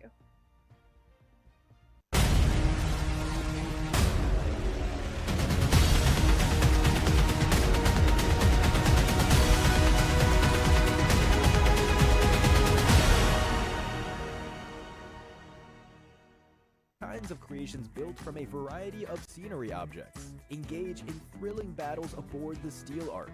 At the same time, get ready for the brand new Steel Arena map template. Here, players can pilot mechas and engage in battles. Give this new combat a shot. In addition, players can compete in shooting competitions with target dummies and have fun playing soccer. Head to World of Wonder to discover even more fun maps and gameplay. So, get in the game and try it out. Next, we've also made a few system improvements to World of Wonder. Players can now go to the player information page to check their World of Wonder play statistics and creation data. As for creation tabs, we've added a Friends tab. Now, you can find your friends' creations more easily and check out what creations they've been enjoying. Additionally, to better help you find the maps you like, you can search for them by creation ID, creator UID, creator name, creation name, and more. There are still more improvements for you to discover. We made some improvements to gameplay devices and interactions. For gameplay devices, we've improved and updated the PvE enemy spawn device, random action device, special vehicle device, and more. For example, the themed mode's mechas have been added to the special vehicle device. These include the Levitron, Strider, and Armamech. What's more, we've also improved various interactions. Creators can now edit the orientation and scaling of items directly. In free view mode, objects can be moved, rotated, or resized by modifying their coordinates. Interactized objects can now be held and tossed by characters, and they can also be moved by hitting them. Discover more improvements that let you be as creative as you like.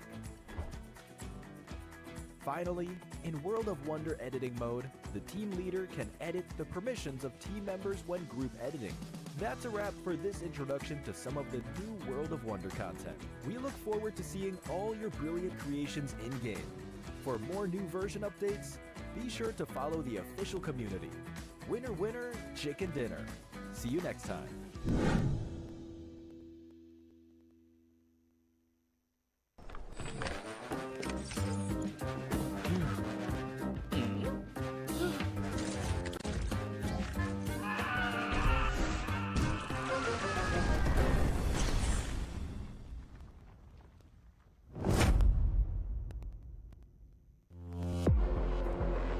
Hi everyone, PUBG Mobile Metro Royale Chapter 20 is coming soon. Curious about what new content there is? Let's take a look. Our focus for this update is on bettering your gaming experience, so we've added a series of improvements. First, we've added quick action functions. Starting now, you can tap to repair all items at once on the loadout page, and you can open multiple gift packs at once in your inventory. We've also improved the firearm status at the start of the match. During the preparation stage, firearms will be reloaded by default and will be set to full auto firing mode. These improvements all aim to save your time while improving efficiency. Additionally, you can now earn EXP from Metro Royale matches. In other words, playing Metro Royale will now contribute towards raising your player level. If you bring a companion into Metro Royale, they will also earn companion EXP. Chapter 20 also brings brand new honor rewards and collectibles. What's different this time is that after you get certain gold collectibles, they can be displayed in your personal space of the main lobby. You also have the chance to unlock home collectible decorations. Place them in your home to show them off to your friends. With the new version update come enemies who've already infiltrated Metro Royale's Arctic base and Misty Port. While you're out exploring, stay vigilant in these areas, as Striders are active there. Oh, and we've also added 2 new firearms in this update, the P90 Cobra and P90 Steel Front. Don't forget to try them out. That sums up all the new Metro Royale content. Chapter 20 is about to begin. Hop into PUBG Mobile Metro Royale and experience it for yourself. We wish you all successful evacuations and bountiful loot.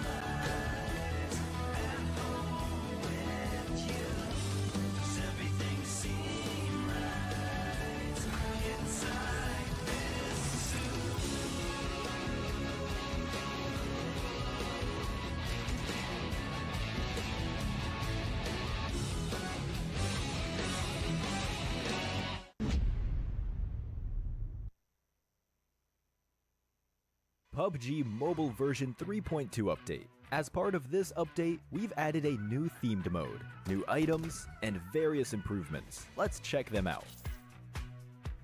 First, we'd like to introduce you to the new themed mode, Mecha Fusion. In this themed mode, you'll find a new futuristic style ship containing loads of supplies called the Steel Ark. Several Steel Arks will appear on the map in each match alongside player transport aircrafts. They can land anywhere on the map. It's worth mentioning that a Steel Ark loaded with supplies will fly around during the match, and drop supplies consisting of an airdrop crate and several supply crates at specific drop points. Use these abundant supplies to help you win.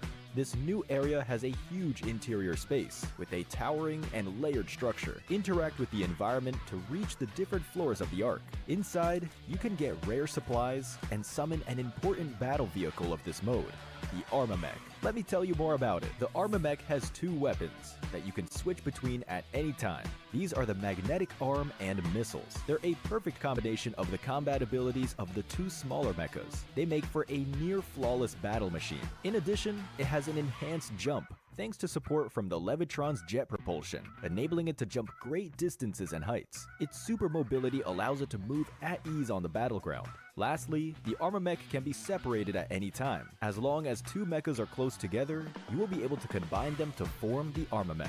After combining, the pilot of the Levitron becomes the pilot of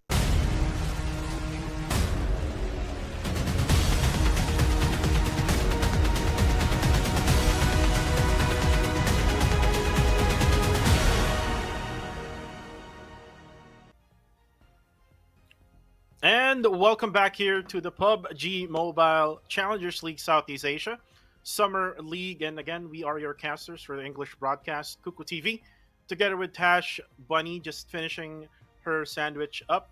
So we are now done with 4 matches.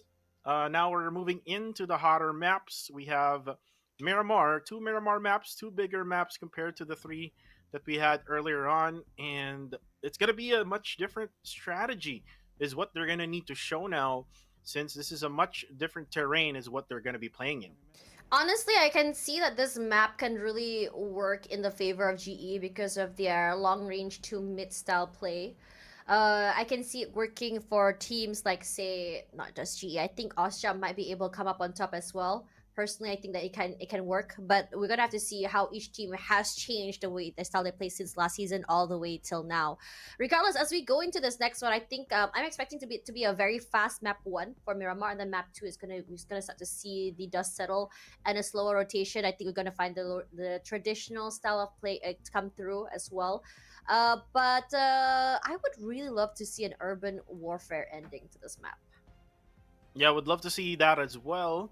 Normally, it happens in Los Leones Yes. and sometimes in El Pozo. So it really depends on where the circle will be at. But most of the time, there will be circles where it'll be located in like mountains, where teams would focus on getting on top of these mountains. For example, one on the western side of El Pozo. There's another one on the north eastern side of Monte Nuevo. So those are the mountaintops that usually being taken care of by these teams. And one good example would be way back in PMSL, Tash, Yuhai, together with Geek Fam. They're able to get those high mountaintops, and they were able to like finish off teams who are just rotating around the area, or maybe even dropping by some mountains nearby. Yeah, honestly, I think that one of the good parts about this map is definitely the high grounds. But you also have to worry about the repositioning as well if the circle does not go in their favor. But holding that thought, because we right now also have to remind you guys that we have a RPA7, which is the Royal Pass, excuse me, A7, which is available from now all the way till July 17th. Now, this RP, you're going to be getting perks worth over 80,000 UC. It has the custom color Night King Gladiator set, which is a male character set. If you're not into the male character like me, you can just grind all the way up to level 40, excuse me, as well.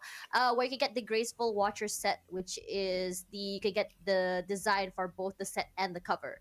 You also have the upgradable Nightscape Gladiator PP19 Bison, and finally, last but not least, the Victory Dance, which we would love to see you guys post on your social media posts, especially if you hit a clip. Please, if you had a 1v3, Yeah, before you pick up, just do the dance and then post it, tag us.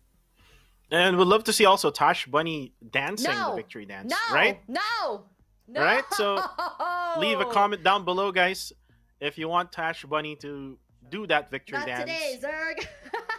And we also do have, guys, other than the victory dance of Tash Bunny, we also do have the PUBGM X Shelby Supercars collaboration available now until July 9th. You can find it under the featured event Motor Cruise. So get a chance to own your own Tuatara and Tuatara Striker. So if you can, buy both, that'd be really nice. And the vehicle tokens, by the way, don't expire and can be used on the next corresponding event. Yeah, that's gonna be And very guys- fun to watch as well. I think. I mean, when you look at these vehicles, it's definitely something to add a little bit more flair to your game, and I like the fact that it adds like some fun elements as well. I mean, compared to like when you look at PUBG Mobile back in the day when it first came out, it was just so realistic.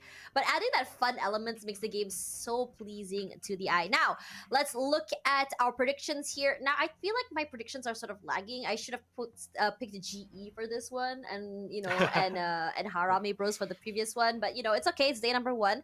But you're picking 214 now. Based on the patterns, day 214 has been more of that hero play coming through. What are you expecting? Are you still expecting this hero play to come forward as well for this particular map, or is it going to be a change of pace in particular? They do the edge gaming, is what we call it, where they usually stay at the edge of the circle, and in a map like Miramar, that is actually effective. Yeah. So sometimes there's like a lot of hardships in Miramar. So if that hardship goes to their side, then definitely they can use that as an advantage to just stay on the edge of that circle and just gatekeep every single one of the teams who's trying to get inside the zone. Yeah, it's definitely a different take as well, but I think that we're kind of like not going too far from the other teams. I like to make it a little bit more interesting. I mean, you did talk about a dark horse earlier. I don't know why, but I have this crazy idea that we might see Dread Esports kind of pull something off this particular game. Well, we've seen Red Esports before in PM. I mean, they were called Sin Esports that Oh, time yeah. in PMPL Southeast Asia wildcard. Mm. But yeah, you're actually right with that. I mean, Dread Esports really good in playing in Miramar, but I guess they need to be careful with some other teams because I think they're dropping right around the Los Leones area. That's a very And ballsy drop, they're- if you ask me. They're also being dropped by other squads there. So Mm. I mean that area is actually really big. But now we're running in 8 seconds left. We're going into the game now, into the first Miramar map. Let's go. There we have it. Flight path. All the way down from Minas del Sur all the way to Torre Al Humada. I would say that it's not the worst flight path in the world, and I think that this is a very good one, in my opinion, coming into Miramar. Miramar is definitely, I think you need a different mindset coming into this game, a different type of momentum on how you want to approach this particular map. So I don't think anyone will have a problem going to where they want to drop to. Regardless, as we go into this particular one, I think it's going to be very exciting to see where exactly their circle will be going to. Now, I think that I'm seeing some early drops coming forward all the way down toward the southern side here. Fearless being one of those team alongside APG. I would love to see APG just come up on top. They have always been one of my favorite teams because I knew the previous roster was just so fun to interview, very fun to watch. And I think their fan base is also one of the more colorful fan bases I've seen for most teams. Regardless, coming here, RSG all the way Right. up toward Torre Al Humada is going to be very fun to see how they rotate toward the south as well. So, wow, it's just TK alongside God7 in the same spot. I don't know if they know what Umbra Chili is. We're in trouble. Straight out. Oh. That's have dropped down. Umbra Chili from the corner of the side takes one, moves out of the way. That smoke is doing wonders for him in terms of repositioning. And God7 now able to get those kills, though they are on a 3v3 now with See You Soon. Amora Chili has the UMP though, he only has 26 left bullets to go. I mean, he does have that the double barrel shotgun, but he needs the enemy to be closer. So does it have any choice here? Beaver only has the combat knife. On the kill feed, we have ASTE eliminating Liquid off from the feed.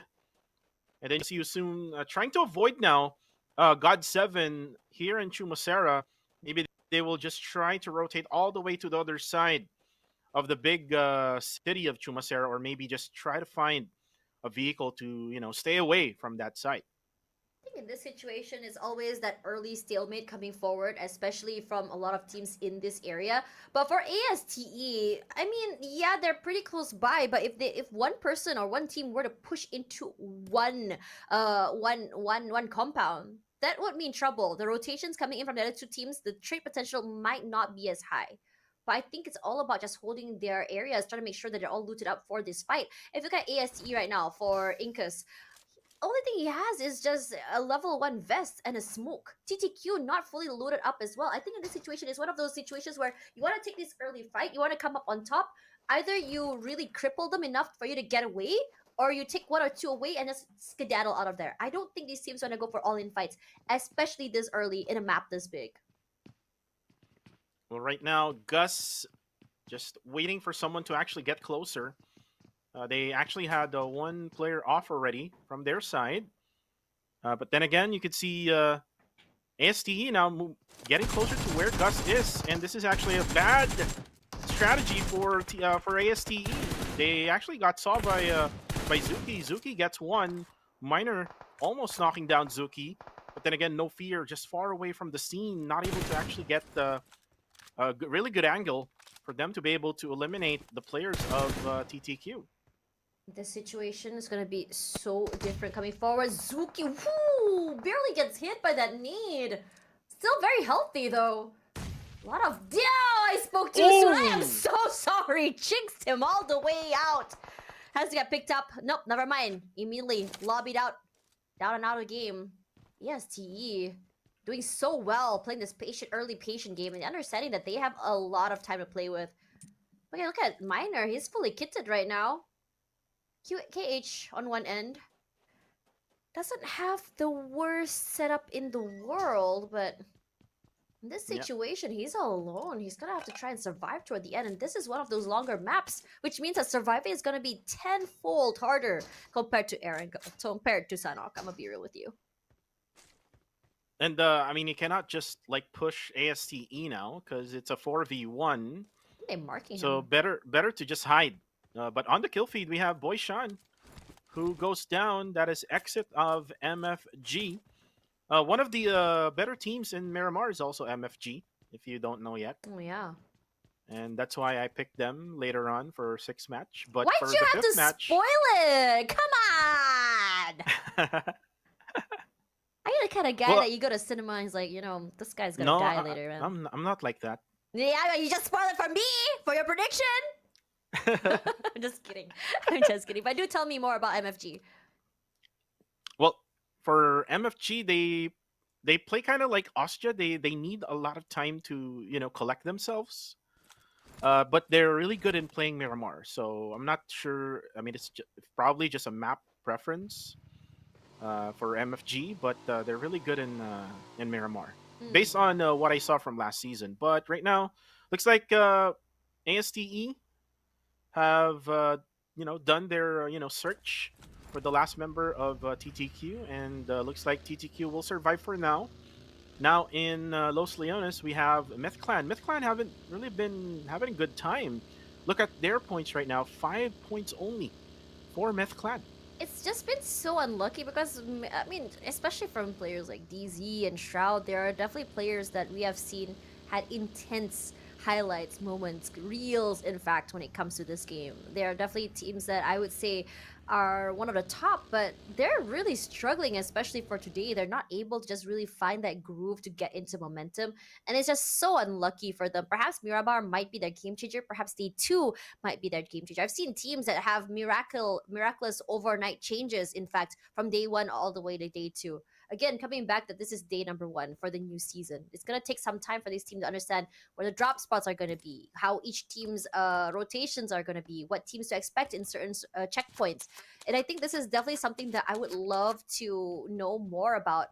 If we were to ever have interviews with players, like how do you prepare overnight? How do you determine which teams do you want to run into and which teams doesn't? Because a lot of the time, these, I would say, rotations, these ideas of who they might meet at checkpoints are all just based on assumptions and patterns. And look at how quick Harame Bro goes for the support. Once they knew Emma's goes down, they actually went on their vehicles and got closer to their teammate. And the support is very real right now for Harame Bro. They will go for the revive for Emma's. And Genesis Esports just have their higher ground now. This is what I talked about before we started this match. A lot of teams would, go in favor on getting on top of these mountains and getting those higher ground advantage. And right now, not able to get the finish onto Emma's. Range will now go for the revive, and Harame Bro will still have 4 players all complete right at Picado. And you can see Itchy, Master Itchy there, looking from up above. Bieber goes down though on the kill feed. It's gonna be interesting for GE as well. They have this high ground area they want to play in. I think this is a very usual GE thing to do. They love playing the high ground area. But Look at the man, circle. the circle, this ping pong is just not stopping the days. Is TKE in trouble? Takes a lot of damage in, but not enough to go for that revive quite yet. Amura Chile has been doing a lot of work playing these very aggressive angles, playing alone, and just buying a lot of time. The pull down for these rotations, though, I am so excited to see TQ, GE just fight up on the northern side there. I think GE has placed themselves in a really good position, honestly. They can go for these aggressive fights. They can pick off people, anyone trying to rotate into the circle. Now, my problem with that particular area is that if the circle just hard shifts again and everyone's rotating out, it's going to be a big problem for them to get off of that particular terrain. And speaking of getting out of this area, MFG just really scouting out the area. They hear the guns of sounds and they're wondering, like, do we want to third party this? Do we want to just crash the party? And I think the answer might be yes. And speaking of parties, APG in trouble as Evil going straight toward DOS. Ryman just immediately taking Juggy out. I think it's been so unlucky for Juggy. He's always been the first one to get contacted and immediately lobbied out of the way as DOS says, yep, sayonara, my friend. Sorry, Juggy, can't save you today. Gonna go straight here and try and meet with my other teammate. So I don't think he's close at all. But my gosh, Evil is just so adept with his shots. Understanding this bullet drops is just doing a lot of damage to him. Yeah, the pressure also being put on by Evil onto APG Esports is really so well. And you can see DOS here needed a pickup from Insight, and Insight now together with DOS will just have to find a better place to stay as PBE or Playbook Esports is really so aggressive right now. I mean, they know that they're up against Juggy earlier on. Juggy was eliminated already, and now DOS, another player that they can probably take one, but unfortunately, Evil was able to get that kill. Now, Evil will go back to his teammates and will probably focus on repositioning inside the zone. PBE, this is a good start for them.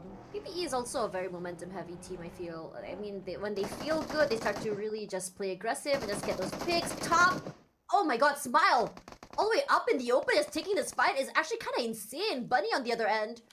He's gonna try and go for this fight against his teammate, but Master Ichi undeterred. Heals up. He is ready to go for that one-on-one if he wants to. It's just about finding where the other members of RSG is going to be now. For RSG, this is a very interesting one because they already knocked one down. One is already down at Alpha account. It's just the other one that they have no clue where to look out for. But he almost that need. Oh, so very dangerous. And only one health kit available to his disposal. Like it or not, he has to make this work. I mean, he does have some tier 3 helmets and shields he can really use. He can at least buy some time and tank the damage, but how long can he survive when there's like 3 other members there? And on top of that, TQ is very, very close as well. Naughty is all the way on the other side of the terrain. They're not going to be able to trade.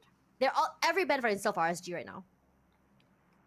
Well, if Bunny realizes that there's only one player right in front of him, then maybe he can the bullets.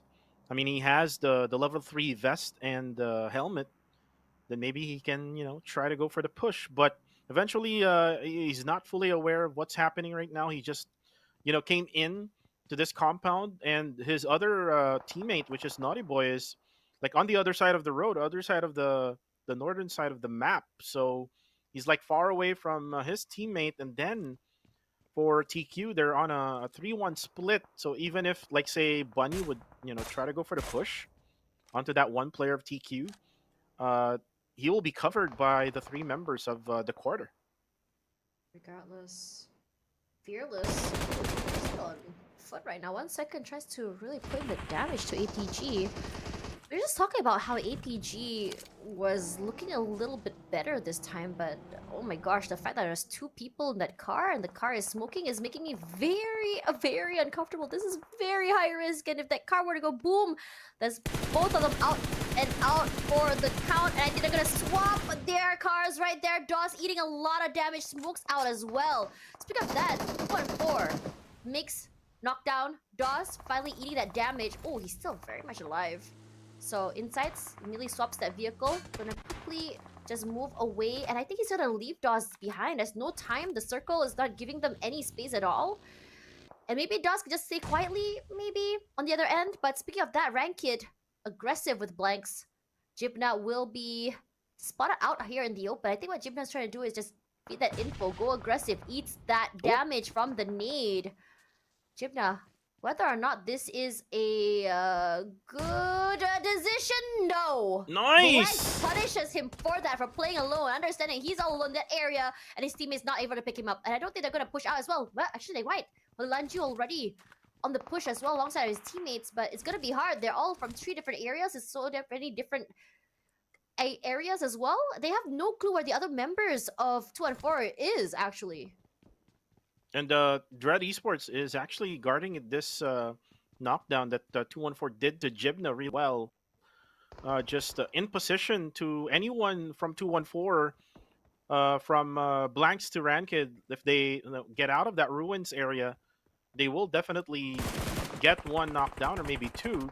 But then again, they're also looking at Moy. Moy almost gets knocked down there. Now we'll have to heal up.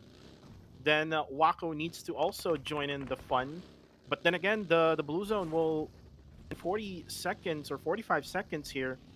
And Dread Esports needs to also move as well. So the circle is actually not within their grasp. So they need to move. And looks like Lanju, together with Demios, is actually looking towards that northern side part of the circle. Because I think they Harami Bro is right within that warehouse area. And this is just so unlucky for them, because not only did they have to take this fight against 2-4, then Dread as well, alongside Harami Bros. And Harami Bros has a lot of space to work with. They have this huge barn area. Federalis is just scouting out the entire side as well. And I think that's what's made it so good for Harami Bros, because they're just so adept at just not only having Federalis just scout out the area, but Federalis is just a type of player that's not afraid to take these aim duels and this one-on-one fights as well. Regardless, for PPE this time around, we were just talking about how they really wanted to feel good this game. They wanted to just really ride out the momentum, but they already lost 1, and now they're getting knocked down as well. This ping-pong circle is just not really helping anyone in this situation. Ryman, on this area, plays toward the side of the train. I think what he's trying to do here is be able to make sure if they're going to get pushed from another different area, he's able to feed that information, or at least buy time. Nades come through this time. ASTE. No one hitting quite yet, but Ostja wants to take this fight. Miner's still very much happy and healthy. I mean, they've been fighting for this train for quite some time, if I remember correctly. All right. And ASTE now throwing up a nade as Miner. They have no choice here. They need to push. They are not inside the circle. That's Kainin, the golden boy of Cambodia. Ooh, almost knocking down Miner. Half HP left on him. But there's going to be, gunshot from behind. This is MFG going for the third party. This is the chance of ASTE to make the push now. But they still need to be careful, because there's players that is in position, which is, you see there, Nang X right behind that small shack. And then Kai now throwing up that nade. Will that one connect? No, it will not. But Skynin, the golden boy, is still down. Right now, Kai's still trying to mark the other members of Ostja. Nade comes through. Oh, he eats a bit of the damage. Nang, safe for the time being, but Gewi has to be picked up. Still buying some time. I think Red Bull is trying to go for that, but you can see the members of GE are marking them as well. Alongside MFG, actually. This is a very hotly contested terrain. It's out in the open, it's large, and it's very hard to find cover. You want to have the, I would say, the tippy top area in your control, but at the same time, the tippy top area means that you're going to be the most open.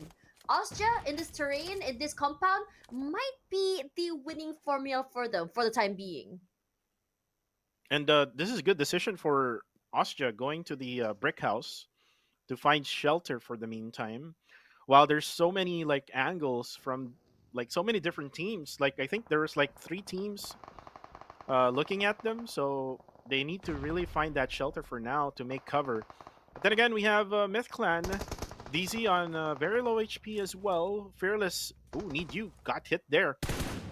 Now on red HP, Ranzer now looking as well, using the ridge as a cover right now. They do have the circle on the very south side of this circle, so they can still manage for the meantime. But eventually, I would say that they would still have to push Myth Clan eventually, right after this circle.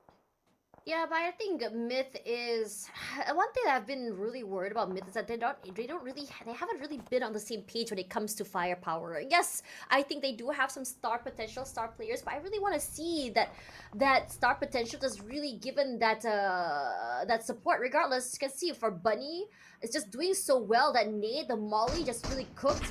He's doing so well, just taking this 5-0 alone. Bunny, what is going on? Wow. Straight through the door, wallbang from forward as well. Bunny has been phenomenal this last 3 maps, in my opinion, and he has been able to just really play in these 1v3 situations, 1v2 situations. He's not afraid to just take these fights, just spray out. Regardless, it's gonna be a nightmare trying to just really flush out Bunny from this compound, and not only flush him out, able to just try to get a double swing or not even an isolate Bunny. Look at that. He's just dodging every single util so well. And in fact, he even manages to get a pickoff. Moves out of the way. Chris is just like, where are you going? How am I supposed to pop you when you're just passing through so quickly? 1v1 here between these 2 players. Fizz, the spray of Buddy with a pre-fire. Comes up on top. Buddy! What on earth? And remember when he was all alone there against Zero, and then he started off with knocking down 1, knocking down 2, and then knocking the last guy of the quarter. But then again, we now have an engagement here, MFG versus ASTE. You can see here Yahiko now throwing up a nade here. Then again, it's going to be ASTE managing, not able to manage rather, that push coming from MFG. And this is what I'm talking about. Good MFG is in Miramar. MFG is just looking so clean right now. They know how to systematically just move around the map, and honestly, they love the fact and just relish the fact that they can play around the sides of the circle. They want to take these fights. 2 and 4, not in the most favorable of positions. A lower terrain to work with PBE in a compound, and on top of that, the top side is going to be Fearless. Ranzer, he's been making magic happen for Fearless. Nearly has like nearly won a 1v3 on top of that. It's just so unlucky that he wasn't able to clutch that. But speaking of Bro Harami, how he said that they had really good positioning, they unfortunately have to give up this space. They want to take this fight. They have already ran straight into Dread Esports. Risk guys out of the fray, but now Jappy, he has been huge in terms of taking out space, but he's always been the first one down. We want to try to avoid that at least for Bro Harami. Need to come through just to really flush out everyone. Mollies as well, just to deter him from going up to the top side. Moy knocked out, but Erangel is doing God's work here when it comes to these first, I would say, this cleanup crew when it comes to Bro Harami. And they clean up the northern side now, so they can just focus on getting inside the circle. But you can see Genesis Esports already in position, and this is prime position for GE because remember, they're really good when it comes to long range or mid range, so they can use this compound to gatekeep everyone who's going to be getting inside the zone. And, if I'm not mistaken, this is the only compound that is within that circle. I mean, there's one on the south side, but it's right on the edge. MFG, I think this is great because they can just really contest Austria as they kind of go into the circle as well, giving them some extra points. You really gotta give it to them. I mean, these very aggressive plays means that they have to have a lot of confidence and courage coming forward. Ranzer, not his teammate, but he is taking up this space. Look at how he's just kind of like weaving back and forth on top of that area. He wasn't able to get much info on 2 and 4, but Rankid, he sees the opening and he sprays. He put a lot of damage into one of the members of FR. There we go, Fearless. Oh, nice. Taking out Pozo. Huge. He's 1-on-1 v3. I wouldn't be surprised if he's able to just really isolate fights. Rankid's taking out another team on top of that! Myth! Oh man, but the Myth goes... Unfortunately, one of them goes down. APG is out for the count. 2 and Wako finally knocked out as well. Fearless has his eyes onto the other members of Myth. 1 second says 1 second. I have to heal, my guys! Plays with the smokes. Dangerous game he's playing here. Yeah, very dangerous for the side Esports now. Nades coming from Playbook Esports. It is still Harami Bro who has that fair advantage. Look at them. They're just third-partying 214 Sin right now, and they can even third-party Fearless Esports if they will go ahead and extend over this ridge. And that is it for Rankis. Able to get that final kill. 214 Sin is out. Oh man, Federalis. He's hungry, he's looking for blood, and so is Ranzer. I mean, I really gotta give it to Ranzer. He's been in so many dangerous situations, and he is still making out on top. Right now, Ranzer just proning down on the ground. I mean, they have no choice here because if they try, if they try to commit onto PvE, then Harami Bro will just easily, like, far straight away onto them. But then again, there's also Myth well that they need to be careful because Myth Clan is also on the upper side of that hill. PvE now will have to move eventually. 30 seconds to close the circle. Yaiko goes down. Range got hit there by Monboy. Monboy just really holding on their position here. Yeah. Being aware. Raiman has been holding on, just really keeping Myth at bay. I think there's a lot of hesitation coming in from Myth as well because of these pre-fires. Speaking of pre-fires, that's already Kai. Final member left alive, knocked out. Position points at least in the bag. Again, reminding everyone that as long as they do have some points coming into the next round, not going in with a 0 will be miraculous as well. Just keep up that consistency coming into this entire week. Now for MFG, looking good here. You have 3 up in the back, Fearless. Ooh, that nade hits Monboy straight in the face. Not enough to knock him though, but Evil, he's so quick on that. Punished from a different area. iTurks took full advantage of that situation, but 1 second will be the one to claim the point, and that's huge. Regardless, Monboy tried to play aggressively, tried to punish them, but the one who comes out on top would be 1 second. 1 second, not even a second is what he needed to react to that sound, the information that he had. Raiman alone, playing the smokes, just trying to weave in and out here. He wants to try and make some magic happen. He wants to get at least an exit frag, something. Just make sure that he doesn't go out with his AMs empty. And it's really Joseph that he manages to pick up in terms of a point as the final man standing for PBE.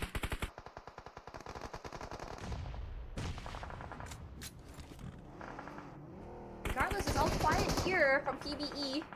Knocked out already. His range still very healthy and alive. I'm shocked, honestly, because he was out and about quietly. Almost got caught out here. 1 second. Doing the God's work. Putting every team at bay. Regardless, iTurks still alive, and his Fearless Esports has got punished here at the end of the day. Marnet out. Austria quick on that. Nang X. I spoke too soon. Taken out. Easy. Still holding. Harami Bros in trouble. Members of their teams just slowly dwindling. 2 members only left alive. Myth this time around showing us a good showing for this particular map. Everyone might not have their sights on them for their first performances today, but they are looking great. 6 eliminations in the bag already, and this might be the beginning of their start to victory. Top.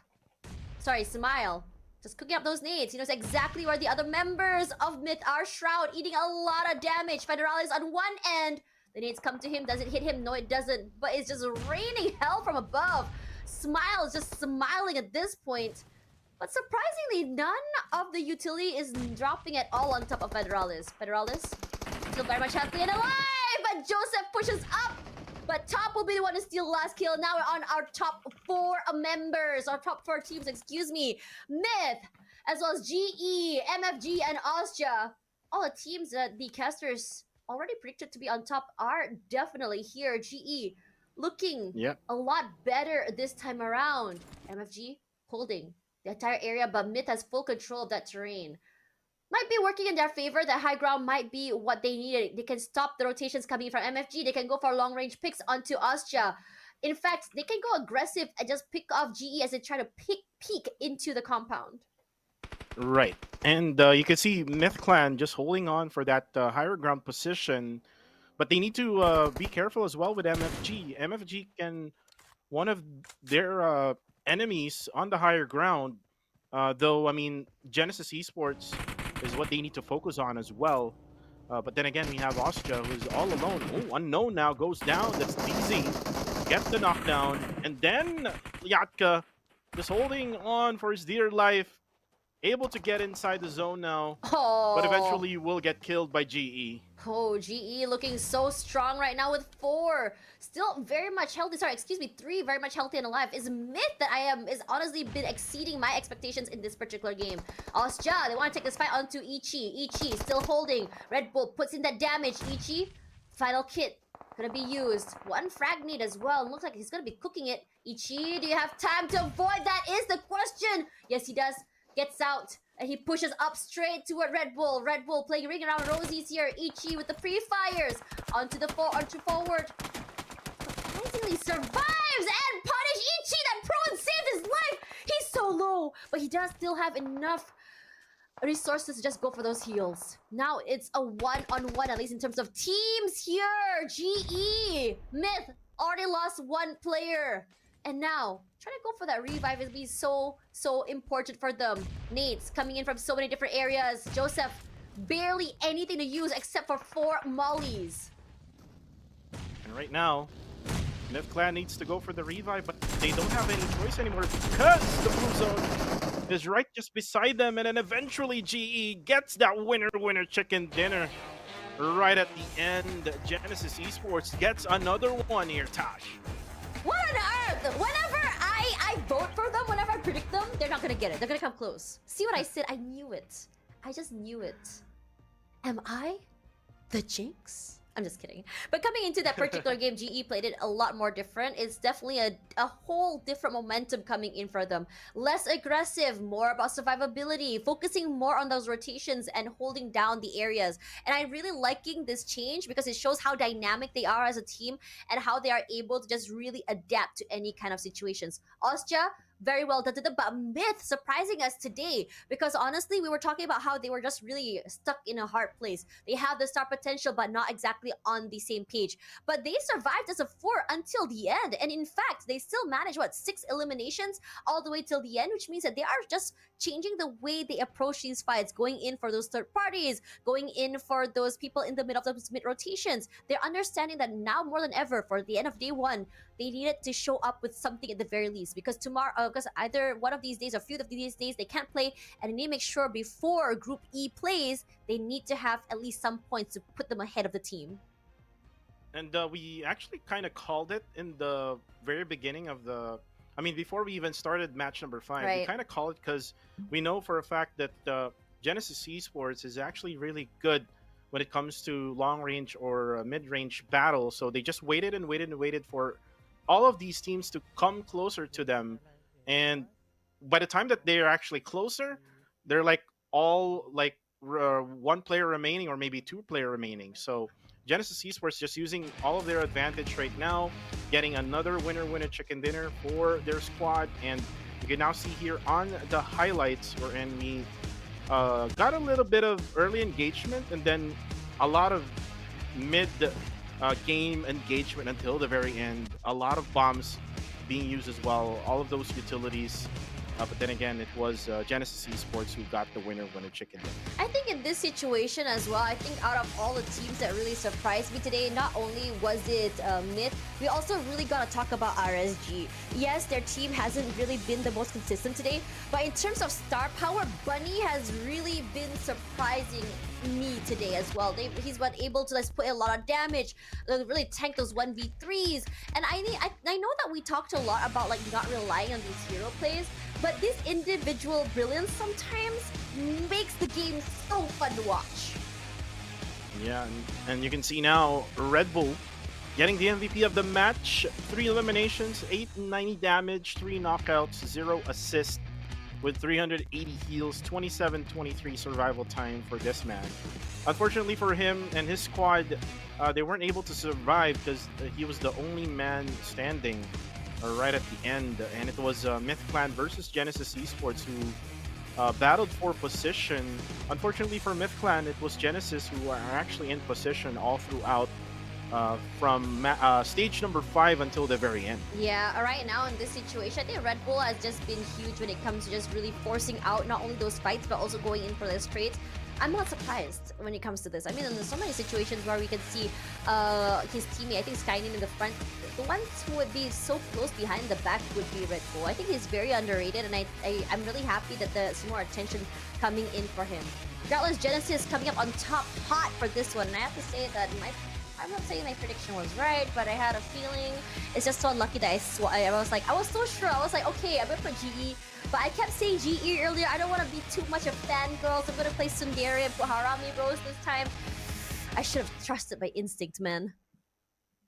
Yep, and Genesis Esports getting another winner chicken dinner, but again, like we have talked about earlier on, eliminations or elimination points are actually important now with this point system that we have. But if they're getting like too many winner chicken dinners in one day, like what they did actually last season, I think it's going to be the same result is what we're going to see in this tournament. But again, we're in just the first day, in the first week. There's still like 4 teams who hasn't played yet.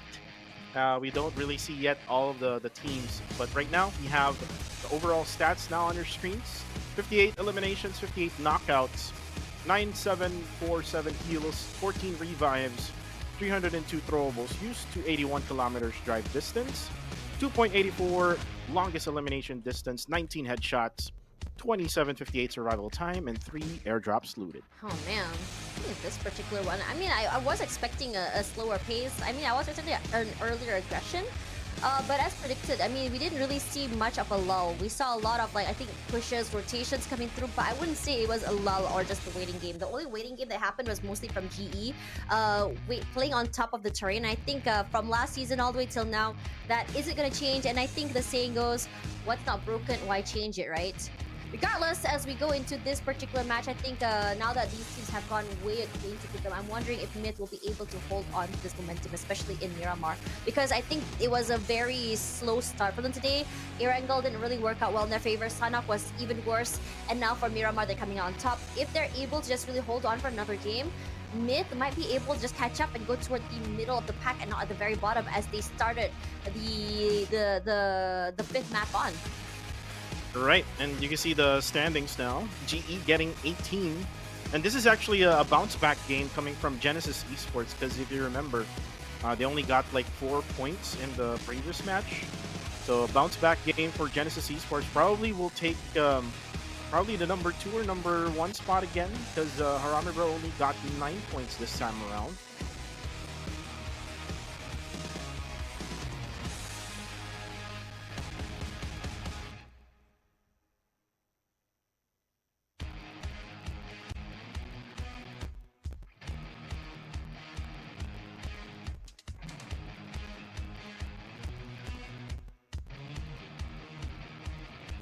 Number 6, we do have now the overall updated rankings.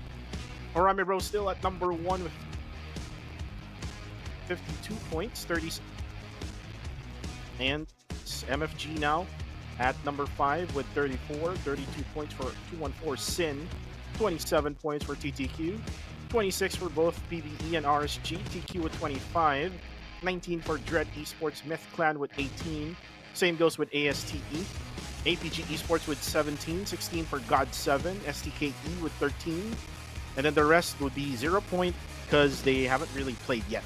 I think it's going to be very exciting looking at this team. Myth started off map number 5 with only 6 points. And they're catching up 18th place and finally just overtaking God7, overtaking APG.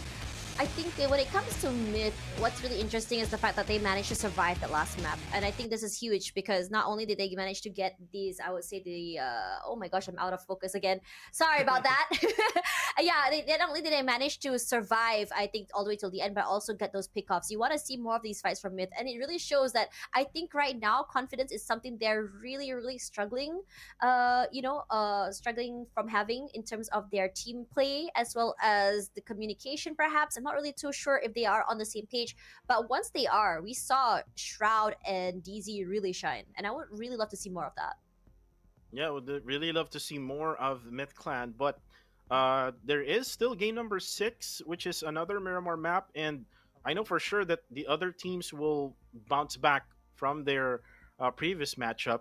We do have the likes of 214 Sin, which was my prediction that time around. They only got 1 point, so most likely Rankid, together with Wako and the members of 214 Sin, will most likely go ahead and bounce back and try to be better in match number 6. But let's take a look at the prediction now with our match number 6. Hopefully we could see now the prediction.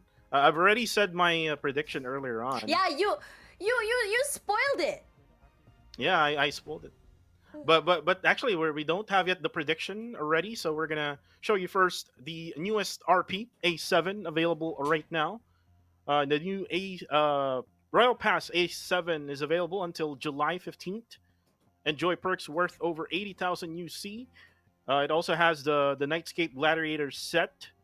Also includes the Graceful Watcher set, the upgradable Nightscape Gladiator PP19 Bison. And then if you have the time to post it on your social media, we have the newest Victory Dance and lots more. You can see there the buggy, the backpack, the skins for the Mecha, the Levertron, and the Strider. So you can get all of these.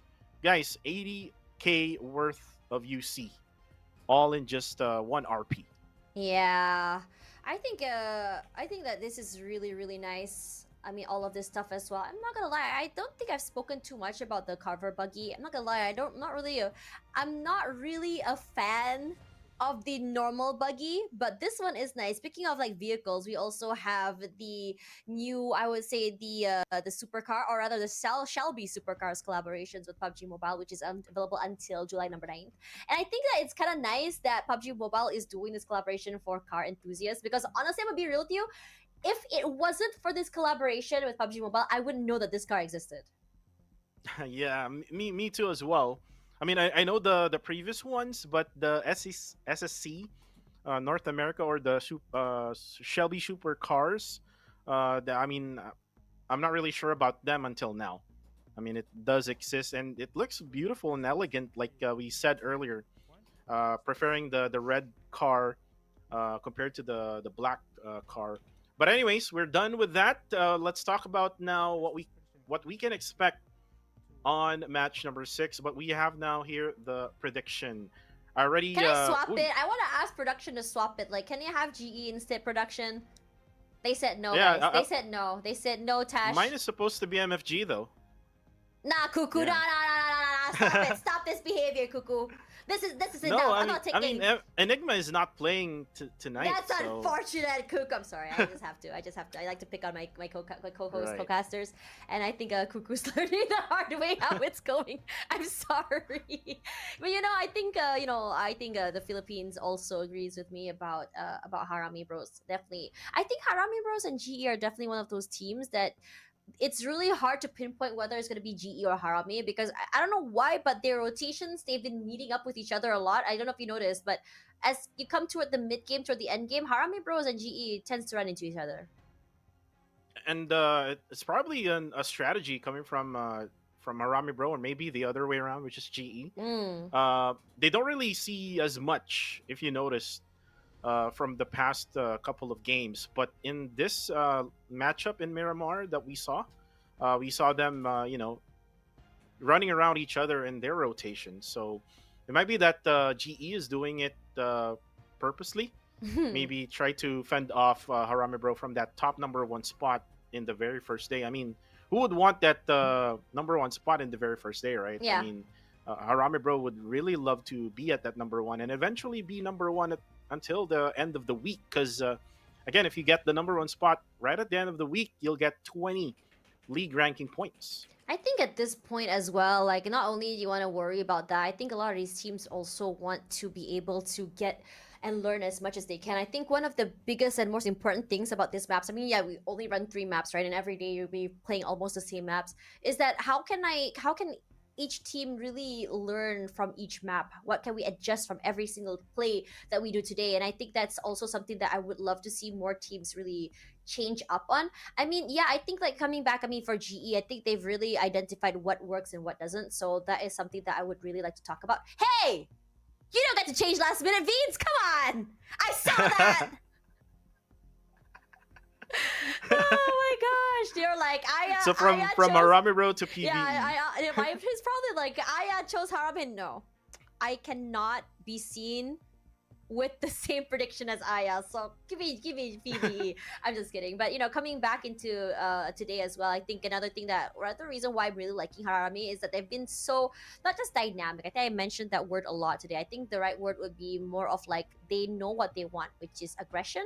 They know what they want, which is elimination points. How can we achieve that on different maps? And I think they have different styles of play for different maps. And if they get knocked out early, or maybe they didn't really like the way they played, I think if you notice, they've been doing this micro adjustments each game on how exactly they approach each round. They started off with a 1-1-1-1. After that, they had a 2-2, a 3-1. So they have so many different styles of play. And I think, do you know who the IGL is for the team? Because honestly, his calls have been phenomenal.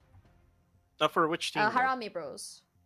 Oh, for Harame Bro, it's It's range. pretty good. Range, I mean, like, yeah, it's not only just that. I mean, like, for a lot of the time we talk about IGLs, you don't really see them pop off. You don't really see them frag out. But Range is one of those IGLs that not only does good calls, but he's also adept enough to be a fragging IGL. He was actually a fragger before he got into an IGL. That's I a mean, very big change, actually. originally it was Few who was the IGL of Arame Bro, but then since it's already been like 6 years of playing PUBGM, maybe he's trying to give way to the younger guys like Emmas, like Federales. Yeah. He's kind of like if you remember from Sem 9, Man Parang. Oh, Banparang. Oh, now So- he's taking a back seat. No, he's in business development for the team now as well. Exactly. So I think it's very nice to think about that. I think for a while now he's been like the sub, and I think it's always very fun to see these older players just support these teams. Honestly, coming forward, but coming into this one, we still have Miramar, one more to go, and honestly, I don't know why, but I'm getting a bit nervous. Okay, I'm getting a bit nervous because it's really hard to say. I mean, like it's not only my prediction on the line, but also the idea. I'm just sorry, I'm just playing around. But also the idea that it's really like I don't want to see like week one we're already starting to see that 1, 2, 3 teams, the same recurring teams on top. I would like to see a more dynamic change between all the teams. I want to see why this is called Southeast Asia and we have more than just 3 teams that's really on top. Let's be real here. Right, and we've seen the other teams who are actually struggling last season, like Fearless Esports, who's been showing up their gameplay now, much better gameplay compared to before, and then Myth Clan just waking up now at match number 5, and they can actually continue on with that same sense of urgency or maybe same aggressiveness going into match number 6, and it's kind of like I mean, we're not seeing the same peeps top of the food chain. Like Mm. what you mentioned, like GE still on top. Maybe try a different type of flavor this time around. Maybe PBE, maybe Fearless or MFG, since that was the team that I predicted to win this match. I mean, for PBE, I think it's a whole different ballpark for them because, I mean, when you have teams that have played in Tier 1, it's a whole different, I would say, mindset, a whole different style of play. They've probably experienced it a little bit more. And I think that PBE, I mean, yeah, they struggled in Tier 1, I believe, last year. There was a lot of questions as to, like, how far can they go. But I'm glad to see that this year they're looking a lot more stronger. And I think they've really taken what they had in a short amount of time in tier 1 and brought it here to tier 2, and just really showing their dominance coming forward as well, which is what I want to see more of from more of these teams. Regardless, as we go into these next one, I mean, other than your team MFG, like you have been talking about them a lot, you've been really saying how they really thrive on this particular map. Which team do you think might surprise us? I mean, we saw Mythos really surprise us in the previous one. What about now? Probably Dread Esports. They've been quiet since Erangel. Yeah. If you notice, they were, I mean, they were getting points in Erangel. Eventually, on the last Erangel map, they weren't able to get as much. Now, since then, they've been quiet, even in match number 5. So I just hope that Dread Esports would wake up and maybe try to show them why they deserve to be in this tournament. Yeah, I think for Dread Esports, I think it's a matter of just them really. I think in a lot of time, it's just a matter of them not being able to reposition. They're just going into these long, drawn out fights. Maybe they'll finally win up against one team and another team comes through. And it's just been so unlucky for them because every time these fights happen, it's always toward the edge of the circle. And I understand that these edge fights are definitely something that a lot of teams want to actively go for. But when it's just prolonged, when you run out of your utility, you run out of space, you don't even have time to go for those resets, is when the downfall is going to be happening. And I think this is something that Dread Esports really should look into fixing as we go into, the end of the day and maybe on towards the end of the weekend, in fact. And maybe try to use the other members of the roster. Because as far as I remember from last season, they used much more of Jashi compared to Demios. I mean, Demios was like a last addition in the, I mean, in the third week onto the grand finals. yeah. They used more of Jashi during the first 2 weeks, so maybe try to mix things around for the roster. I mean, I'm starting to see a lot of, I would say, some player swaps already, especially as we swap maps. And I'm really liking this dynamic where we have certain teams that are more adept, certain players are more adept for Erangel, and certain players are more adept for, Miramar. I remembered Geek Fam used to have a player, Kachasusu, that is just literally in for Sanhok for the healing game. Thankfully, and then that was like his thing. So I'm really liking this change as well. So I'm not sure if these players are rotated out based on maps or based on how they feel. But I'm also really liking the fact that when you have so many extra players as well, which means that there's a more different and dynamic style of plays, number one. Number two, if say something were to happen or if just the player is just having an off day, you are able to swap it with another player who is able to provide that firepower to the rest of the team, which is what you want to see. Especially for Miramar, you want to have that firepower. You want to be able to have these fights, these teammates who are able to do for their long range snipes, these long range scope fights as well. And I think we've seen a lot of that, especially from GE. Would love to see more from the other teams as well. I mean, we saw DBS fights as well. Federales is definitely one of those players who love playing CQC, love playing right there, out there in your face. And I don't know, I just don't want to keep saying Harame Bros, don't want to keep saying GE. Surprise me. Give me a new team. Give me more myth. Give me more, I don't know, what else is there? I want to see more RSG, in fact. Bunny. APG. Yeah, that too. Like, Bunny has really surprised me for RSG. And you know what? Give me a RSG top 5. Yeah, maybe RSG. I mean, if Bunny can do it individually, then maybe he can share how he does it to the team, so that the team can, try to flourish together with him. But we are now going into the game. This is the last match of the day. Let's go, Tash.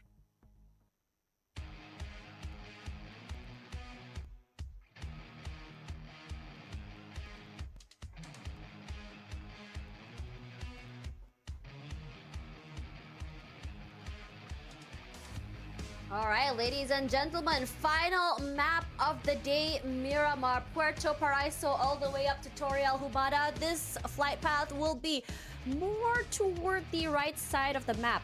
And it's going to be very fun watching this one because whoever that wants to drop near La Drilera, Monte Nuevo, El Pozo, no cigar today. Right now, with this type of flight path, it'll be hard, especially for, remember, 2 teams drop at Chumacera.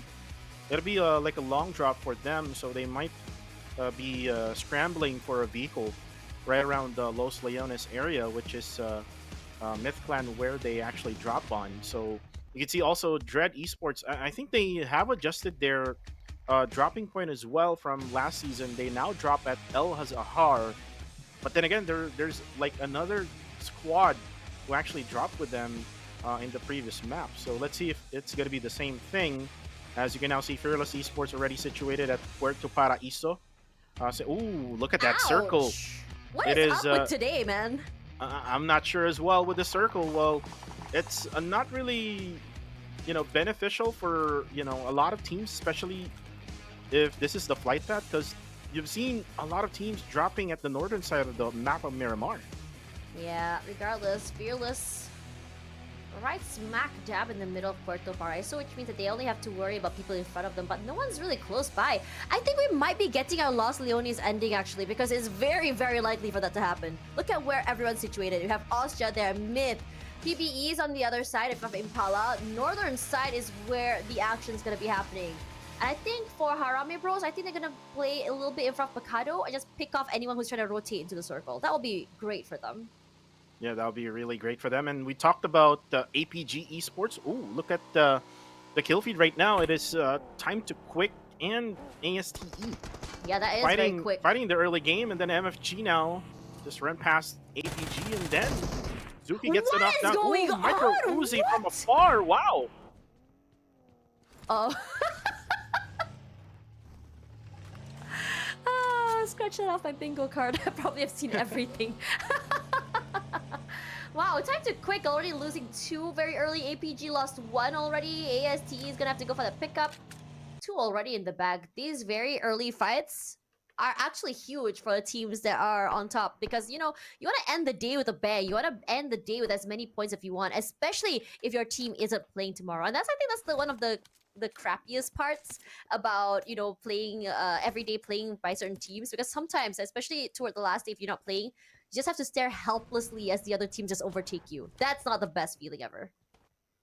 And I'm not sure why ASTE is not dropping in their usual spot for today. They're just I testing feel out like- the waters. I feel mean, like you yeah, can do I that. feel like they're testing. Yeah, you're right. Yeah. I feel like they're testing a lot of teams right now, and one of which is TTQ right now. You can see No Fear with the win 94. You could also see Incas also now pushing in. This is Zuki just hiding behind this warehouse. They have the man advantage right now, but we do have Liquid. Ooh, from afar with the headshot with the AKM, dropping Kai down. And then there's going to be Miner. Ooh, and Liquid actually going out for the help with that Winchester 95, knocking down one more guy from ASTE. Oh man, Zuki just putting in a lot of hurt for the other team. And now in this situation for TTQ, TTQ, it's just a situation where they have lost 2 members already. They're trying to go in for these long range fights. He puts in the damage, and you want to get as many pickoffs as you can, especially since you can't go for these aggressive, team on team fights anymore. It's a 2-on-4 at this point. The only way you can really redeem yourself is survivability and getting those pickoffs. And I think for Miner, I think he's been pretty. Miner has been a little bit more hot-blooded. I think he's very aggressive and has been punished many times, but also is kind of like, I think he has potential coming in as a very aggressive style play like Federales per se.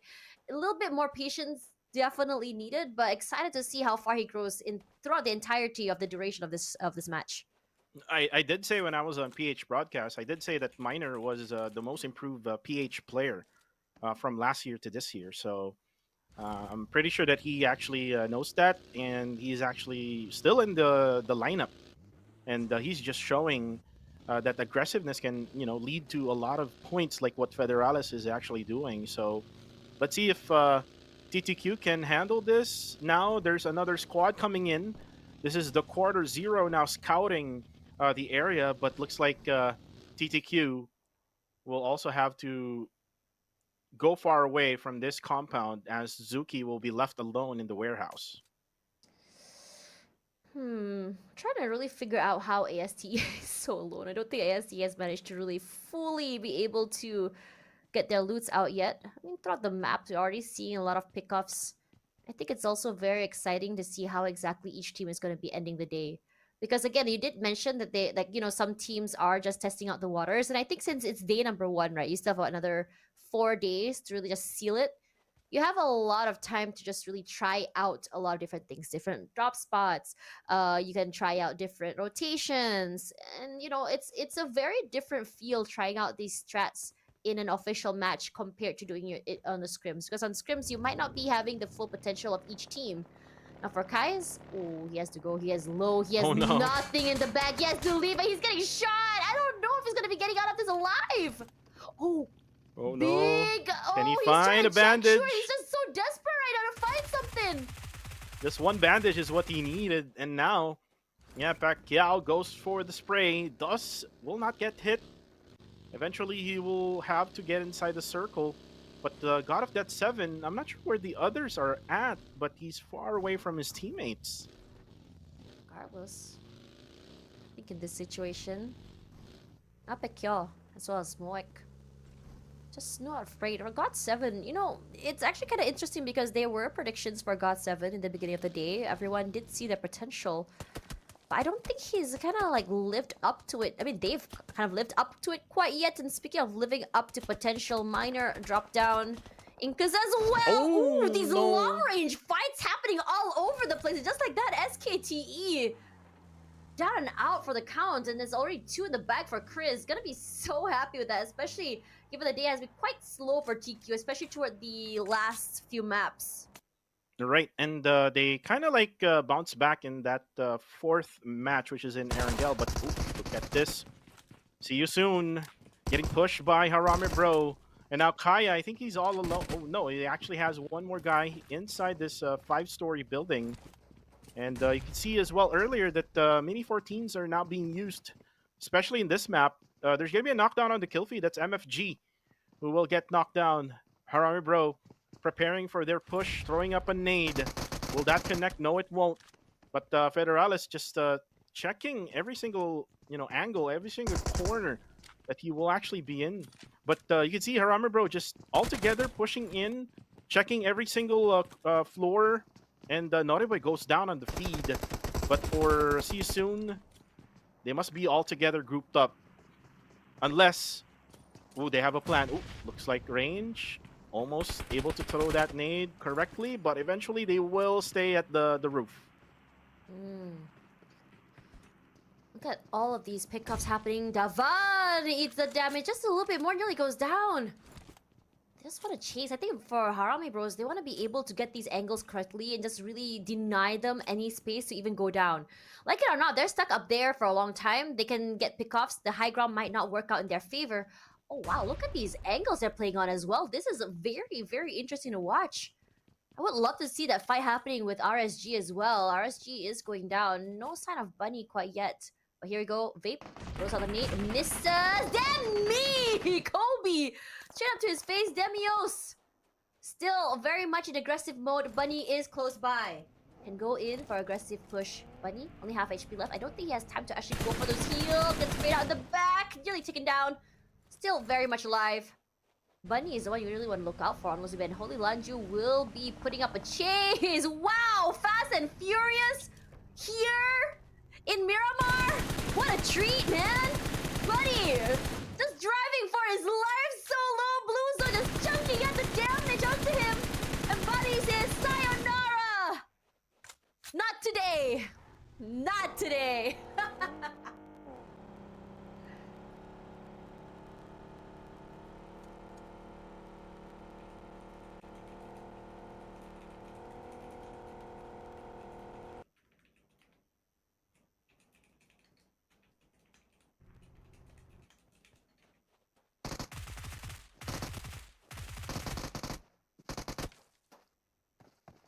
No need for support, man. I'm Migs. I don't need support. I just take fights head on. Look at his emoji backpack. That's him right now. Because that's me. If I want that, that's me, man. Oh man. But coming into this particular one, it feels like everyone is all over the place. And yeah, the circle, this is ridiculous. Are you kidding me? It's confirmed. I'm the curse.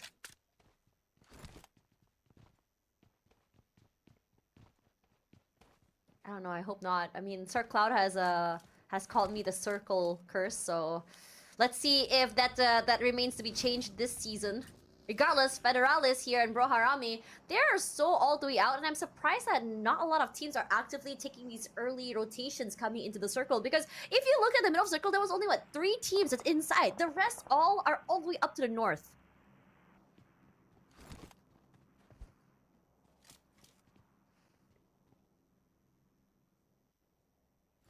Blue zone fights are fun. Yeah.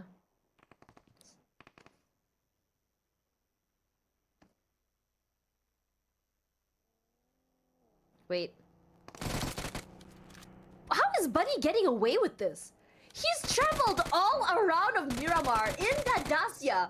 Oh, I spoke too soon. I'm sorry about that. The Juggy comes on top this time. Sorry about that. Sorry, RSG. Sorry, this guys. Not gonna do more than that. So, APG is gonna be very happy with this, but thankfully, not too much of a water circle. But imagine. Can you imagine it? Yeah, but it's so chaotic and very fun to watch, no?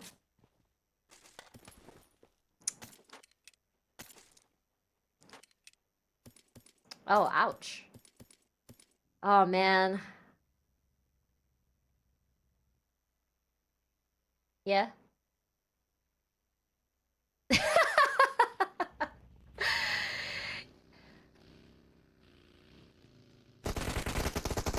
Whoever that survives in the circle lasts longer. Marnat knocked down, immediately lobbied. Harame Bros finds GE, and this is what they wanted. Just to really cripple this team even more and take up more points in the bag. Nate to come through. Range just takes a little bit of a chunk of that damage. West is all alone. More nades to come through. And this terrain is not working in their favor. Because all these nades just straight up just gonna roll straight onto them. Range.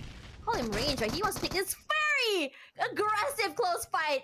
He gets away with that. Nate comes through. He gets chunked down. Smile again. Just massive when it comes to these Nate throws.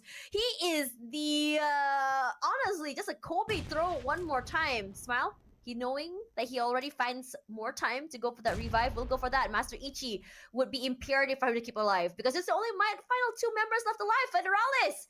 We know and we've seen him do this. He likes playing up close and personal to Nate. Misses, thankfully, but the other members of Harame Bros wants to take up this space. Amas, undeterred by the damage. How much more nades do you have? Smile just waiting. Taking turns. Another nade to come through. Goes for the heal. Amas, the blue zone fight, but a jump shot coming in for Smile. Hero play. Time not on his side. I don't think he's going to be able to revive his teammate. He's going to be the final person left alive. Range down and out of the couch. Can he go for the spray? Spideralis can't keep them up and about. And Harame Bros go down. But GE survives by the skin of their teeth. Ah, come on!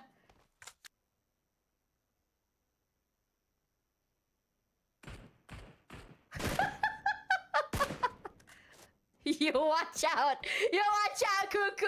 Might be the first time casting with me, but you watch out. We got 9 more days, my guy.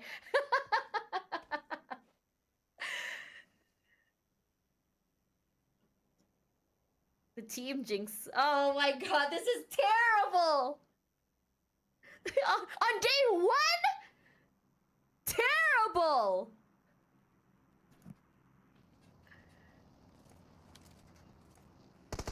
I think the voodoo curse is just knocked onto you because you talked to me. Oh man.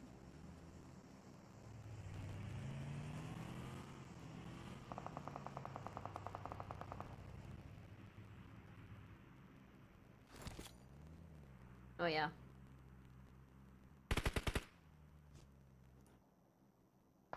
Does he go in? Ooh, that was perfect! Moy still waiting. Look at Holy Lanjur just reacting off that info, but he's a nade too! Karma, pin, and cash! Are you kidding me? That's crazy! Chris gonna go for that pickup. A lot of time already bought for the team. The other 3 members of Dread still very much alive, and I think they want to try and push. There is still another team very close by, and they haven't made a peep. Got 7. If they play their cards right, they could be the 3rd party in this and, you know, come off with 2 teams worth of points.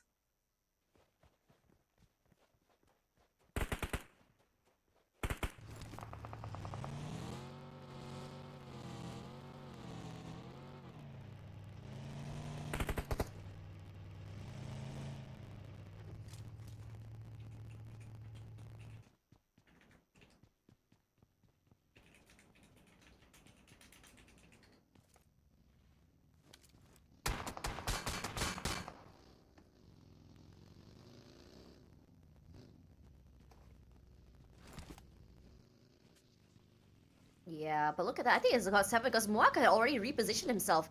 Here comes Moy. He wants to take this fight. Moek on the bottom side. He's marked already where Jibna is. But on the top side of the terrain, there's Moy, there's Demios. Want to take this fight. His teammate, Ngapek Yao. On the bottom side of the train, he can go for a trade if he wants to. Has to be careful. Moek with the sprays. Finds him at the end. A good flank. Denies him the high ground terrain as well as the information, and now it's all about just cutting him off away from his teammates. Moy in trouble, eats a damage, jumps up. I really gotta give it to him. That jump was so risky. He still did that. He's running out of utilities already as well. Moek. More smokes to come through, cooking up that need. Info he has. Demios eats up a lot of damage and eliminated GE already so soon.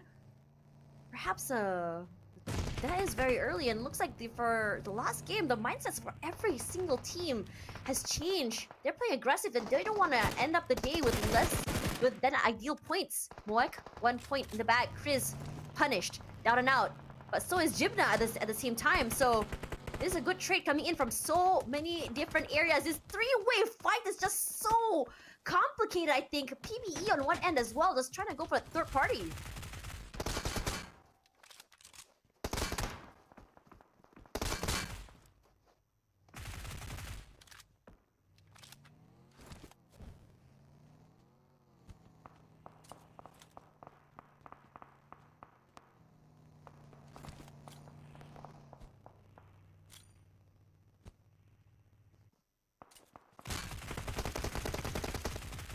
Oh man, he still got him.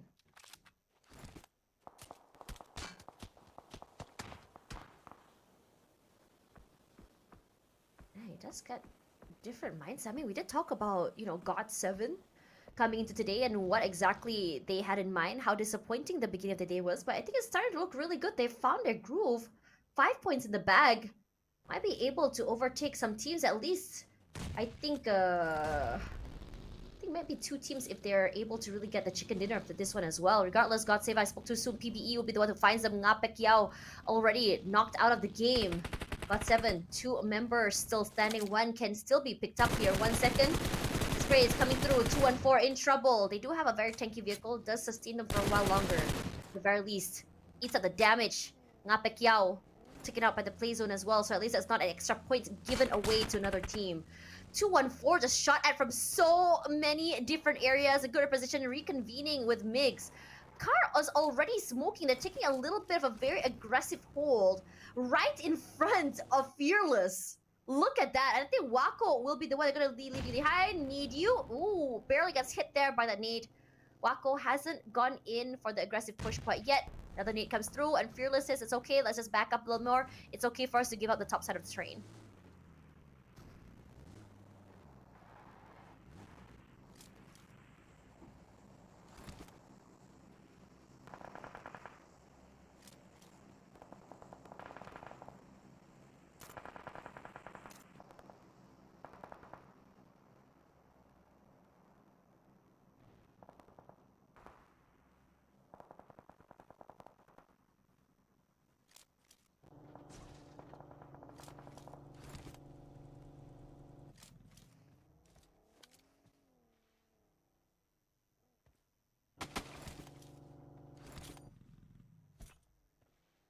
Yeah, Ryman. Oh, he's trying to play a very sneaky game, but also a very dangerous one. Yes, it'd be really massive for him to be able to look up on top of this building. It's come through. I think he's so aware that 214 is there. Nice nade from PBE. Evil will be getting 1 out of the bag, and he immediately just pushes up forward, and that's the best kind of situation to be in. Evil has just always been one of those players that's not afraid to just really push up and just play straight up in your face. Very similar. APG down and out for a count. Evil cooks up that nade. Spots out. Wow! Gets completely barbecued. Does get the nade onto them. So 214 Exin out. Not happening quite yet. PBE, Evil, gonna be able to get that reset. Ranzer all alone. This terrain is the only thing separating these 2 teams. But I don't think that both teams are actually going to be pushing out quite yet. Regardless, push or not, they do need to take this fight. Because they need to be able to go into the circle pulling out forward, and Ostia is just waiting for them on the other side.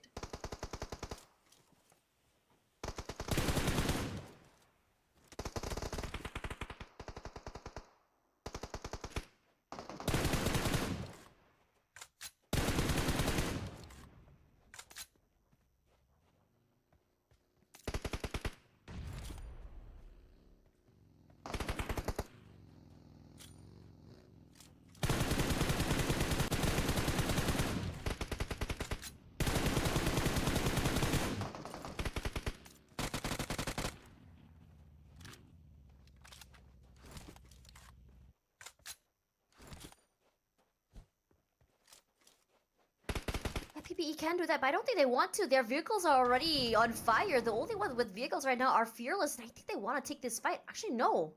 Jeez, they might. I think they're just going to go for a reposition here. And with Pozo coming a little bit closer, it means that they're going to try and just really crunch them from 3 different areas. And Austria, I think this is the best outcome for them. Look at that. They themselves are going to the center of the circle. They themselves want to crunch Fearless in this situation. And I think this has actually backfired terribly for them. Because now Fearless, they're forced into a situation where they're just spread so thin. They have to worry about Austria. They have to worry about PvE. 1 second, putting in that damage. He does nearly take out one. Yowie from the other side. Only just the bait in this situation because he's just trying to get information for his teammates. They want to go for that crunch. The other members of Austria, Red Bull, still waiting from the bottom side of the terrain. Hasn't reacted quite yet.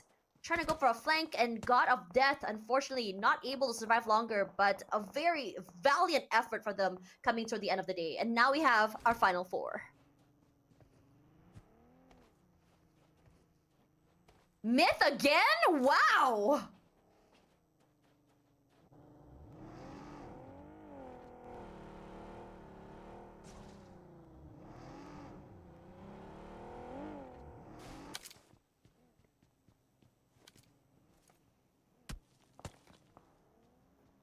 This is actually kind of interesting how Myth is just suddenly a quick 180 from one of the, the most dismal looking teams in Sanhok, as well as Erangel, to one of the strongest now in Miramar. Both Miramar games making it to the top 4 is definitely a statement to watch out for. Regardless, Austria, they have their eyes onto Myth.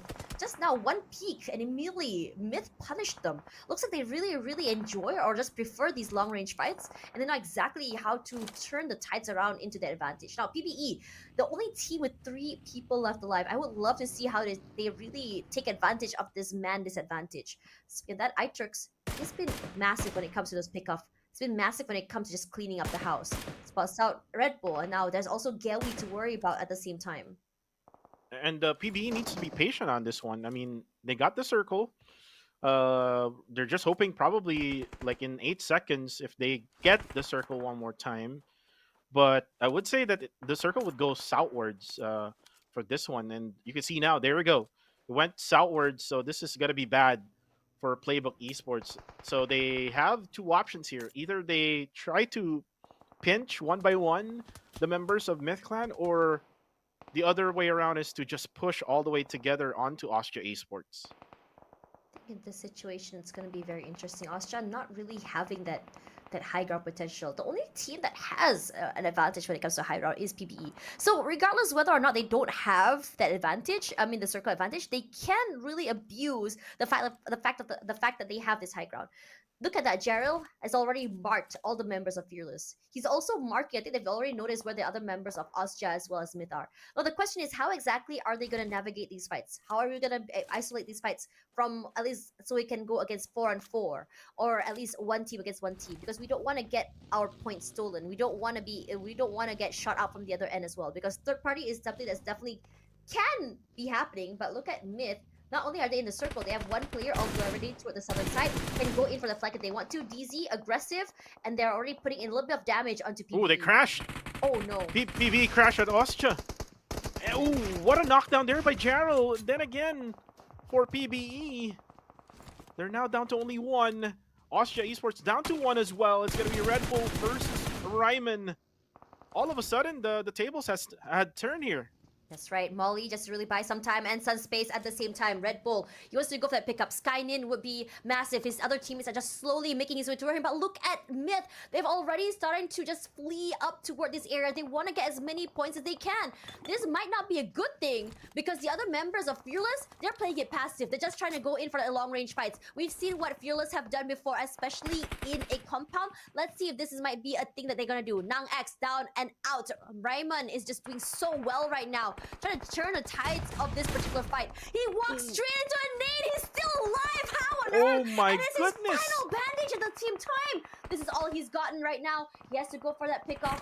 And right now, for the other members of Austria, they all managed to be revived. The only team with 4 members left alive right now is Myth, and they are just taking their time, taking the full control of the circle. If anyone were to try and rotate or even just peek out, they can go in for those pickoffs.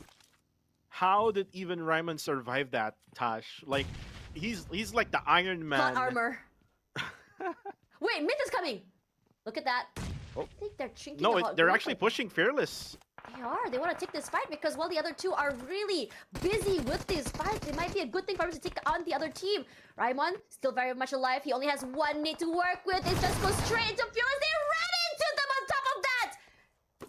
Completely decimating them, putting them at 4th place.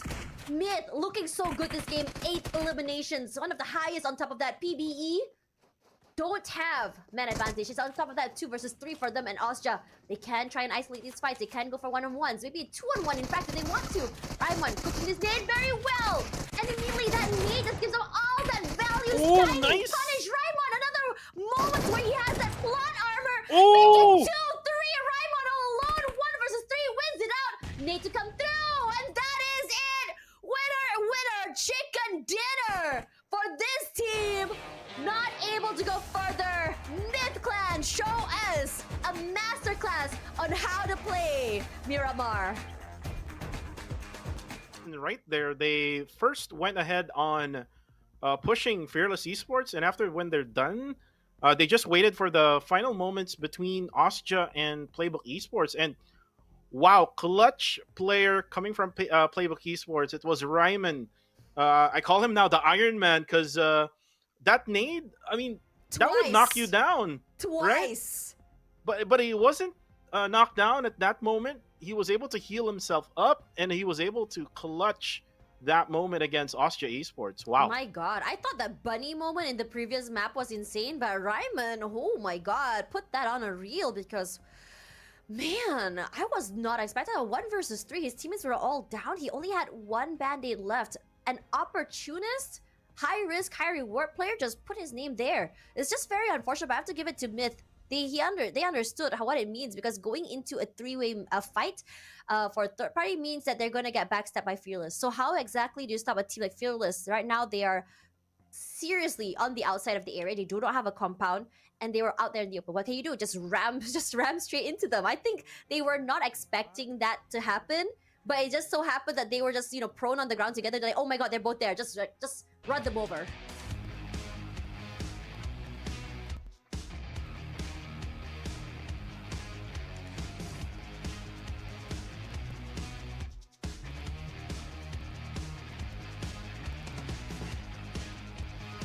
Versus Harame Bro.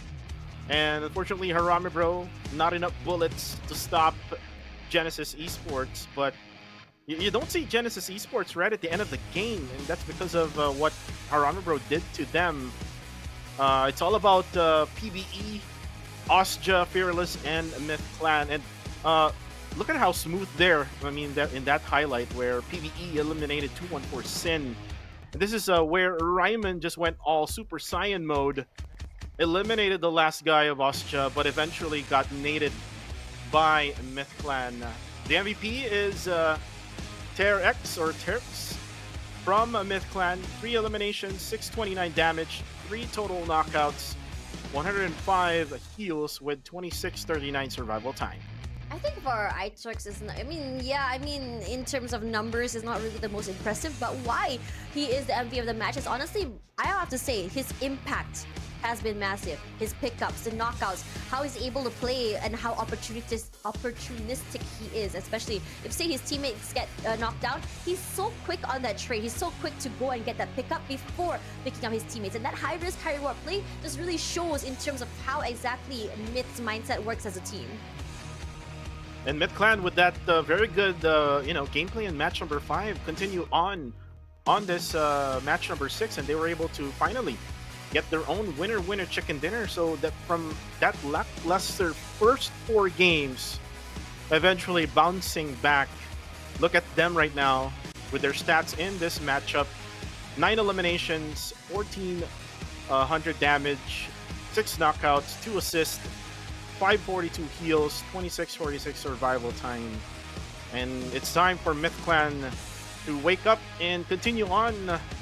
Not this day, because we're all done. All 6 matches are done. We're gonna be getting ready for tomorrow, but before tomorrow, let's take a look at the overall stats here. 54 eliminations, 58 knockouts, over 11,000 heals, 19 revives, 192 throws, 325 kilometers of drive distance, 3.8 meters of longest elimination distance, 9 headshots, and 2 airdrops looted. I would say it's a little bit more of a different feel to the last map. I think, it's definitely a little bit more structured, I think, from all the teams. I think it's once you have gone through that first map jitters, once you've gone through that first, I would say, that first initial encounters with the teams, you start to really understand what your team is capable of. And I think Myth really, end of the day, just surprising everyone. So definitely, I think everyone will be putting Myth into their predictions tomorrow for sure. I know I will. Yeah, definitely. I will put them also in the list. Nah, stop copying me, dude. In Miramar, because they're playing well in Miramar. They really did. They really did. Honestly, they did really well. On top of that, look at that. The elimination points for Myth has been, I think, what it comes down to that survivability. I think Myth is definitely one of those teams that are like, okay, we survive all the way till this particular circle. And then we start going all out. And they're very calculative. It's almost methodical. But one thing about methodical teams is that they can be countered. So I would love to see a little bit more of dynamic style change coming in throughout the next weeks for them. Yeah, they can easily be countered, especially when it comes to like rotation-wise. If they weren't able to get the right rotation, like mid-game, eventually got killed by another squad. That's how you can, stop Myth Clan. But if they survive like around stage 6 to 7 or until like the end of the game, then more than likely they will survive and might get that winner chicken dinner. Honestly, PBE has really piqued my interest. They are definitely a team that's a little bit more aggressive, but they are a team that I would say, like, despite them not having the mana advantage, they still play aggressively. The embodiment of a very aggressive gameplay, and I'm always so shocked that they are able to survive that long with that kind of play style. And I can also add to that one, Tash, because if I remember it right, Neptune told me that Monboy is the one that starts the aggressiveness in the squad. And if you notice in the last match, it was just Monboy and Ryman. So maybe with Monboy hyping up the remaining squad member that he had, which is Ryman, maybe he was able to hype him up and they were able to get that clutch play against Austria Esports. But you can now see here the overall rankings, guys, and it is all done. Day number 1 is all over. We still have 14 days left before we end our league, so it's still a long ways out here for us, Tash. Yeah, we still have like 4 more days left for this week. Yeah. But this is just a sneak preview for the rest of the guys who's watching us right now. But I would expect Strangers Tribe Aromacy to adjust coming in day number 2. That's right. So this is day number 1. We've already seen Group A, B, C, and D playing. So tomorrow is going to be a whole new group. I think E will be playing tomorrow, if I'm not mistaken. So that's going to be very exciting to watch. Going to be seeing the addition of Exquisite Esports, Enigma, MSI, the team that you really wanted to watch, Kuku TV. Yangon Galactica is also another team that you really want to watch, as well as my personal favorite, Flash Vision Esports, which has some Malaysian players that I have yet to witness. So there's going to be some brand new names as well in the rosters and the team. And I'm really liking this shuffle in terms of not only teams as well as regions as well, because teams that used to invest in another region is now moved into another region. So don't forget to follow PUBG Mobile Esports on all their social medias. We'll see you guys tomorrow, same time, same place for the PUBG Mobile Challengers League. Tash Bunny and Kuku TV. Good night, everyone.